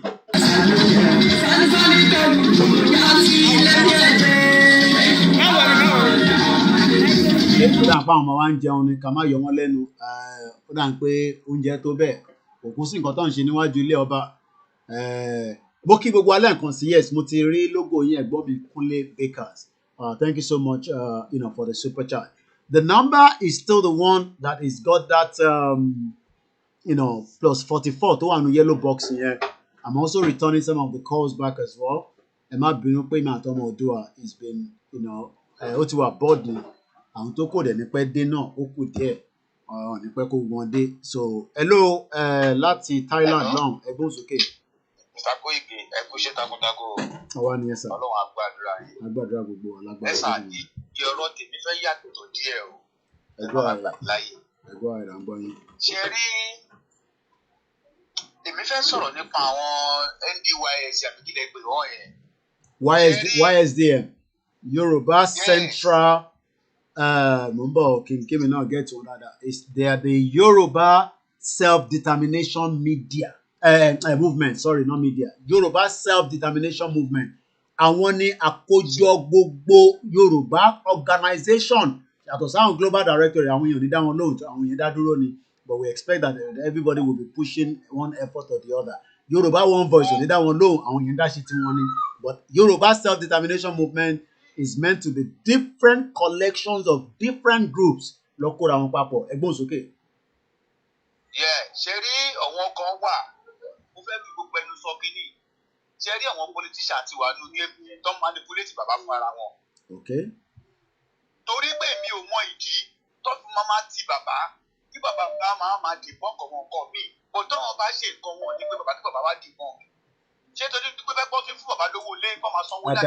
Thank you so much, Amayo. I got the message. Gbogbo wọn náà tẹ̀ ń ṣe yìí sí ẹ̀jẹ̀ yìí nìkan ni mídíà ni tẹ̀ ń stream everything tẹ̀ ń ṣe live. Ṣọ́wọ́n mídíà tó kú wa tó mídíà tó kú bẹ́ẹ̀ kíkí nìkan tó dúró fún. Tó bẹ́ẹ̀ pé ìgbà tó bá ṣí nǹkan bá tí anything bá ṣe kiri náà jọjọ máa ń bọ̀ ta. Lọ́mọ máa ń sọ pé báyìí pé wọ́n suspend bàbá Èkìtì. Tó kú sínú prison tẹ̀tẹ̀ wọ́n suspend ẹ̀. Ẹ jẹ́ ká fúnra. Politician ti wà láàárín àwọn pípọ̀ yìí. Wọ́n dẹ̀ ti manipulate bàbá. Wọ́n ti manipulate bàbá. Kí ló dé kí nìyá ní ti lè ṣe? Anybody tó bá mọ̀ kó lè kojú wúmọ̀ ẹ̀ kó jáde kó wá debate pẹ̀lú ẹ̀. Anybody tó bá mọ̀ pé báyìí pé òun ní platform, òun ní ìkọ́ni bẹ́ẹ̀ kulẹ̀ Yorùbá jáde kó wá sọ̀rọ̀. Kí ló ṣe tẹ̀lé gangan? Ẹ wo, ṣe rí táàbà ti láàrin ara wa Yorùbá nation lórí mídíà kan táàbà ti tẹ̀ síra wa lójú. Àwọn pípọ̀ yìí wọ́n ń lò wá síra wa. Táàbà ti tẹ̀ síra wa lójú. Agbókò kan tó ṣẹlẹ̀ là ń gbogbo kan tó rí là ń gbogbo tó ṣẹlẹ̀ là ń rí o. Táàbà ti tẹ̀ síra wa lójú. Ọlọ́jẹ́ kò tẹ̀ sí kan tó máa ṣe Yorùbá nation. Kí ló dé táyì bá fà yín nìkan lẹ̀ ń polówó lẹ̀ ń ṣe ṣe plan lẹ̀ ṣe àwọn mídíà tó kù kan àwọn kan tó bá wọn world media ìbò náà wà àgbélẹ́nu wọn rí bẹ́ẹ̀ ṣe ń fà sókè wọ́n fẹ́ máa fà sílẹ̀. Wá ní pé rálì wọn yẹn ẹ jẹ́ ká fọ́ everything lójú kí ló dé ọ̀rọ̀ mi ò jù bẹ́ẹ̀ lọ. Ẹ ṣe gan-an ẹ̀gbọ́n mi láti Thailand gbogbo ìgbàlẹ̀ ẹ̀gbọ́n mi máa ń really emphasize do we have communication problem? Why? I don't know. My job here is the media.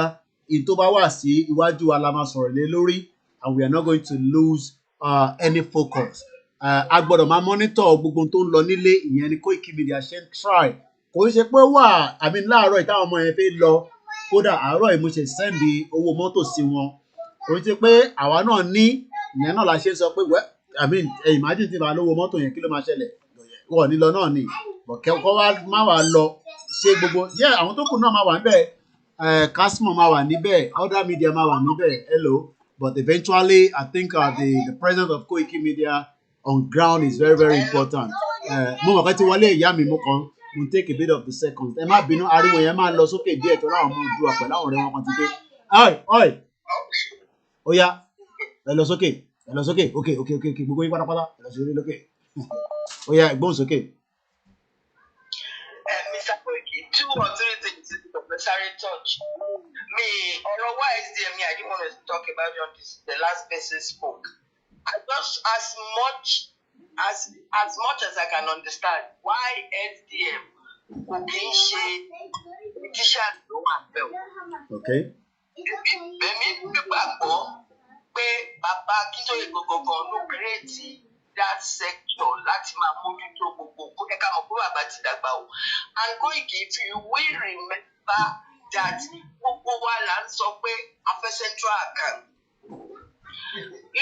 When ìlànà bẹ̀rẹ̀ láti fẹ́ gbé central account jáde, àwa kan wà against it torí personal account Maxwell ló fi. When we went against it. Well, tẹ́ bá fún mi l'opportunity láti come in. It's because ìlànà ò ní structure. Ẹni sùúrù ìyá mi. Ẹni sùúrù ìyá mi. I will take you back through the memory lane. Ibi báyìí ni mo wà tí ẹni káwọn ọmọ ìṣeré lọ sókè náà.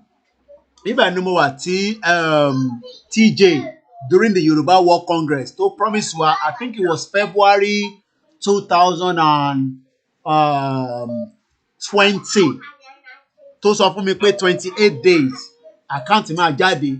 So so pé wọ́n lọ gbé àkáǹtì kan jáde tó jẹ́ personal account. That is the fault of ìlànà kò ní kankan ṣe pẹ̀lú àwa.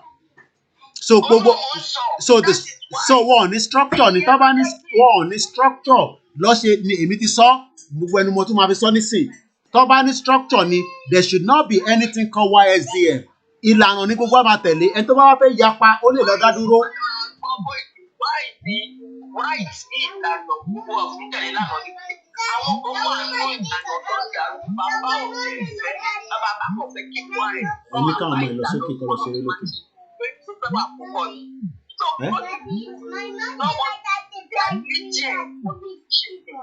Bọ̀ ṣe wá fi pé kò ní sáwọn tó máa dàrú nínú YSDM tá à ń sọ yìí.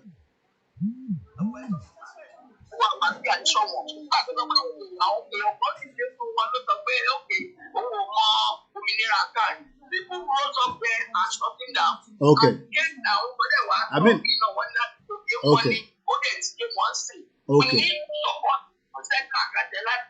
Because Baba Koiki, I think going by his president is kind of a good man. So, when he comes there,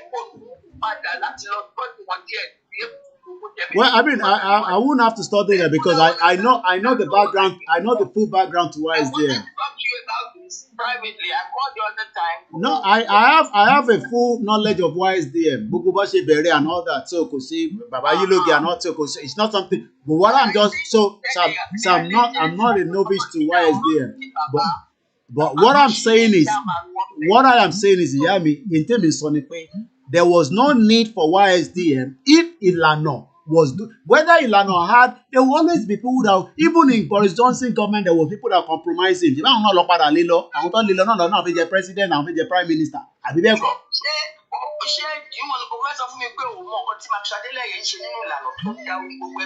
Well, I mean that would be. How do we control that kind of a man? Nobody so listen, I want people. Okay, but the situation hasn't changed as far as we are concerned because Maxwell is still working on behalf of Baba. So and he's still writing. Well, I mean, well, people don't. The government doesn't recognize YSDM. It's just probably now that they are trying to push it out. Government only knows about Ilano. Ìyẹn ni irú lẹ́tà tí wọ́n kọ jáde. I think it's just to manage I don't know, to manage whatever we can manage without the influence of people like Maxwell. That is why that is the mistake. Mo fẹ́ lọ mú lẹ́tà tí wọ́n kọ sí ìjọba Buhari jáde.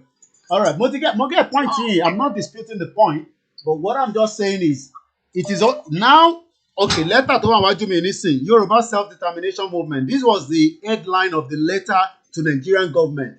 But this letter would not have happened if Ilano has put the structure in place. Kò ṣe Maxwell nìkan ni maybe the issue in Ilano. There will be So by mentioning Maxwell is not the issue, but what we are okay. The question that people are asking now is let me take message in because I'm not going to get involved in whatever anybody's doing. I just want to be independent as far as I'm concerned now. Why are we not seeing their presence on the ground in Yoruba land? Because represent one fully. Because it's a new group and the media are not, they are not it's okay. Okay. And nobody is able, you are supposed to be okay. That's why I was calling you. So yeah, but one day the YSDM, what is different platform? Okay. All right, but like I said, I think YSDM needs a bit of more of them as well, to be visible. If they are visible, then bring the man to your channel to come and talk. Sorry, okay. If I can sọ̀rọ̀ ni màá dẹ̀ wá fún ní ọ̀rọ̀ yẹn ní sùúrù mọ́ mi. Ṣẹ́rí bàbá yìí ló gé tẹ́ ń sọ yẹn. Mo fẹ́ lọ mú message yẹn jáde which I will screenshot sẹ́yìn nìkan. Mo ń bọ̀ o. Bàbá yìí ló gé. Mo ń bọ̀ o. Ẹ fẹ́ life lákòókò wà. Màá dẹ̀ send ẹ̀ sẹ́yìn nísìn tẹ́ bá ti sọ̀rọ̀ kan nísìn. Ní tí mo fẹ́ sọ yẹn mo fẹ́ lọ mú ẹ̀rí ẹ̀ jáde. Bàbá yìí ló gé tẹ́yìn sọ yẹn, right? My first contact with him, which I have on my phone, was December 27th of December 2021. Bí alọ́yìn máa bá mi sọ̀rọ̀ lẹ́nu. Okay. 27th of December, I sent him a voice note. Good morning, sir. This is Olayomi Koiki. I sent him another message on the 28th of December 2021. Afternoon, sir. Hello, Koiki. We're in executive council meeting. I will reach out when we are done. I sent him another message on January 2022. Bí a ní bàbá yìí máa dá mi lóhùn lẹ́nu. So ta ni bàbá ni màmá lé káàkiri? Ìyá mi, no, wọ́n ní láti wá sọ́dọ̀ KOIKIMEDIA. Kọ́ máa lọ síbi tó ń lọ yẹn. They don't have to come to KOIKIMEDIA. So I'm going to screenshot this to you as a proof. Moment tó ń bá mi sọ̀rọ̀ dáadáa. So let's leave that one like that. Ẹ ṣé gan ni ìyá mi. Okay, ó yá. Kò ní jáde. Gbà tó ń ṣe yàdúrà ló pé o. Nígbà tó ń sọ ní ìsìn pé ọba gábẹ́jì ọba kìíní ni òye wọ́n ṣe ní ìjọba ìdílé ọba ara rẹ̀ lọ́ba ní eléyìí òun ṣọba pé wọ́n sì máa rọ pé wọ́n sì máa I don't know what they said they would do to him. Ṣé àárò gbọ́rọ̀ àṣírí ló sọ? Ìwọ ọba wo bí ayé àtijọ́ ọba ló máa ń ṣíwájú ogun. Ọba ló máa ń ṣí ogun. Ọba kankan ni. Ọba àti yóò máa ní ṣíwájú ogun rárá. Tí àwọn èèyàn ò bá ti mọ wá ìjọba appoint wọn síbi kan, ó bẹ́tà kọ́ resign àbí kọ́ abdicate. Because ní ṣe kí máa lẹ́yìn, ó máa lẹ́yìn ní ọmọ. Because tí ọkùnrin títí tó bá máa lẹ́yìn sí i, kọ́ máa sọ pé wọ́n gba fọlá àbí bàtà lórí ọba. Ọba tí wọ́n máa bọ̀ ọba, wọ́n máa gbà tọ́ba. Èèyàn kọ́kọ́ kì í sọ pé republic làpapà máa ní tí gbogbo àwọn ọba ìlú wọ́n máa lọ sí kí lọ́nà máa gbé archive máa kó wọn sí museum. Okay. Because at the end of the day. All right. Ẹ jẹ́ pé I'm not sure what is going on in Ile-Ife. I can see a bit of running out on there. Let's go live there and see what is going on. Ẹ ṣé gan ni ìyá mi o. We really appreciate it. Ẹ jẹ́ ká lọ gbọ́ kí ètò ń jáde níbẹ̀. Wọ́n ti yìnbọn níbẹ̀. Àmọ́ tó ṣẹlẹ̀ jáde fún àwọn èèyàn sáré.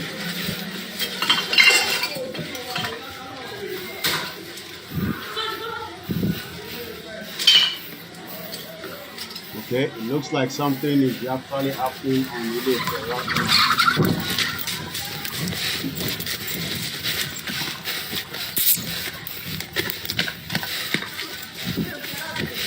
Bàbá yẹn ti kó àwọn boys wá.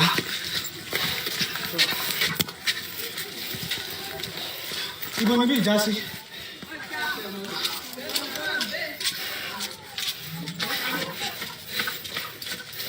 Okay, it looks like let me increase this a little bit. But definitely it seems something is happening there. Ṣáwọn bá tún lọ kó tọ́ọ̀gì jáde ní àti báwo. Ṣọ́ba tún lọ kó tọ́ọ̀gì jáde ni. I don't know what has happened, but I can just see a bit of movement in the camera. So that's why I decided we go there for post us on the call for now. While we find out what is going on the other side there. Okay, some invaders have shown up. Okay. Alright, one on invaders. I don't want invaders. Ṣé Fúlàní ní invaders tó wọlé ní àbí báwo?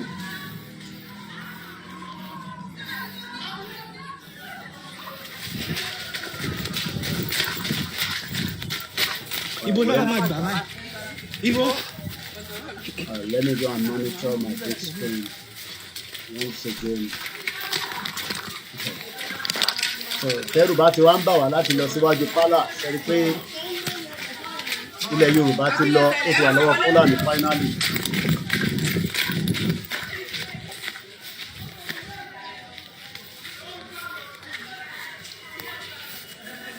Mo fẹ́ ká lose focus there. I know some of you are still trying to follow as well. Ẹ bá a ṣe briefly because mo monitor tó lọ níbẹ̀ ní. Wọ́n kó gùn, wọ́n kó bọ̀, wọ́n kàdà wá ni. Ẹ go ahead straight, à ń gbọ́ yín. Ẹ ṣe gan. Mo fẹ́ kí fìdí ẹ̀kúnnú program yìí God bless.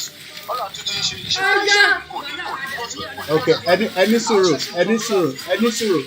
mo ní láti bá wọn ẹni sùúrù bàbá wa tó ń pè láti Mexico yìí tó ń ṣẹlẹ̀ nílé ìfẹ́ wà important mo ní láti bá wọn sọ̀rọ̀ kí ló ń ṣẹlẹ̀ ọ̀nà pè.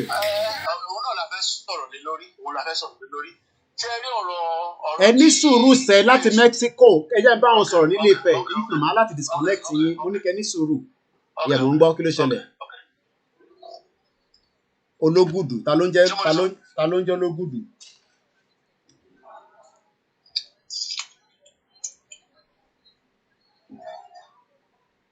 Okay, wọ́n ti wound èèyàn.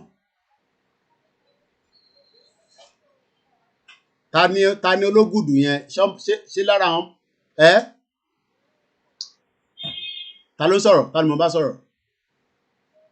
Orí kò yẹ mo rí ẹ nínú picture nísìnyí yẹn.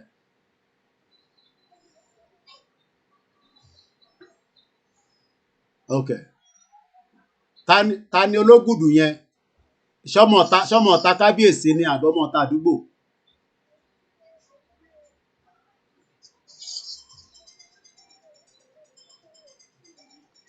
Okay, wọ́n ná Ológùdù ló ní kó wá ṣáwọn. Ẹ jẹ́ kẹ́yìn náà àjọgbọ̀ sétí.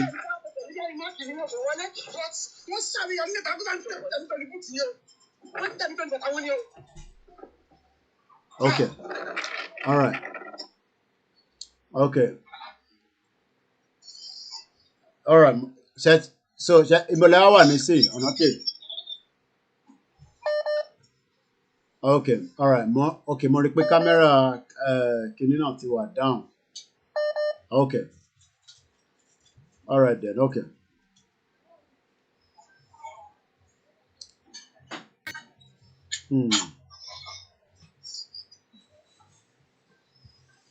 All right then. Okay.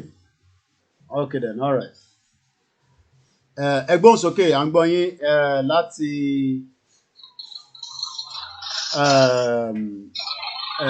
Mexico à ń gbọ́ yín nísìn láti Mexico.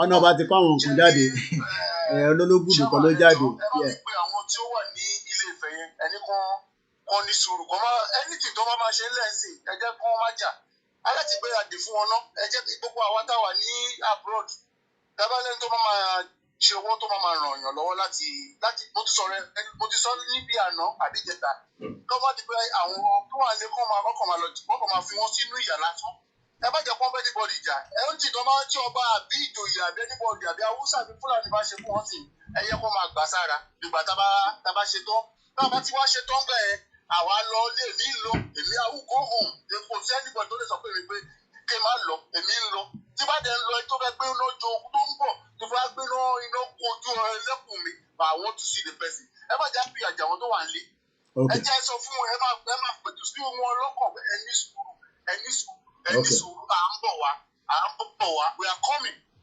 However gómìnà sójà Nàìjíríà want to know who are they ẹ má jẹ́ ká sọ̀rọ̀ inú ọ̀rọ̀ pé à ń pé Oòduà nation going back ẹ jẹ́ ká jáde wá everybody tó bá ń gbọ́ mi ẹ dìde let's go ẹ support ká lọ ìjà fún òmìnira Okay. Ukraine is sitting there now. Ukraine is doing its own. Ẹ̀kọ́nà máa ṣe ti wá. Ọ̀pọ̀lọpọ̀ èèyàn ló bẹ̀rẹ̀ ọ̀yàn lọ́wọ́. Ọ̀pọ̀lọpọ̀ èèyàn ikọ́ wà nílẹ̀. Kò ṣe kó ṣe fẹ́ máa negotiate. Things are already done. Ọ̀dà ẹ ṣe gan. Ẹjọ́ pé máa ń rí pàdé lọ́gbà tó lọ ṣáájú ẹ̀sọ́ fún ọpẹ́. Wọ́n ti kọ́ fẹ́ máa rí dalẹ̀ pẹ̀lú wọn kó retrieve àwọn rally kí wọ́n kó máa lọ. Ó dà pé wọn ò ní kankan. Ẹni tó wá lágbára kò kú tètè jáde síta wá jà. Okay. Ẹni kan máa lọ lé. All right, no problem. Wọ́n bá ní ẹ máa lọ lé Lawrence. Àyè máa fún yín contact àwọn máa bá yín sọ̀rọ̀. Ẹni tó wọ́n máa lò fún commander nísàlẹ̀. Àmì láti máa ṣíṣọ àwọn commander sínsìn. Onímọ̀sọ́gbà ní chief Sunday chief olóyè Sunday Igboho. Kó bá lọ wáyọ̀ àwọn èèyàn tó bá jẹ́ commander tí ò ní jẹ́ betrayer. Wọ́n máa jẹ́ commander tó wà bẹ̀ sí train àwọn èèyàn díẹ̀. Okay, these are Okay. All right. Àti gbọ́ nǹkan tẹ́ sọ gbogbo ìtẹ́ ìsọ iná kan dé gbọ́dọ̀ lọ sórí iṣu. Okay. All right. Okay. Ẹ ṣe gan ni mo ní láti jẹ́ kẹ́ lọ nísìn ká lè fẹ́ lómi láyè. Ẹ má bínú bàbá wa, and most of the things that you're saying are not even meant to go into the live show. Gbogbo security issue ẹ̀yin gan lè deal pẹ̀lú ẹ̀ without saying so much. Hello, Mr. Koiki. Àgbọ̀ yín o, go ahead. Ẹ ṣe gan ni àdúpẹ́ lọ́wọ́ yín àgbáyé àdálẹ́. Bá wa sọ fún Ọ̀jájá pé ilé tó ṣe gan ló yẹ kó ṣe gan ó ṣe wá mọ́ ọba ilẹ̀ Yorùbá ni nínú ilé tó ṣe yìí àwa gbóṣùbà fún bẹ̀tẹ̀ bá wa sọ fún pé bóyá ògùdù ló pè é bóyá ògùdù ló nílẹ̀ Yorùbá àbó ló nílẹ̀ Yorùbá àbá àmọ́ Yorùbá lá nílẹ̀ Yorùbá ẹ bá wa sọ fún pé à ń bọ̀ tilétilé àṣẹfẹ́ wá kí ní sìn kan tó ìwà tá a fẹ́ ká wò síta ní ọ̀jẹ̀ bẹ̀rẹ̀ yìí bí òun ṣe ti jọba òun ṣe ti ìjọba lélẹ̀ ilẹ̀ Yorùbá sí Yorùbá la fẹ́ kọ́kọ́ fi ẹ̀kúnú wa hàn fún wọn àṣẹtí wá dé ní ìsìnbáyìí pé àwọn ọba nìkan ló kó wa lẹ́rú tá ń tà wá sí kì í ṣe Nàìjíríà kì í jẹ́ wọn Fúlàní kan ló tà wá àwọn ọba yẹn ibi tá a rẹ̀ ti fẹ́ kó bẹ̀rẹ̀ ló tà sílé ni tó tí ó yẹ kó jókòó ro ọgbọ́n mo rò pé igbó tó mú yẹn ó ṣe fi hàn wá ni torí àròkò ló pa lánàá sí ọmọ tó tẹ́tà fún gbó pẹ̀lú Colorado tó rò pé bóyá àmọ́ so àròkò yẹn ló pa sáwà ọmọ Yorùbá sí àròkò tó dẹ̀ palẹ̀ ni kò ní wò tán torí ẹnìkan sọ lọ́sàn-án bẹ́ẹ̀ pé láàárọ̀ bàtà ọmọ ẹ̀ ń bá wọn sọ̀rọ̀ ó ní àbí ká paná fún wọn ni ẹ bá sọ fẹ́ni tó sọ pé ká paná fún ẹ àwa ti rójú ẹ o àwa ò ní láti sọ̀rọ̀ ju eléyìí tó ṣe inú mi dùn pé àwọn ọlọ́pàá ò tiẹ̀ dá sí ẹ má jẹ́ ká parọ́ mọ́ ọlọ́pàá ilé wa o àtàárọ̀ láti ń wo òun believe pé àwa ò rí gbogbo àwọn tàdé sọ̀rọ̀ diaspora làwà wọ́n ṣe fẹ́ wá rí ilẹ̀ Yorùbá bó ṣe tóbi tó pé kì í ṣòun àwọn tó fi síbẹ̀ kì í ṣe àwọn ẹ̀ ló fi síbẹ̀ alálẹ̀ ilẹ̀ ló fi síbẹ̀ ó ti yé sí àwa pàtàkì fún ìtàn àwa jẹ́ kó yé ọba ilé ó tiẹ̀ ṣe dáadáa ẹ̀kan wà kí pé kábíyèsí pé ó kò ṣe torí ó sọ fún àwọn ọmọ ẹ̀ pé òun máa ní ká pa wá dànù òun máa ní ká pa wọ́n dànù ni adẹ gbọ́ voice ẹnu kìíní yẹn tó kò lè dínà ìyẹn yẹn wọ́n ti wà lẹ́gbẹ̀ẹ́ kan wọ́n ní ẹjọ́ la máa ń kọ́ ká tó jà so ó ṣe gan lọ́rọ̀ púpọ̀ láti sọ. Ẹ ṣé gan ni, thank you so much. I'm just trying to play back the video láti mọ kí ló ṣẹlẹ̀ gangan kó tó dé stage tí I just picked the signal from the camera mo ń bọ̀ ẹ jẹ́ lọ gbé fídíò ẹ̀ jáde ní background so that we can watch it together. And then we can have an idea what actually happened. Though I've got a bit of report of what happened, but just for the benefit of because our kan wà lórí platform yìí while the initial return pé is a reason that she got on so many camera view, especially I know such things might happen at any time. There's no doubt in our mind. But when you have different camera view, it gives you an idea. Multi-process CBT more expect for that the problem is one day. At exactly 59 minutes 38 seconds. The problem here low erupt. Ẹ jẹ́ ká gbọ́ bó ṣe ń lọ níbí báyìí. Ó ní àwọn ọba tẹ̀lé yẹn o amúgbó pọ̀ nù wọn o àwọn olówó ọlọ́tí pọ̀ nù wọn àwọn ọlọ́lá àwọn olóṣèlú wèrè pọ̀ nù wọn ìsáájú kàlùkọ́ yàtá wọ́n máa ṣe agbára lò lórí àwọn aráàlú ni tó bá ti wọ ìlú kan báyìí àdúrà wọ́n pàlú yẹn jẹ́.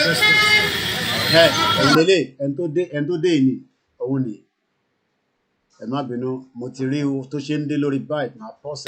àwọn olóṣèlú wèrè pọ̀ ní wọn ìsáájú kàlùkọ́ yàtá wọ́n máa ṣe agbára lò lórí àwọn aráàlú ni tó bá ti wọ ìlú kan báyìí àṣàdúrà wọ́n pa ní wọ́n pa ní ẹ̀ṣẹ́. àwọn tó fi wá ṣiṣẹ́ yẹn gangan ló dé àwọn ọmọ Yorùbá tí tó ń ṣiṣẹ́ fún gọ́ọ̀mẹ̀ntì Nàìjíríà torí pé gọ́ọ̀mẹ̀ntì Nàìjíríà ní Ọọ̀ni of Ifẹ̀ kò sí Ọọ̀ni of Ifẹ̀ fẹ́ kí Yorùbá kó lọ so picture wọn lélẹ̀ ẹ rí pé méjì lélẹ̀ mẹ́ta ló wà ṣe ti rí ọwọ́ wọn ẹ máa wọ́wọ́ wọn ṣe rí pé àdá wà lọ́wọ́ ẹni tó jókòó sẹ́yìn yẹn ẹni tó wà lẹ́yìn yẹn náà ṣe rí pé àdá ní ilé tó gbé dání bàbá yìí ṣe rí pé bàbá tó wà lẹ́yìn ọ̀kadà yìí then mo mọ̀ bí ìbọn lè gbé dání sórí iwájú ẹsẹ̀ ṣòro à ń pé ọmọ tó gbé kámẹ́rà dání ẹ̀yẹn sense pé àwọn tó ń bọ̀ yìí àwọn tó fi wá ṣe iṣẹ́ ibi ni.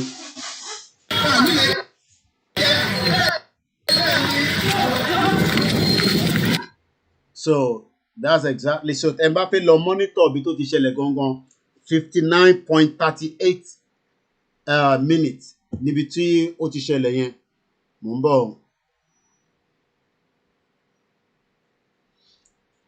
lẹ́ẹ̀kan sí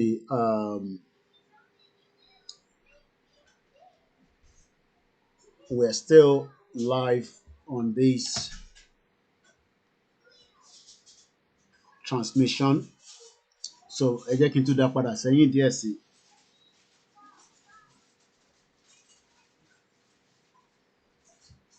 Let's play it again. Mumbo. Yeah, Imbolewa, listen.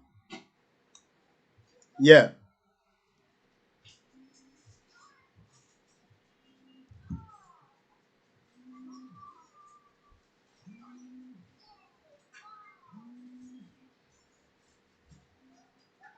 Yeah. Okay.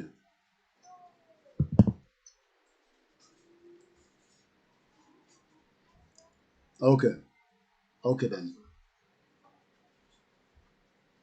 Wọ́n ní káwọn ọlọ́pàá máa lọ ẹni sùúrù ẹni tó ń pè wá ẹni sùúrù wọ́n ní kọ́lọ́pàá máa lọ káwọn ọmọ tọ́ọ̀gì palace lè wá ṣiṣẹ́ wọn kò tẹ̀tì dà bẹ́ẹ̀ all right then.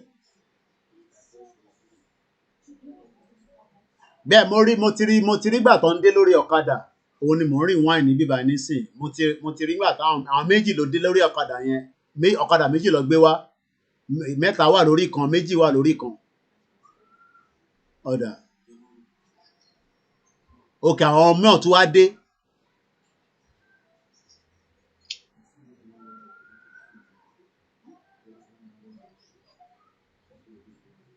okay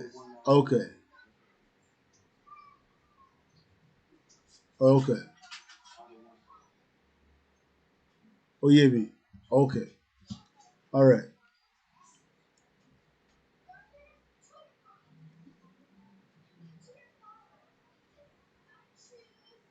All right, no problem. Okay then, all right. Tẹ́bá ti wá tó 200. Okay, all right. All right, ẹ pè mí tẹ́bá ti débi tí ẹ ti máa pè mí padà. All right, later.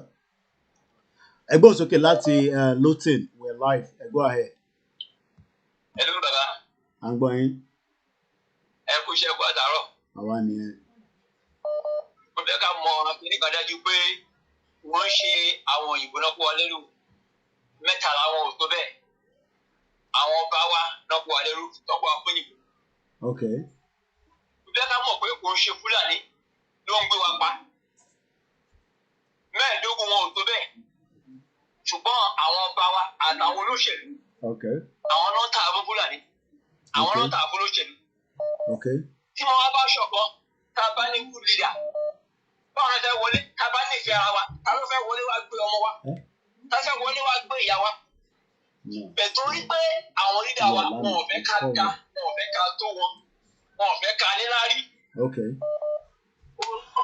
Ṣé gbogbo ọ̀tọ̀ ń ṣe? Ẹ bá dẹ̀ wò dáadáa ẹ rí i pé tá a bá fún ògùn jọ wọn yẹn yẹ̀ wò ara àtọ̀ ní sáfùyàn Yorùbá ò kì í jàjà ìta o fẹ́ ká mọ̀ yẹn dájú. Yorùbá àkí bára àtajà. Tá a bá bẹ̀ ní díìlì tẹ́ bá wo 1983 election nígbà tó ń díìgì election fún Ṣàgàrí kọ́ la àtàkì náà. Àwọn olóṣèlú tó ń gbàgbọ́dé fún wa la àtàkì. Àwọn lápá tẹ́ bá fún àwọn Àgbáyémí lákùrẹ́ àwọn ìgbé àpò tó ń pa àwọn MPN tó wà lára wa tó ń gbàgbọ́dé fún wa. Ìgbà àti àwọn yẹn àti wọ́n bá yẹ bẹ́ẹ̀ nígbà lọ. Tọ́wọ́ bá rí pé abẹ̀sí ní dì pẹ̀lú àwọn ipò yìí, àwọn oníṣẹ́ wa yìí, àwọn ọba yìí. Tá a bá dì pẹ̀lú wọn, àwọn ọba yẹn á sá lọ, wọ́n á kó nínú wa. Àwọn náà fààyè gbà wọ́n ní tí olè ta ò bá sílẹ̀ kù, olè ilé ò bá sílẹ̀ kù, olè ta ò ní wọlé. Ṣé ìtàn òní bó ṣe wọlé? Àwọn àtàkì àwọn ọmọ ọlọ́wọ́, àwọn armless protester tẹ́lẹ̀ wọ̀. Àwọn kọ́kọ́ ṣe rí gbogbo àwọn ìgbèkè tó ń wá yẹn, gbogbo wọn máa jí gbé láwọn ọmọ ọmọ jí wọn gbé, wọ́n gba millions of naira, wọ́n á dẹ̀ pa wọ́n dànù. Ìgbà iná máa tó kọ́, nípa jí àwọn ògbèmí, àwọn ọba lúfọ̀n, àwọn ọba lẹ́fọ̀n àwọn kékeré lọ́wọ́ ọba lúfẹ̀ àlẹ́ rẹ̀. Fúlàní máa jí wọn gbé, ọ̀ọ́ni gan Fúlàní máa jí gbé, Fúlàní á gbàyé lórí ẹ̀ léèrè tó wà lẹ́yìn. Ìgbà náà ṣe máa mọ̀ ọ́ tó ṣẹlẹ̀, ẹ̀ jẹ́ máa bọ́rọ̀ bọ̀ pẹ̀lú ojú bẹ́ẹ̀ lọ ẹ ṣe gan. Ẹ ṣe gan ni.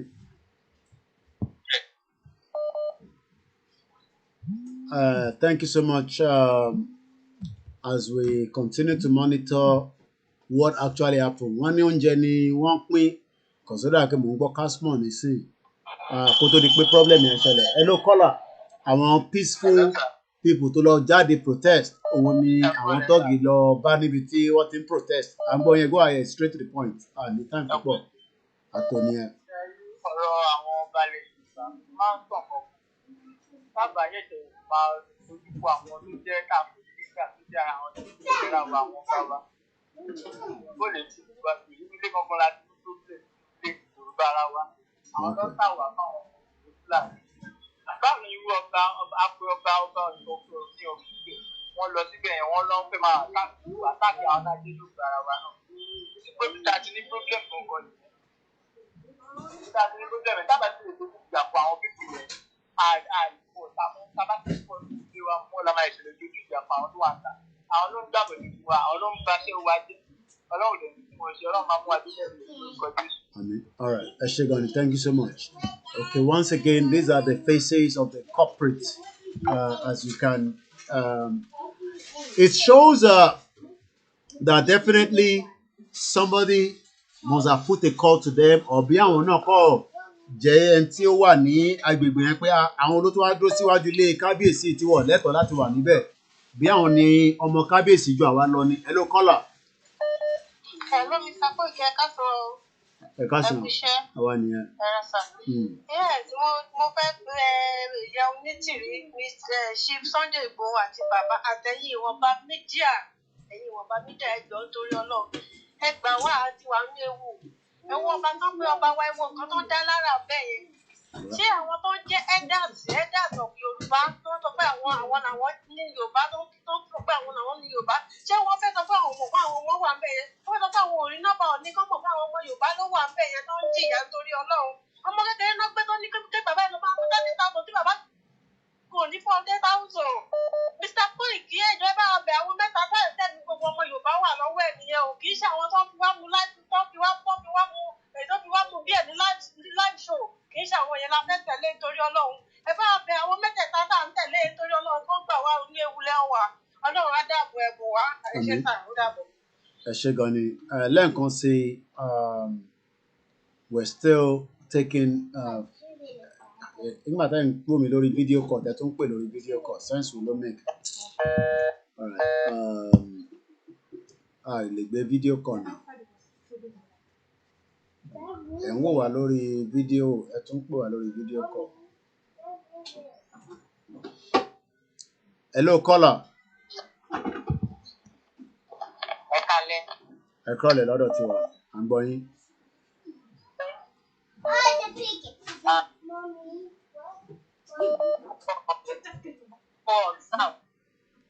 Òun ti pé wọ́n fẹ́ kí àwọn YSDM kí àwọn ọmọ tí wọ́n jáde àwọn èèyàn tó ń jáde máa ti ráyè. Then àkọ́kọ́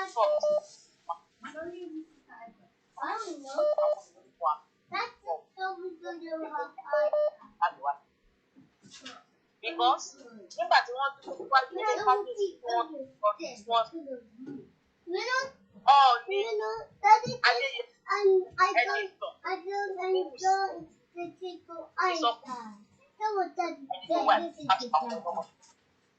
àwọn ọmọ yẹn nísìnyí tí ò bá jẹ́ pé wọ́n yára irú ẹni tó wò àtìgbà tí ò bá jẹ́ pé ẹni tó kọ̀ sáà òun gbọ́ngàn náà bá kọ́kọ́ ṣe léṣe torí wọ́n ti fẹ́ ọ́ píkṣọ̀ ìlú ẹ̀ jáde. For how long ni àwọn bàbá yẹn tí wọ́n jókòó sí Amẹ́ríkà jòkó ní Canada jòkó sí US how long ni wọ́n fẹ́ kí ọmọ Yorùbá pọ̀ nínú pẹ̀lú ilé yìí.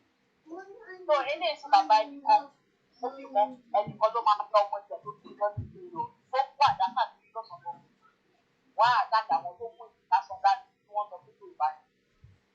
For how long ni láti máa fún ìgbà àwọn ilé àwọn ilé bàbá tó yìí bóyá àwọn náà máa ń wo program ọ̀hún tábàrẹ̀yìn tó máa ń sọ fún àwọn ni wọ́n dá wa sí òkè àti nítorí pé kí ni ààbò wà ilẹ̀ Yorùbá ká máa gbé nílà yẹn. wọ́n mú ọmọ kékeré kan tí wọ́n sáàpù tó ń sọ fún dájú ẹ̀ pé kó ta káàmì rẹ̀ ọmọ ọdún kan fún 30 million.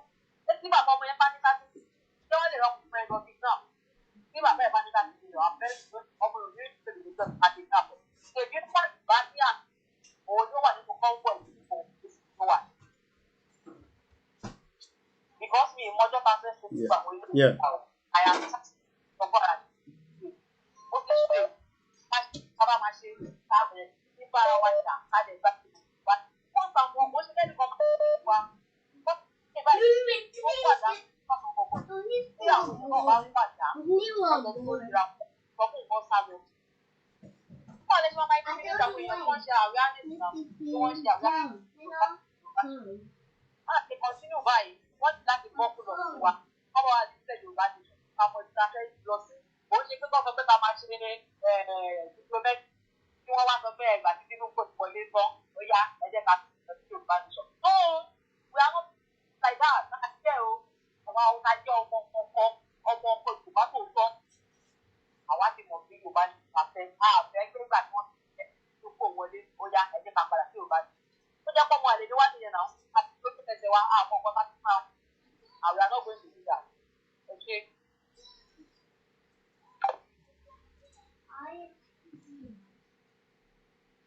Adipolawo, the last caller.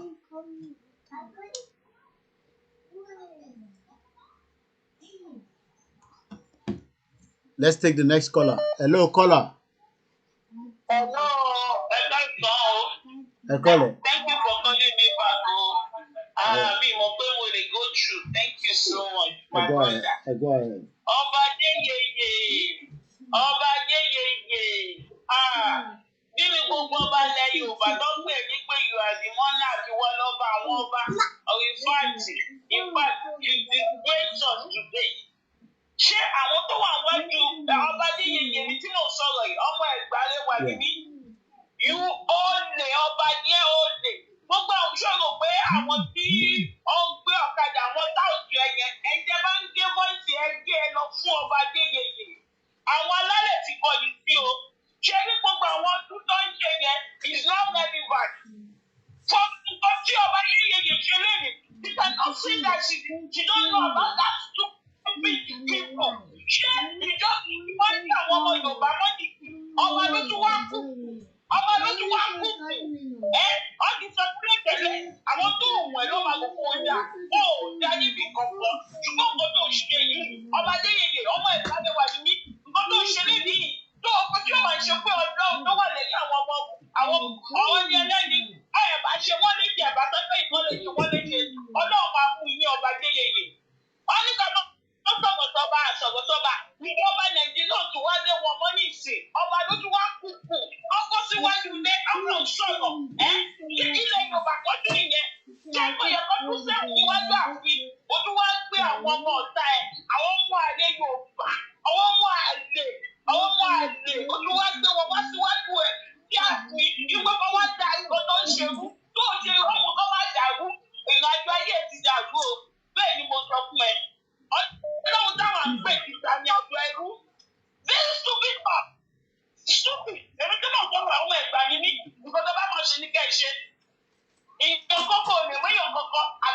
àyàn náà olókùn. Very stupid man. And then bí wọ́n ṣe ń kékeré lọ pé mo fẹ́ kó sọ bẹ́ẹ̀. Thank you, my brother. We're gonna wind down in just a few minutes.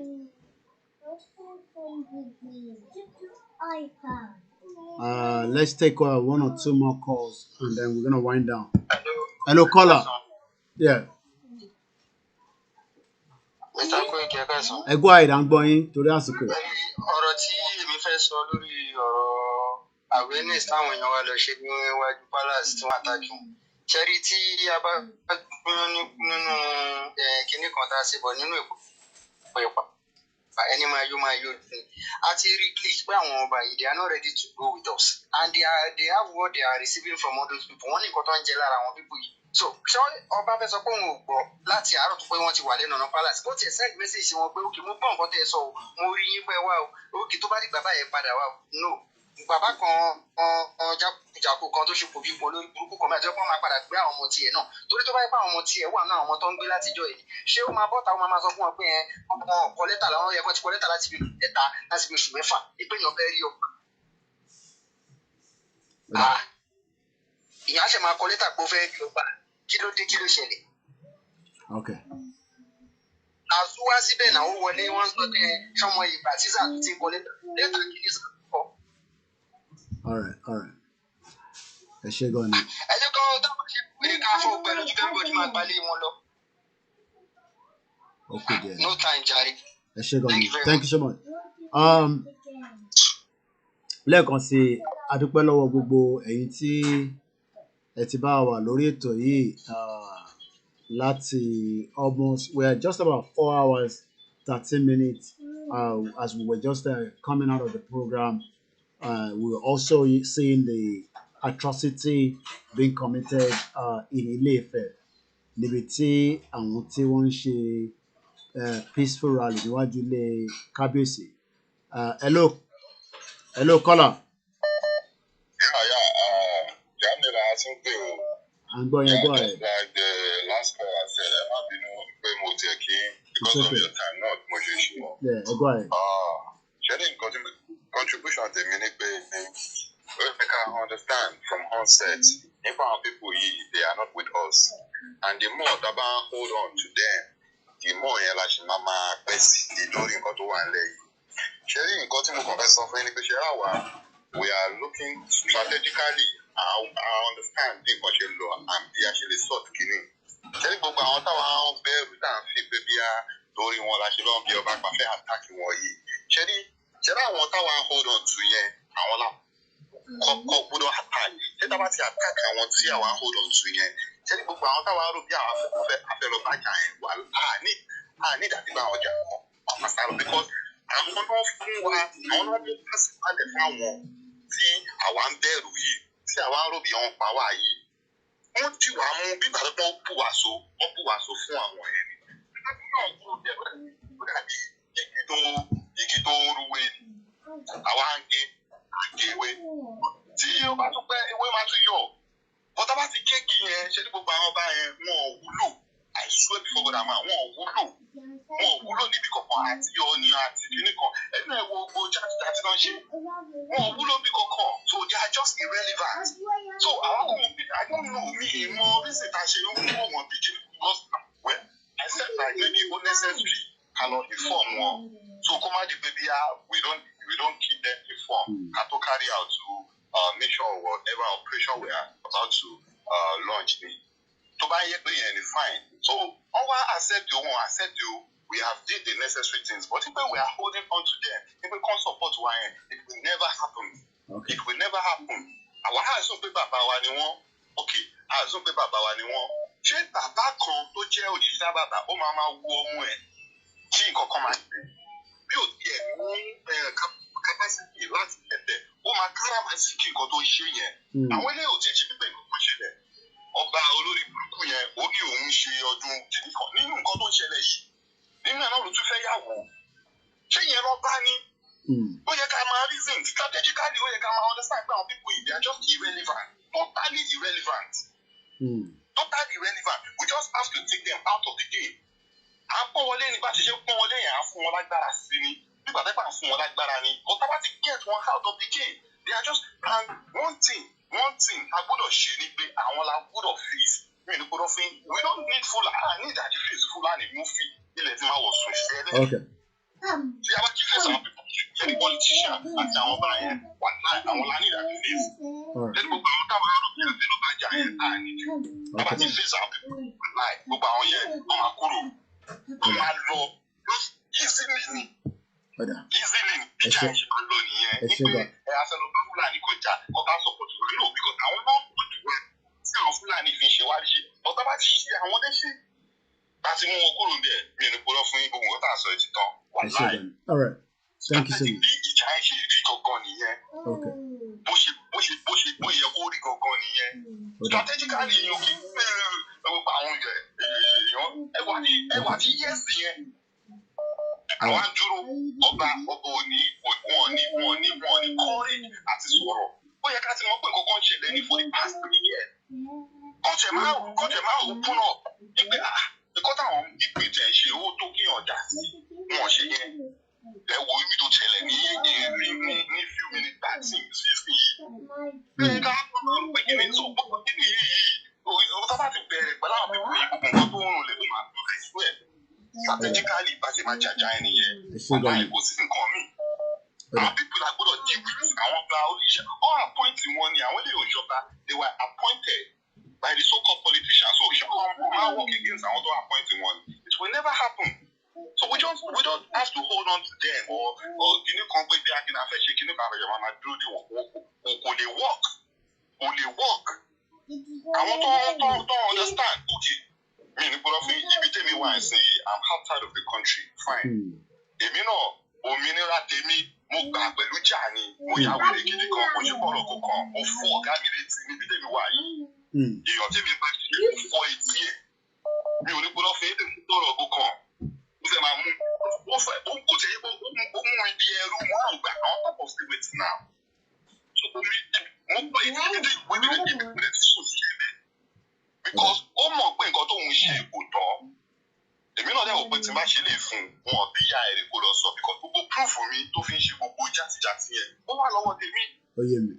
tó téèyàn bá ti lè já kó gbára jẹ́rí àwọn oppressor wọn ò ní ronú jọkan pé àkáwọn fi ilẹ̀ because ibi tó ti generate agbára wọn yẹn ni àjọ ti rí nígbà so ibi tó ti lè generate agbára wọn nìyẹn wọ́n bá dẹ̀ ṣe ìmọ̀ tó bá ṣe generate agbára wọn yẹn wọ́n máa ní fún ọmọ máa ní ìkànnà sí ẹni ọ̀tẹ́yàn bá ti try láti break wọn off it bàbá wọn ò dẹ ní wọn náyà wọn ò lẹ́mí kankan ọjọ́ tí mo gbọ́ ọ̀gá mi létí yẹn ó ń gbọ́ lẹ́sẹ̀ ni àtàwọn ọmọ àti gbogbo wọn wò báyìí mo yà èmi tó pé kiri àwọn ò ń ṣe àsìnà ọmọ mo ṣe fọdá mata èèyàn kankan àwọn àgbẹ̀nà ojú mi ní ìjà mi ta wà níbí so bàbá mi ní kúrọ́ fún yín nǹkan tó lè ṣe nìyẹn ẹ ṣe gan ni àwọn tó kóyọ̀ lẹ́rù ní ẹ̀fà sọ pé káwọn fi yẹn lẹ́nu dé sórí àwọn pípẹ́ ọdẹ appoint wọn jẹ́ wọ́n ṣe appoint àwọn Tinubu tí wọ́n appoint àwọn Fúlàní àwọn náà tún ní ẹ̀ka wọn làwọn bá àwọn oríṣiríṣi then àwọn ọmọ táwọn yẹn ẹ̀ka ní gbogbo wọn so they will work against everything to make it possible for us so àwọn alájú pẹ̀lú kò ń ṣe àwọn tàtí ẹ̀ ń wò yẹn àwọn ọkọ ní iṣu wa àwọn táwọn arúgbó máa help wa because support wa àwọn ọkọ lálẹ́ dàtí ti pẹ̀lú. Thank you so much. Thank you. Because of the timing, we will be winding the program down, and then that means I will not be able to take any more calls. One thing we have to remember, those that went there went for a normal peaceful rally. One near Obani was of and all that. And I think from what we have looked at, I've rewind that video multiple times, and you can also go back on the thread from 59.38 seconds. When the first two Okada arrived. Later on, there's more Okada to pada day. After tea, and méjì to ọkọ day, pẹ̀lú àdá àti all the necessary weapons tí wọ́n fi wá lò láti fi attack àwọn ọmọ yẹn. Ẹ rí pé àwọn ọmọ tó jáde, all we saw there throughout, while they were there, was nothing more than the fact that they were just doing a normal peaceful awareness and campaign. The question is, ta ló authorize àwọn jàǹdùkú yìí? And we have them all over Yoruba land. The last caller have actually said it all. Wọ́n wà káàkiri nílẹ̀ Yorùbá, gbogbo àwọn tẹ́ ń wò yìí. Wọ́n pọ̀ gan-an, wọ́n máa ń pè wọ́n ẹrùkú, àwọn ready láti kú fún politicians, wọ́n dẹ̀ ready láti kú fún àwọn tó jẹ́ stooge náà as well. So definitely somebody put a call to one of them, because wọ́n náà ọlọ́pàá tó wà níbẹ̀, àwọn ọlọ́pàá yẹn, àwọn èèyàn ṣe bí ìgbà tó yẹ pé wọ́n ti ṣíwọ́, àwọn èèyàn ra kúrò, so that ọlọ́pàá ò ní sọ pé òun witness atrocity tó ń lọ yìí from what have been sent and the messages that I've received. So what actually has they've done is wọ́n ní káwọn ọlọ́pàá yẹn máa lọ. Wọ́n ní káwọn ọlọ́pàá yẹn máa lọ. Ẹni tó béèrè GoFundMe yẹn, I will try and share the link with us in just about a few minutes. Let me just remove the browser that we are showing. If not, there will be too many multiple. So wọ́n ní káwọn tí ó jẹ́ ọlọ́pàá fún security pé káwọn èèyàn máa lọ, so that táwọn èèyàn bá ti lọ wá lè ṣe jàǹbá tó fi wá ṣe gangan. And exactly what actually would normally happen like that. Náà nìyẹn ọlọ́pàá máa ní ẹ̀hún sí níbẹ̀ o nígbà tó wá bẹ̀rẹ̀ jàǹdùkú wọn. Àdó ọlọ́pàá dẹ̀ máa ní òun àwọn tó wá. Even though they are not, these are reasons why you cannot live in that society. This is not a society, that we can live.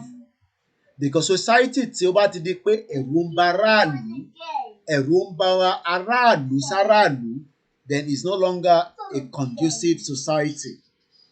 Àwọn ready láti kú, but aráàlú ò ready láti kú. So people will become scared of them. So it's part of the tactics to pin us into Nigeria. Because kò ní jẹ́ pé àkọ́kọ́ táwọn orí máa ṣe irú iṣẹ́ báyìí lélẹ̀. And like I said, they are all over Yoruba land, láti Kwara títí dé Lagos State. Olúkálùkù wọn, they are operating within their territory. And when we now ask that the Yoruba nation is the only answer, it is because àwa ti rí àti foresee pé society báyìí kọ́ la fẹ́ gbé. We cannot continue to live in this kind of society. Because tá bá ń gbé pẹ̀lú society báyìí, right? We will all become, a target. Gbogbo wa la máa di target. Is either ká darapọ̀ mọ́ wọn or ká máa face ara wa. I think some of you don't understand that. The expectation always is that bó ṣe bẹ̀rẹ̀ ẹni sí káwọn yẹn náà bẹ̀rẹ̀ sí bá wọn jà. Kò ṣe tó torí ẹ̀ lọ nìyẹn. At least we have the evidence. Rather than fight back, they disperse. But the question tẹ́ ká béèrè ni pé ǹjẹ́ ó lẹ́tọ̀ọ́ pé kó lọ àtáàkì àwọn tí ó wà níbi tí ó jẹ́ bí orísun ọmọ Yorùbá? Ǹjẹ́ ó lẹ́tọ̀ọ́? And that takes me back to the question that I asked earlier, that ta ló tẹ̀ fún Britain ní Audacity láti kó wa papọ̀ sínú Nàìjíríà? Ta ló fún wọn ní Audacity yẹn? Ta ló fún àwọn Britain ní Audacity yẹn pé ẹ kó gbogbo wa papọ̀ o, whether a fẹ́ gbé papọ̀ àbá a fi gbé papọ̀, èyí ṣàkó gbogbo wa papọ̀. For some of you, we say, in terms of leleyo. Let me say this. This is exactly what happened on a normal daily basis in that shithole country in Yoruba territory, where people are being oppressed, not just by the Fulani alone, also within ourselves. Also within ourselves. Because the society is completely broken. The broadcast will end at 6 o'clock, so I'm just about 10 minutes away, or 12 minutes rather. You're still watching a live transmission as we speak right now. Ìbéèrè ni pé, can we continue like this? We don't expect them to go and fight. That's not the reason why they went there. So if you're expecting that you want to see a blood between two different civilized Yoruba and the ones that are working for the politicians and our traditional rulers, you probably won't see that, because that is not the instruction for those that were going. I understand some of us will be skeptical.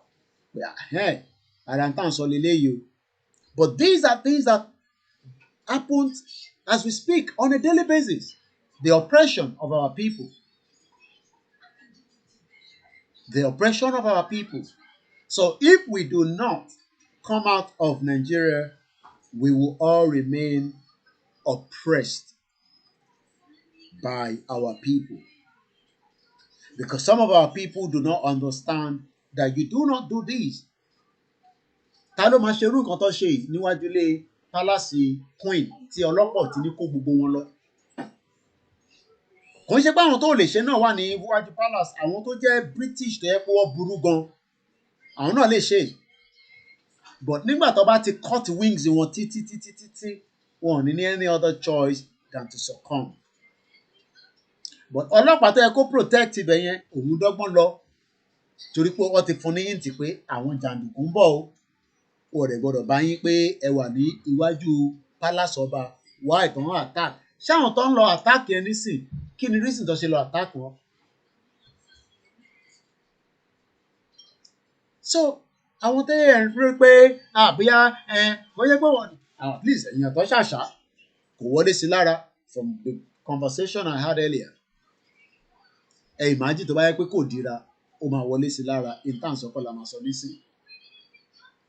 But it shows that the caliber of people that we will also have to deal with in the long run are these kind of people. But it is not the right time that we will deal with ourselves. I've said this so many times. Because àwọn tó ń lọ ní kọ́ lọ jà níbẹ̀. So they were going there just for an awareness campaign. But it will get to a stage. There's nobody that has monopoly to violence. Bóyá kan wà òun ló ní monopoly to violence, it's just a matter of time. Táwọn bá náà ní 200, àwọn kan náà máa ní more than 200. Ẹ wá imagine kó di pé wọ́n bẹ̀rẹ̀ sí ń jà, ẹ̀jẹ̀ wá kún sí gbogbo wájú ilé palace ọba níbẹ̀ yẹn. Because àwọn tó lọ attack èèyàn níwájú ilé ọba, they don't care whether people will die there. That is a broken society. And on that note, I will remind us that the fight for Yoruba nation is a big fight. And we should be prepared for all kinds of things. Because whether we like it or not, there will be so many Yorubas tó jẹ́ pé àwọn gan wà comfortable pé kí Yorùbá kó dá dúró. And they are ready to defend Nigeria against us. Whether we like it or not. Ká gbọ́dọ̀ máa fi sí ọkàn ara wa pé ọ̀pọ̀lọpọ̀ ọmọ Yorùbá wà ó tí wọ́n fẹ́ jẹ́ káwọn kúrò nínú oko ẹrú. And they are going to do whatever they can do, even if they have to kill any Yoruba person so that they can save Nigeria.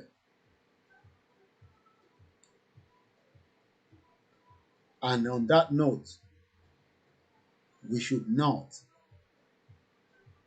be worried.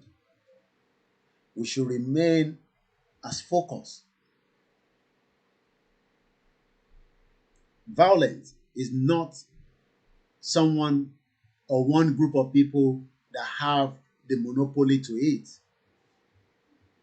Everybody has monopoly to violence. But as at the right time, the monopoly to violence would eventually come out itself in every single one of us. It's just a matter of time. The mega rally will be announced as we continue the grassroots awareness. So on the 17th, this weekend, It's going to happen at Obasa Sabo Mega Rally. I'm aware that the Ondo people are also trying to put something together. Somebody just called us that IGBOHO and all the axes. If you're interested, Germany, I can connect you with him. We will use our media as always, to help with the media, transmission. As long as we're aware, Agege Mega Rally is coming up very soon. Òkè Ògùn Mega Rally tó postpone ní last week Saturday nítorí pé wọ́n sọ pé oòrùn máa jáde will go ahead this Friday. Òkè Ògùn Rally will go ahead this Friday. You can connect. If you don't have the details of those that are organizing this rally, we can connect you with them. You don't literally have to use our platform to send a message to them. As we always say, we appreciate all the organization from wherever they're working, but we are not going to sit on one template to get the hell out of Nigeria. I don't believe in one template. You have the right to believe in one template. I believe in multiple templates so that we can dissolve ourselves out of Nigeria. And one of that should be violent. I don't care. And I will repeat it again. One of that should be violent. It can be peaceful if we are given the opportunity, just as the letter. This letter, which I'm going to continue to review, is a peaceful way of getting out of Nigeria. Is the government going to listen? I don't know. I will have to wait until the end of the month whether the federal government have responded to this or not. Because this is the letter tí Baba Akintoye kọ. Ṣé media wa nìkan ló máa gba Yorùbá Nation? I will be so stupid of fooling myself to say that. There are millions of Yorubas at home that are into one media or one way of communication. So if you are thinking that gbogbo àwọn media tẹ́ ń rí, including myself, tó ń pariwo Yorùbá Nation, nìkan ni Yorùbá Nation media, we are fooling ourselves. Àwọn kan wà nílé tó ń dúró. But the reason why they can't get involved now is for the fact that they are living in a scared country called Nigeria. We appreciate those that are working hard now, but does not mean that we have the power láti dictate fáwọn tó wà nílé nítorí pé a ti set up media abroad. Àwọn tó wà nílé, some will not even be part of that. And gbogbo tí à ń ṣe nísìn is not going to be the final. Pé group kan sàn kankan nísìn, media kan sàn kankan nísìn, organization. All that is still template. Because we don't have a constitution that we will work on until a declaration will happen. And then a constitution will then start guiding us. So we should not believe at the back of our mind, including myself, àwa la máa gba Yorùbá Nation. No, we are just all propagating for the Yorùbá Nation within our capacity. And some of us will work more than ourselves. Does not mean anything. Bá gba wuyewuye from different platforms cannot stop Yorùbá Nation.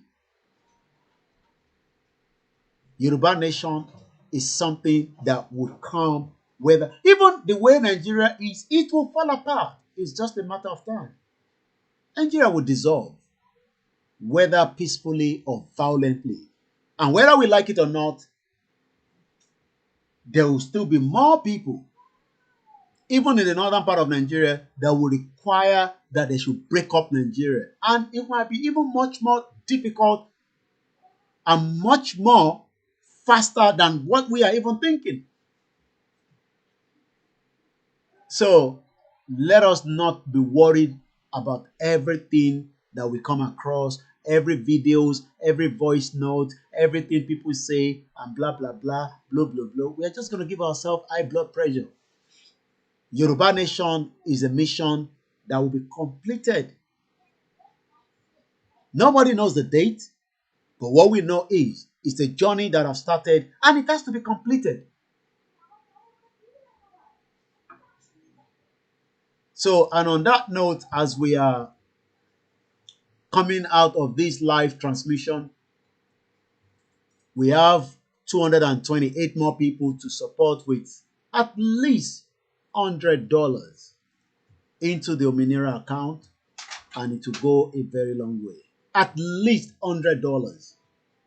Ella declare Yoruba Nation. You need money. Ella saw the platform on iPop. Ojoojúmọ́ ló ń raise owó, fundraising, this, that. We need the money to be used on the ground to secure ourselves. We don't have the type of money that we need now, but we have the resources that will give us the money in the long term. So whatever money we have now, well, needs to be used for different purposes. Probably not for security alone, but everything that can help the movement.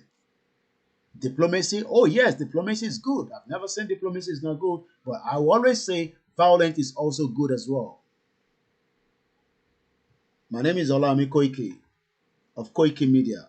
1800 hours. If I have the strength, I'll come back tonight. If otherwise, I would be back tomorrow again. I'm going to share the link of the GoFundMe before I go, so that you that wants to make a payment, at the moment, it's just about 31,000. We appreciate those of you that have contributed, and those that still plan to do so, whether today or in the long run. We will monitor the situation in Ile-Ife. I've spoken to the team on the ground, and that's why I need to come out of the broadcast so that we can speak to whoever we need to speak to, on the ground as well. But one thing is, today will be another day we will remember that right at the Ooni of Ife Palace, the Ojaja II, the Yoruba Nation team were attacked by the thug that was sent not just to attack them, but had the intention, àníyàn láti pa wọ́n. And I don't know whether tó bá pa wọ́n síwájú palace ọba, bí wọ́n máa remove body yẹn lọ ni bó ṣe gbé tàdógan lọ, because àmọ́ bóyá àwọn ọmọ Yorùbá yẹn náà ti sì ti di government. So we should not be worried, we should not be scared, and we should not be discouraged. Like I always say, the movement will continue even within the midst of so many calamities. The movement will continue with or without you. Nobody can stop the journey of Yoruba Nation. It is a dream that has been there for a very long time, but we must now allow that dream to materialize. Is the new king of England, or not England, king of Commonwealth, king of United Nations, king of United Kingdom and Ireland, and so many other 16 countries that to jọba lé lórí. Is he going to do anything to allow Nigeria to break? I will say he won't do so. This is an heritageous nǹkan tó bá lọ́wọ́ ìyá ẹ̀ ni. So tó bá jẹ́ pé nǹkan tẹ́ ń dúró pé ó máa fún wa ní Yorùbá Nation, òfútù fẹ́ tẹ̀, a máa dúró pẹ́. As far as they are concerned, there's nothing wrong in keeping Nigeria together. We can still remain in Commonwealth. They will support us with aid worth £225 million every year if they have to increase it, so that Kamaba Kukebimaba power.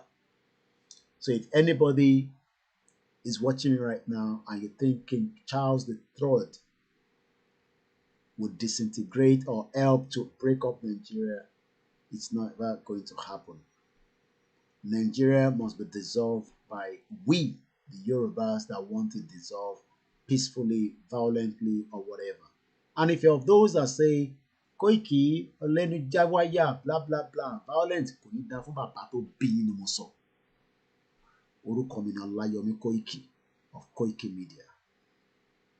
Tó bá jẹ́ pé èyí tí mò ń sọ pé kó wà violent ló ń bí ẹnu mo tún sọ lẹ́ẹ̀kan sí bàbá tó bí yín tó bá ṣì wà láyé kò ní dà fún tó bá ti kú àkútúkù ẹ̀ lọ́rùn torí pé àwọn bàbá ló ṣe ní bàbá tiẹ̀ tí kò jà tí ọmọ inú ẹ̀ wá jáde tó ń sọ pé ká gba Yorùbá nation tẹ́ẹ̀rí nǹkan kan ṣe sí. Have a very good evening. My name is Olami Koiki. And bye for now.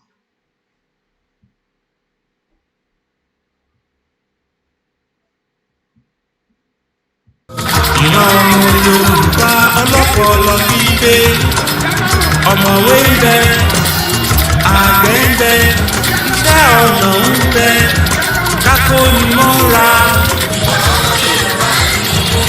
kákọ́nilé káyẹ̀lì sí kásọ̀rọ̀ tútù tó yẹ kú lápò òwe ìbáwí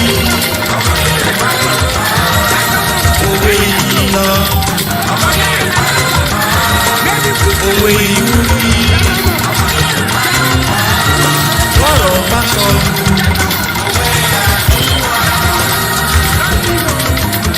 àkàlò èdè ikọ́ ibi ìga.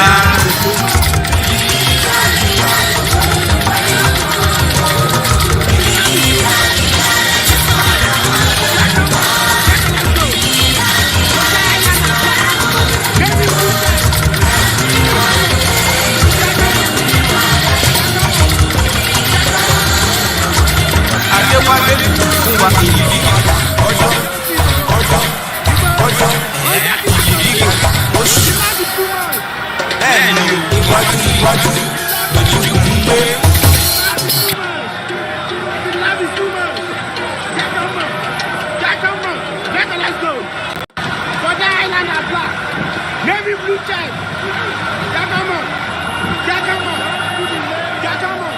Which is it for you, Dr. Badaya? Do you think the government is unwilling or unable to protect the people of Southern Kaduna? In fact, it is not only unable, it is unwilling, and we have good reason to feel that they are part and parcel of the killers. Let me make some revelations to you. That's a very big allegation, Dr. Obadaya. The government is part and parcel of the killers. That's big. Yes. Okay, how will the government just say, oh, it is revenge killing and so on? Then you leave it there. Oh, because it is revenge killing and so on and so forth. The body language of this administration, the body language of the state government shows clearly that they have a hand in the killings. No doubt about it. Because, you see, General Abacha, and people don't give him his due. Do you think that tolerated such nonsense? And let me make some revelations, because some of us also have our own intelligence networks. Okay. Have met with some of the bandits. We have met with some of their high commanders. One or two who have repented. They have sat down with us, not once, not twice. They told us that one of the northern governors is the commander of Boko Haram in Nigeria. Boko Haram and the bandits are one and the same thing. They have a sophisticated network. During this lockdown, their planes were moving up and down as though there was no lockdown. Moving ammunitions, moving logistics, moving money, and distributing them in different parts of the country. They are already in the south, in the rainforests of the south. They are everywhere.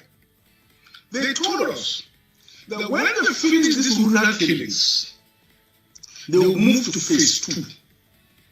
The phase 2 is they will go into the urban cities, going from house to house, killing prominent people. I can tell you, this is the game plan. By 2022, they want to start a civil war in Nigeria.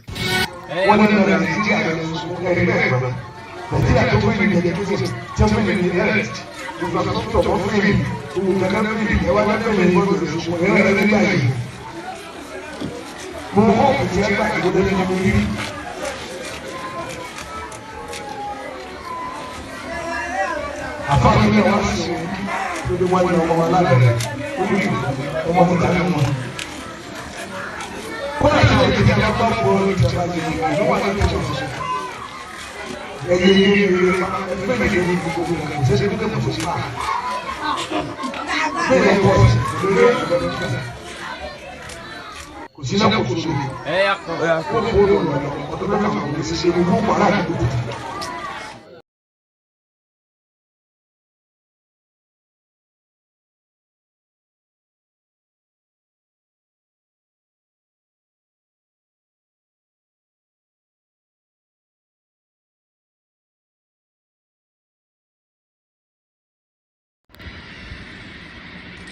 Life is so funny. If you come with nothing, then fight for everything, and later leave everything and go back with empty hand. God is powerful. Life is so funny. If you come with nothing, then fight for everything, and later leave everything and go back with empty hand. God is powerful.